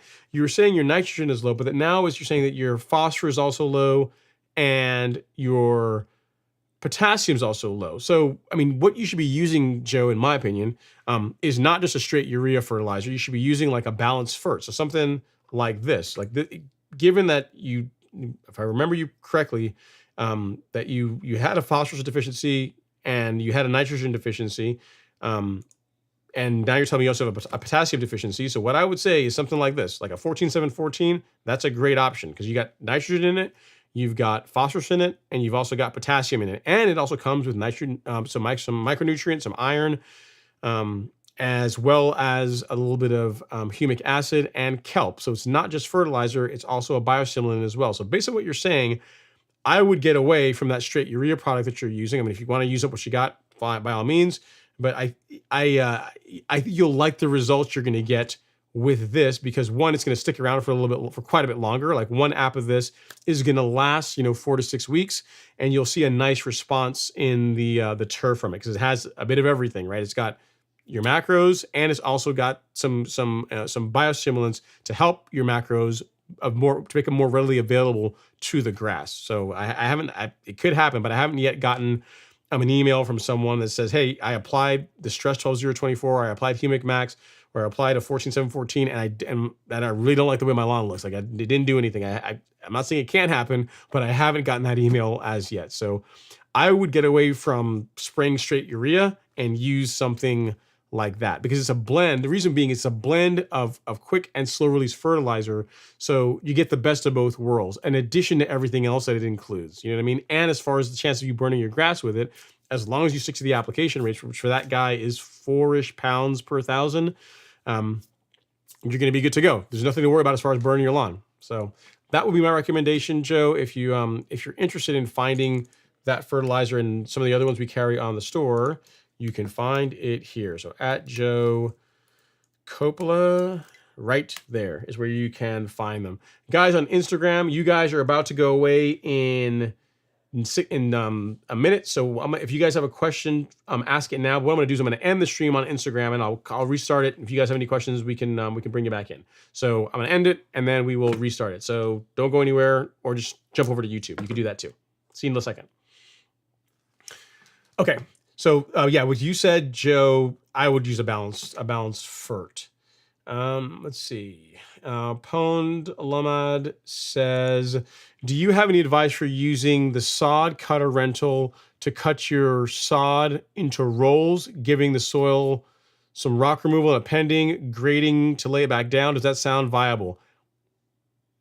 In theory, yes. In theory, yes. It sounds like a lot. I've never done that. It sounds like a lot of work, but in theory, yeah. I mean, I guess you could use a sod cutter, roll up your entire lawn, dig all the rocks out of your lawn, like add soil, amend it, do whatever you want to do, and then reapply it all. I guess you could do that. I mean, I wouldn't, as long as you're planning to do it relatively quickly. Like if you're going to if your goal is to do that, and let me think about this. If your goal is to do this over the course of like a week or so, a week or two, then no. I think the sod that you cut up is gonna have a problem surviving, right? It's not gonna do well. So if your plan is to do this all, like you're gonna start this on a Saturday morning, you got everything all lined up, you're gonna roll up the lawn, fix everything, and then you're putting it back down like Sunday the next day.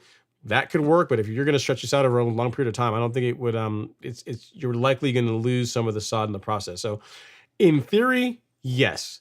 In reality, I don't know how well it would work out. I've never heard of anyone doing that. And if you're going to do it, be sure to film it, take pictures, and let us know how it works out, because that's sounds like a whole lot of work. I mean, if I'm going to go through that much trouble, Pone Lamad, what I would say, or I see what it is. Like I know what you are. You're like like an FPS gamer. Like I get it now. Pone, LOL, you mad? So like you ganked somebody, and I get it now.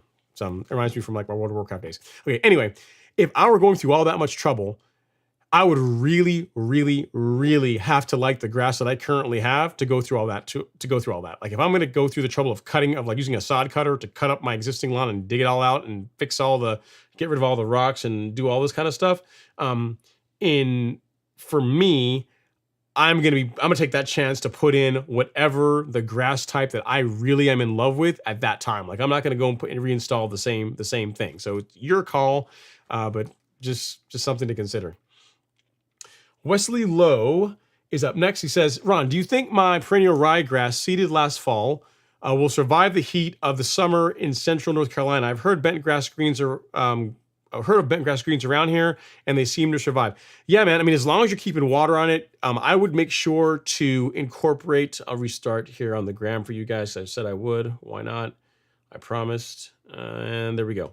So what I would say is this: if you're going to I would make sure you're incorporating a kelp product, because that does help with stress management in the turf.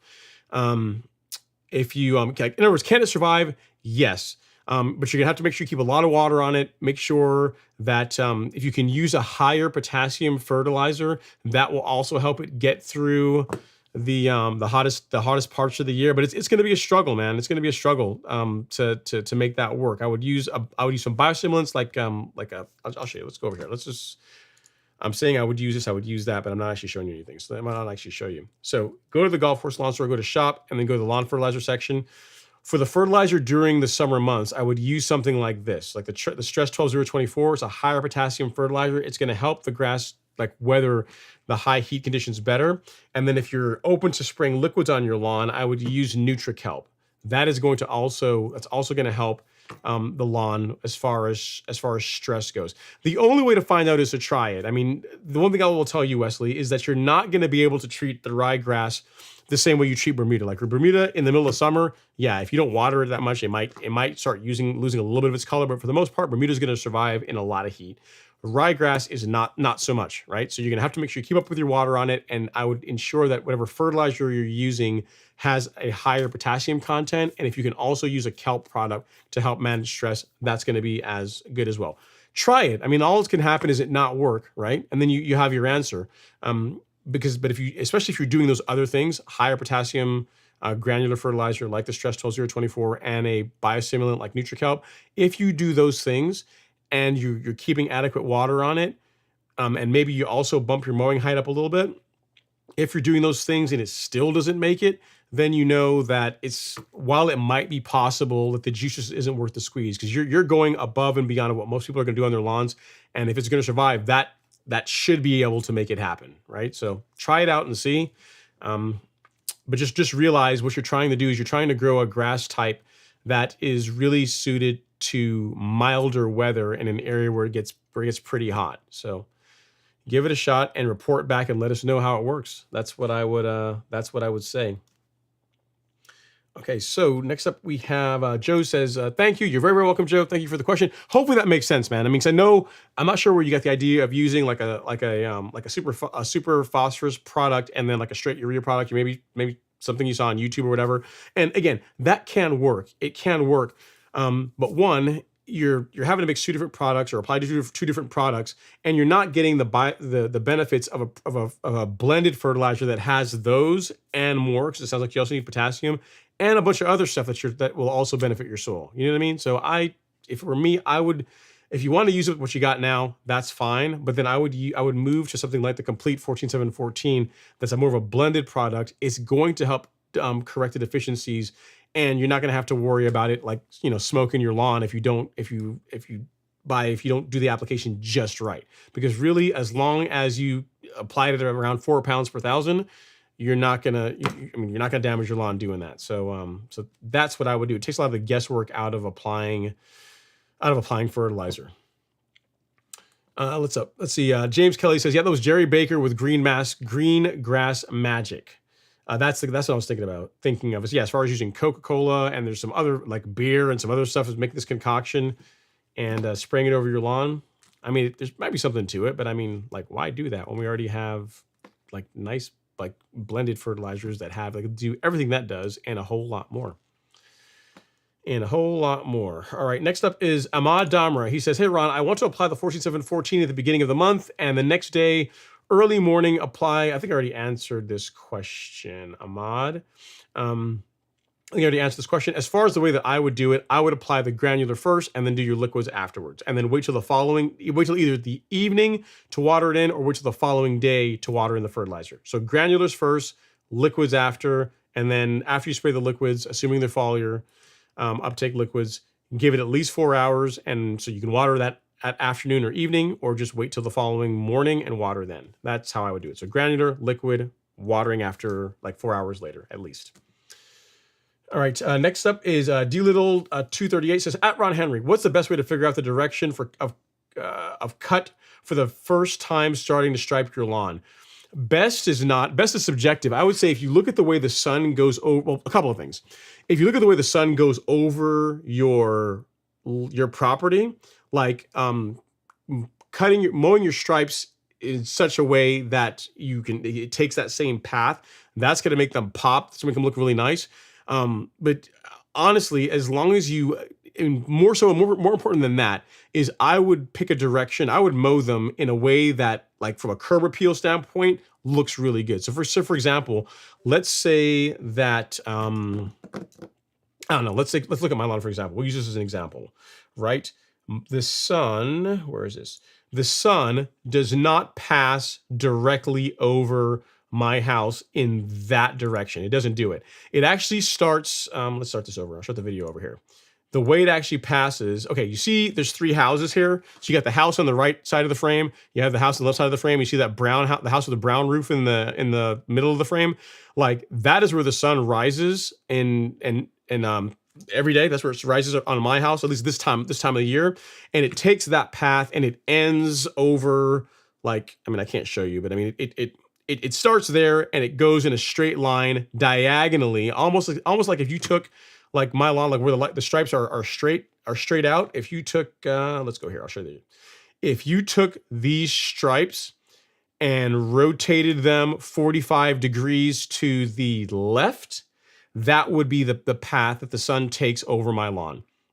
That's a direct path. And as you can see, even with it not being mowed directly that way, the stripes still look really good. So if you're saying I want the absolute best stripes, then mow the stripes in the direction that the sun takes. But the fact of the matter is, you really would want to mow them for curb appeal. So for the front lawn, mow them in a way that when someone's driving by, because come on, we want to show our domination, right? When someone's driving up or when you're driving up, like the stripes look nice in relation to the house, because the path of the sun, yes, it makes a difference. And if you can mow them directly in the path the sun takes, they can look even better. But the biggest thing is just mow them in a way that to your eye, when you're looking at your house and you're looking at the stripes, they look nice. That is what I would say. So it doesn't really matter. But that's as far as the dominant ones, mow them in a way, or set the dominant stripes in a way that's aesthetically pleasing whenever you're looking at the lawn, at whatever direction you're looking at the lawn from. And because really, D Little, you're not only gonna mow the lawn in one direction, you're gonna be varying the mowing direction at least two ways. You should be mowing it at least, like if you're mowing this way, you should also at least mow it perpendicular to that. You can mow it all four ways. You mow one this way, one this way, one this way, and then one this way. You can mow like all four quadrants, but at a minimum, perpendicular is what you want to do to get like a really good cut and prevent like just causing ruts in the lawn and this kind of thing. So hope that helps, sir. Congrats on starting the journey of defining your own stripe action, and hopefully my explanation made sense. The long short of it is, it doesn't really matter if you really want the absolute best stripes, the way the sun goes over your house, but really pick the way that looks best to you and go with that. They'll be just fine. Mike D is up next. He says, I forgot it's Friday, but I'm here to ask question 100 plus to keep Ron up past midnight. Yeah, it's already 11 o'clock. Wow. Hit the like button. I hit my graphs with PGR yesterday. Nice. Congrats, man. Congrats on introducing growth reg into your lawn care program. PGR is awesome stuff. Literally, guys, I have to say, I love biostimulants, but as far as like a non-biostimulant product, one of my favorite products, I mean, I hate to use the word favorite because they all are near and dear to my heart, but it's really hard. Like once you start using growth reg, start using Primo, it's really hard to go away from using it, man. Like the way the turf looks and just the fact that you don't have to mow as much and just in general, it's awesome stuff. Highly encourage you if you're a serious lawn nerd to give it a shot. And I don't think you'll be disappointed with the results you get from Primo Max. Shauna says, still live, Ron, get some sleep. I will be. I'm winding down. We're getting there. I'm running on the last few comments. Let's see here. We have Kyle Savant. He says, I have Bermuda Tifway 419. However, I fight hard to eliminate Dallas grass without success. Do you have a winning herbicide combination that will kill this stubborn weed? I do not. I know of a herbicide that will kill Dallas grass, but unfortunately it's not labeled for use on residential lawns, so that it don't tempt you. I'm not going to tell you what it is. So the best way to get rid of Dallas grass, Kyle, is to just dig it out. That's the second next best thing. And I know that sounds like a lot of work, but you'll be surprised that over the course of a couple of weeks, you take an evening, an hour, a couple days throughout the week, how quickly you can eliminate Dallas grass from your lawn. But digging it out, like physically removing it, is going to be your best bet on residential lawns, because there's not really a herbicide that will kill it that you're supposed to use on residential lawns. Certainty is labeled to suppress it, meaning that it's going to grow less, it's going to grow slower. You can knock it back, you can injure it, but if you just want it gone, dig it out. That's going to be your best way to go. Sorry, I don't have a better answer for you, but yeah, that's what I would recommend. Matthew Kim says, I accidentally used Roundup on my lawn. Will it grow back?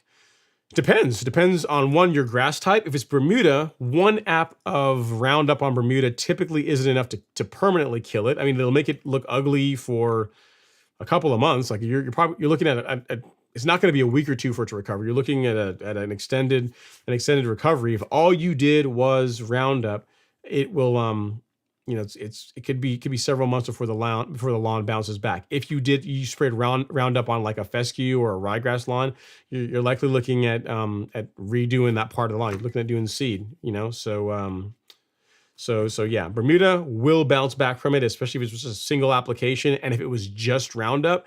But if you, for example, if you mix Roundup with, and by Roundup I mean glyphosate, because Roundup makes other products other than just glyphosate. But if you mix glyphosate with something like, say, Fusilade 2, and you spray that over Bermuda, then yeah, you're going to be resodding or reseeding the lawn. Like that's gonna kill it. Like that combination is really, really hard. It's really devastating against Bermuda. Like you're gonna have a hard time. You're gonna be waiting a long, like years to get to grow back. I'll give you an example, Matthew. I sprayed some Bermuda in my flower beds last year with glyphosate and Fusilade, and there's still no Bermuda growing in there. Like the Bermuda still hasn't, it eventually will get back in the bed, but it'll be the new stuff from this year that spreads into it. It won't be the stuff that was there last year.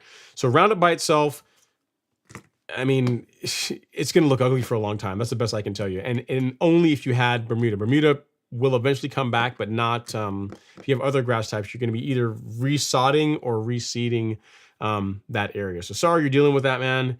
And but it's you know, you just got to be really, really, really, really careful when it comes to using non-selective herbicides around your lawn. As a general rule, unless you're doing a renovation, you don't want to use non-selective herbicides like Roundup, like Diaquat. Like you don't want to use any of that stuff on your as a way to kill weeds in your lawn, because the only real benefit for them of those products is that they tend to be less expensive. And if you're doing a renovation, they're great for that. You know, they work quickly, they get rid of the weeds quickly. Like you see a response like within 24 hours. You start, especially if you have like something like this, something like this.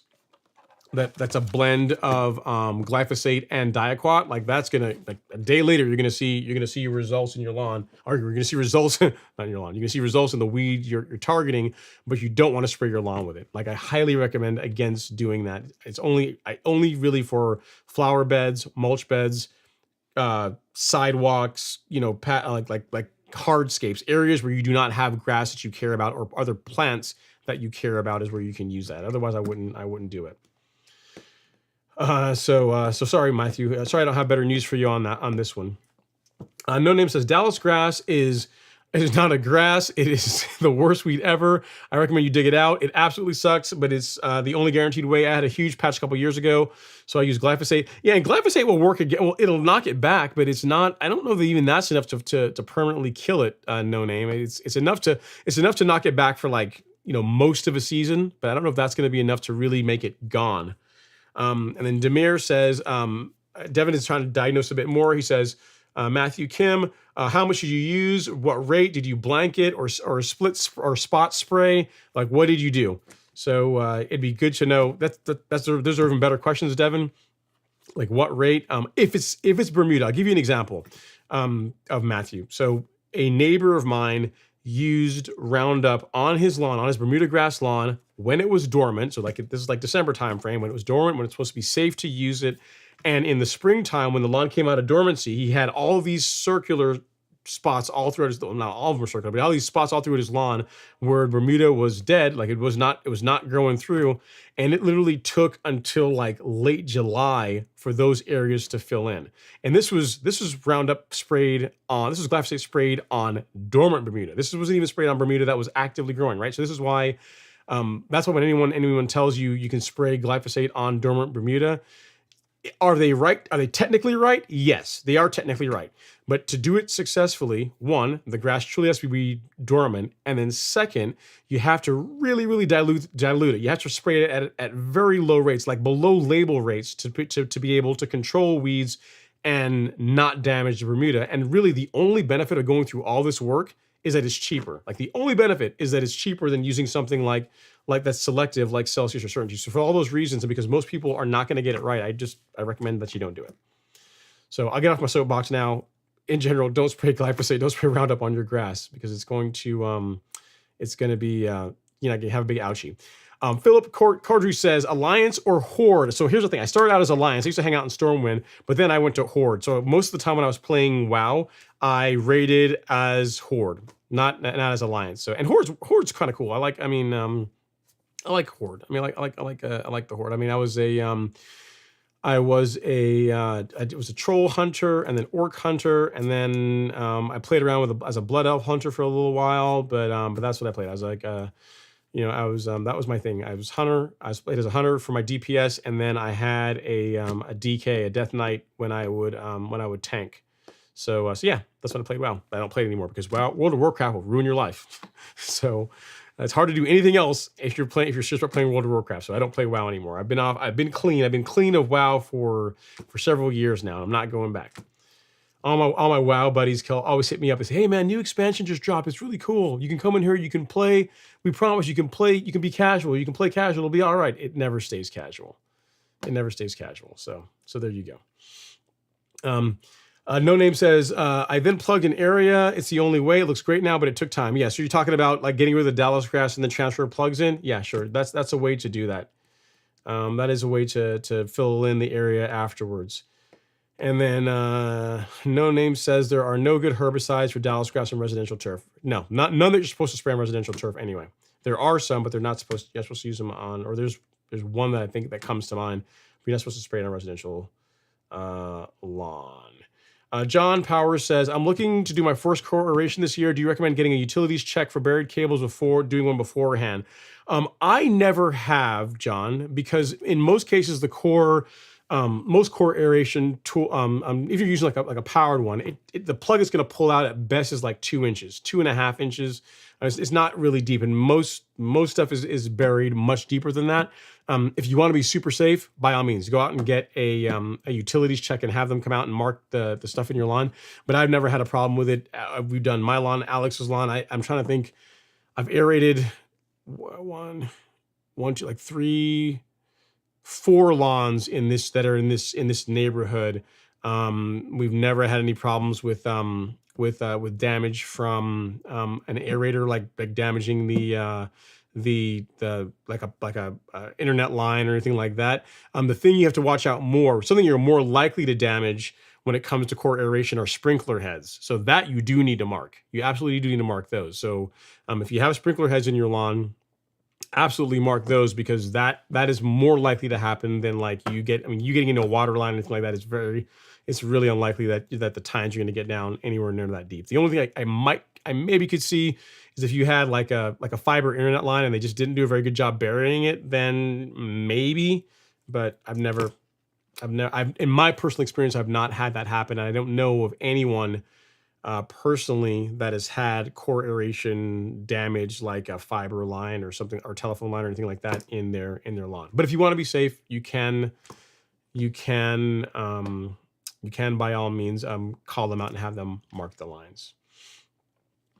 Let's see what else we got here. Unipoke says, you're still live. It's dedication. Props, by the way. I saw where you addressed my email. Sorry, I sent so many pics, but the mud spot I was talking about wasn't shown. It's in my first email. Okay, cool. Well, I'll look after the live stream, and I'll try and look after the live stream. Worst case, I will answer your email in the morning, because it's almost midnight here. So hopefully you guys will be a little bit considerate, because here's the thing. I'm sure if I answer an email that you guys sent to me like 3 hours ago, you guys likely aren't up now to look at it anyway. So if I don't answer it tonight, I'll answer it in the morning when I wake up,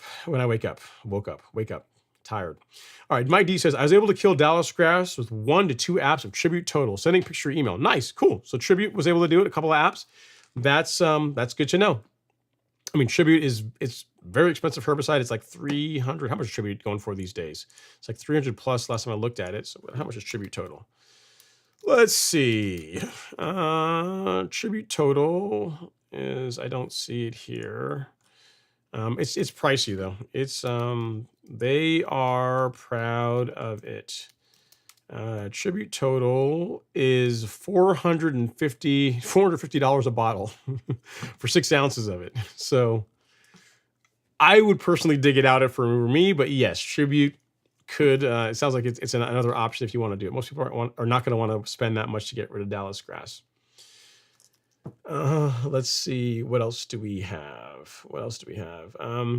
Progression Decibel says, is it a waste of time to just pull out Poannual from my lawn with a weeder tool, or just hit it with Image or Certainty this month, or let it die naturally and then follow up with Spectacle in the fall? It depends on how much it's bothering you. We are at the time of year where it's going to start dying off here fairly soon. So if you want it gone sooner, I'm not sure where in the country you are, but if you want it gone sooner, you can spray it with Certainty.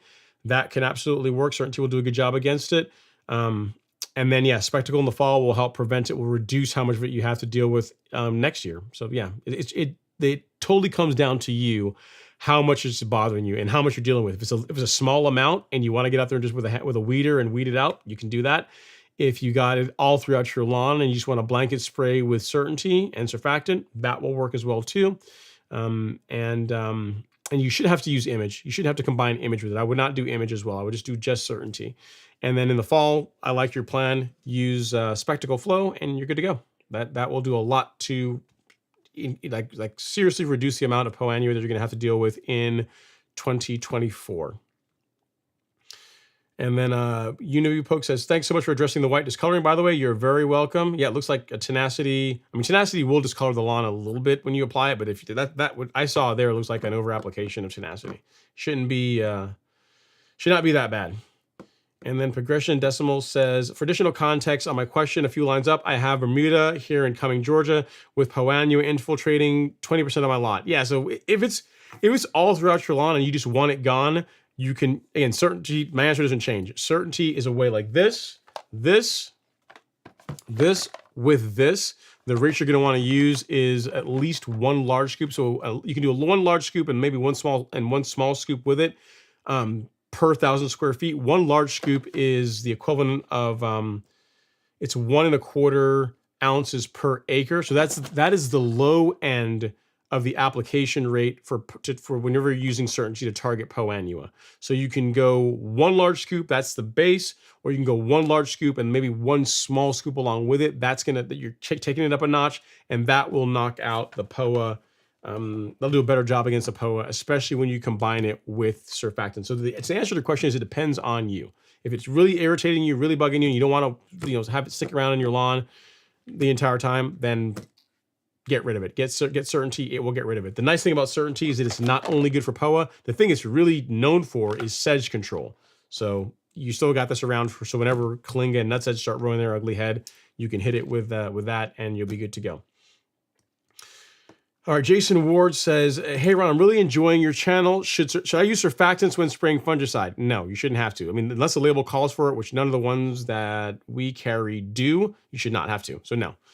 Can I use Dawn dish soap as a surfactant? You can, but I don't recommend it. So if you want to use a surfactant, use this. Use the spreader sticker. Use an actual surfactant that's designed for use on turf grass. It's not that expensive. Compared to whatever you're going to be mixing with it, this is going to be the cheapest component. So I would just use this. Use a proper surfactant versus trying to use something like Dawn dish soap, because this is going to foam a lot less. Soap Dawn is going to foam up like crazy in the tank, and it's not going to work as well as that. And no, you should not have to use surfactant with like with Pillar SC. Just the fungicide and water and spray it, and away you go. And water it in, and that's it. And let's see what else we got here. And then Matthew Kim says, my apologies for mentioning the grass type. It's Bermuda, and I spot treated and ran a hose after to minimize the damage, and it still killed it. Yeah, so you have Bermuda, so that's what you got working for you.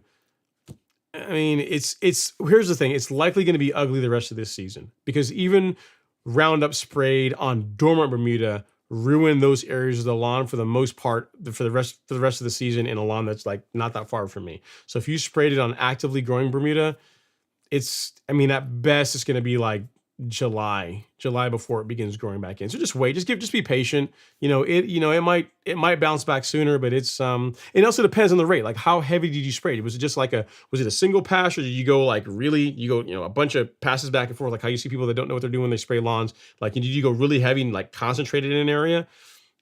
All that weighs into how long it's going to take to for that area to recover from the damage. So it's just a time is going to tell is the best answer, Matthew. So I'm sorry you're dealing with that. Bermuda is if you had to spray anything with Roundup, Bermuda would be the one thing that I'd say that, yeah, you have the best chance of it coming back on its own, but it's still going to be a process. It's going to be a couple of months for it to bounce back. Derek Smith says, good evening, Ron. What are you thinking about buying Water Aid drought solution instead of Hydrotain? What are your thoughts? I have never heard of Water Aid, so I don't know how well it works. So check the reviews, see what other people are saying about it. If it works well and you think that whatever the benefits it has are better than what Hydrotain offers, then give it a shot. You know what I mean? I'm not familiar with it to be able to say yes or no, or what the pros and cons are of that product, because I have not heard of it until just now.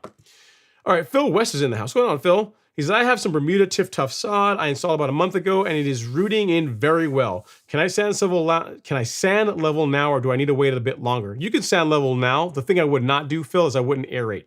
I wouldn't aerate just yet. If you wanted to top dress it, again, go light. By light, I mean 1/4 of an inch to no more than 1/2 an inch of material, of top dressing material. That's going to be just fine, but I wouldn't run an aerator on it this go around, because we don't want to take a chance of potentially pulling up the sod that's trying that. I mean, it sounds like it's rooting in fine, but there's no chance to add additional stress to it on relatively new sod by running a core aerator on it. Once it's fully rooted in and doing well, if you want to aerate, later in the season, if you want to aerate, like say in July, that's still plenty of time for the lawn to recover. That would be fine. Or if you want to wait till next year and do it, that's okay too. But for a sod that's only a month old, I don't feel too bad about top dressing that, especially since, by your own words that it's rooting in nicely. I imagine you're already out there. You're already out there mowing it. So if you're out there, you're already on the lawn, you're already using the lawn, it's rooting in nicely, and you want to top dress it, sure.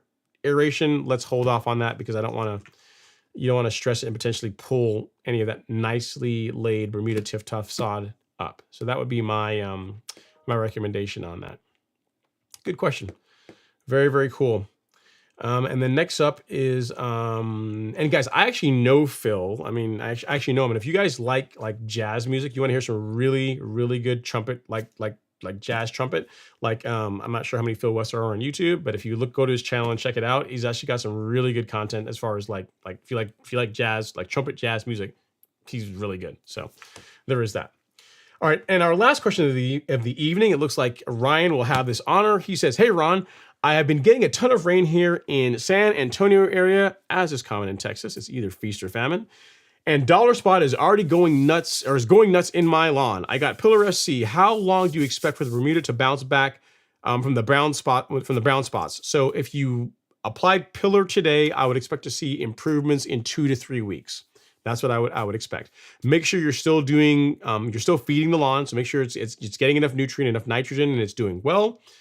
And keep up with your mowing. And I would say is until the lawn has recovered, after you mow it, clean your equipment, rinse your equipment off. Don't mow the lawn and just put it up and then go and mow the entire lawn, because you could potentially be spreading this stuff around. So after you cut it, whether you're using a rotary or reel mower, rinse your equipment off after you're done. And then after that, it's just time. So sorry you're dealing with that. You got a great fungicide. Like Pillar's an excellent product, and it will do a great job of arresting the spread of that. And yeah, that's it. Just time at this point. Well, guys, gals, hopefully you guys enjoyed the show. We went on a little bit long tonight, but that's how we do. I was a little bit long-winded earlier. Hopefully you guys enjoyed the content. And again, if you are in need of fertilizer, by all means, check out the Golf Course Lawn Store. We got lots of great products. They're all in stock. There also is that new blog post that is on the topic of different soil types, pros and cons of them. I'll have that in the description of the show once the live stream is over. And I appreciate you guys watching. You guys take care. Have an amazing weekend. Go out and do something fun in your lawn. Until next time.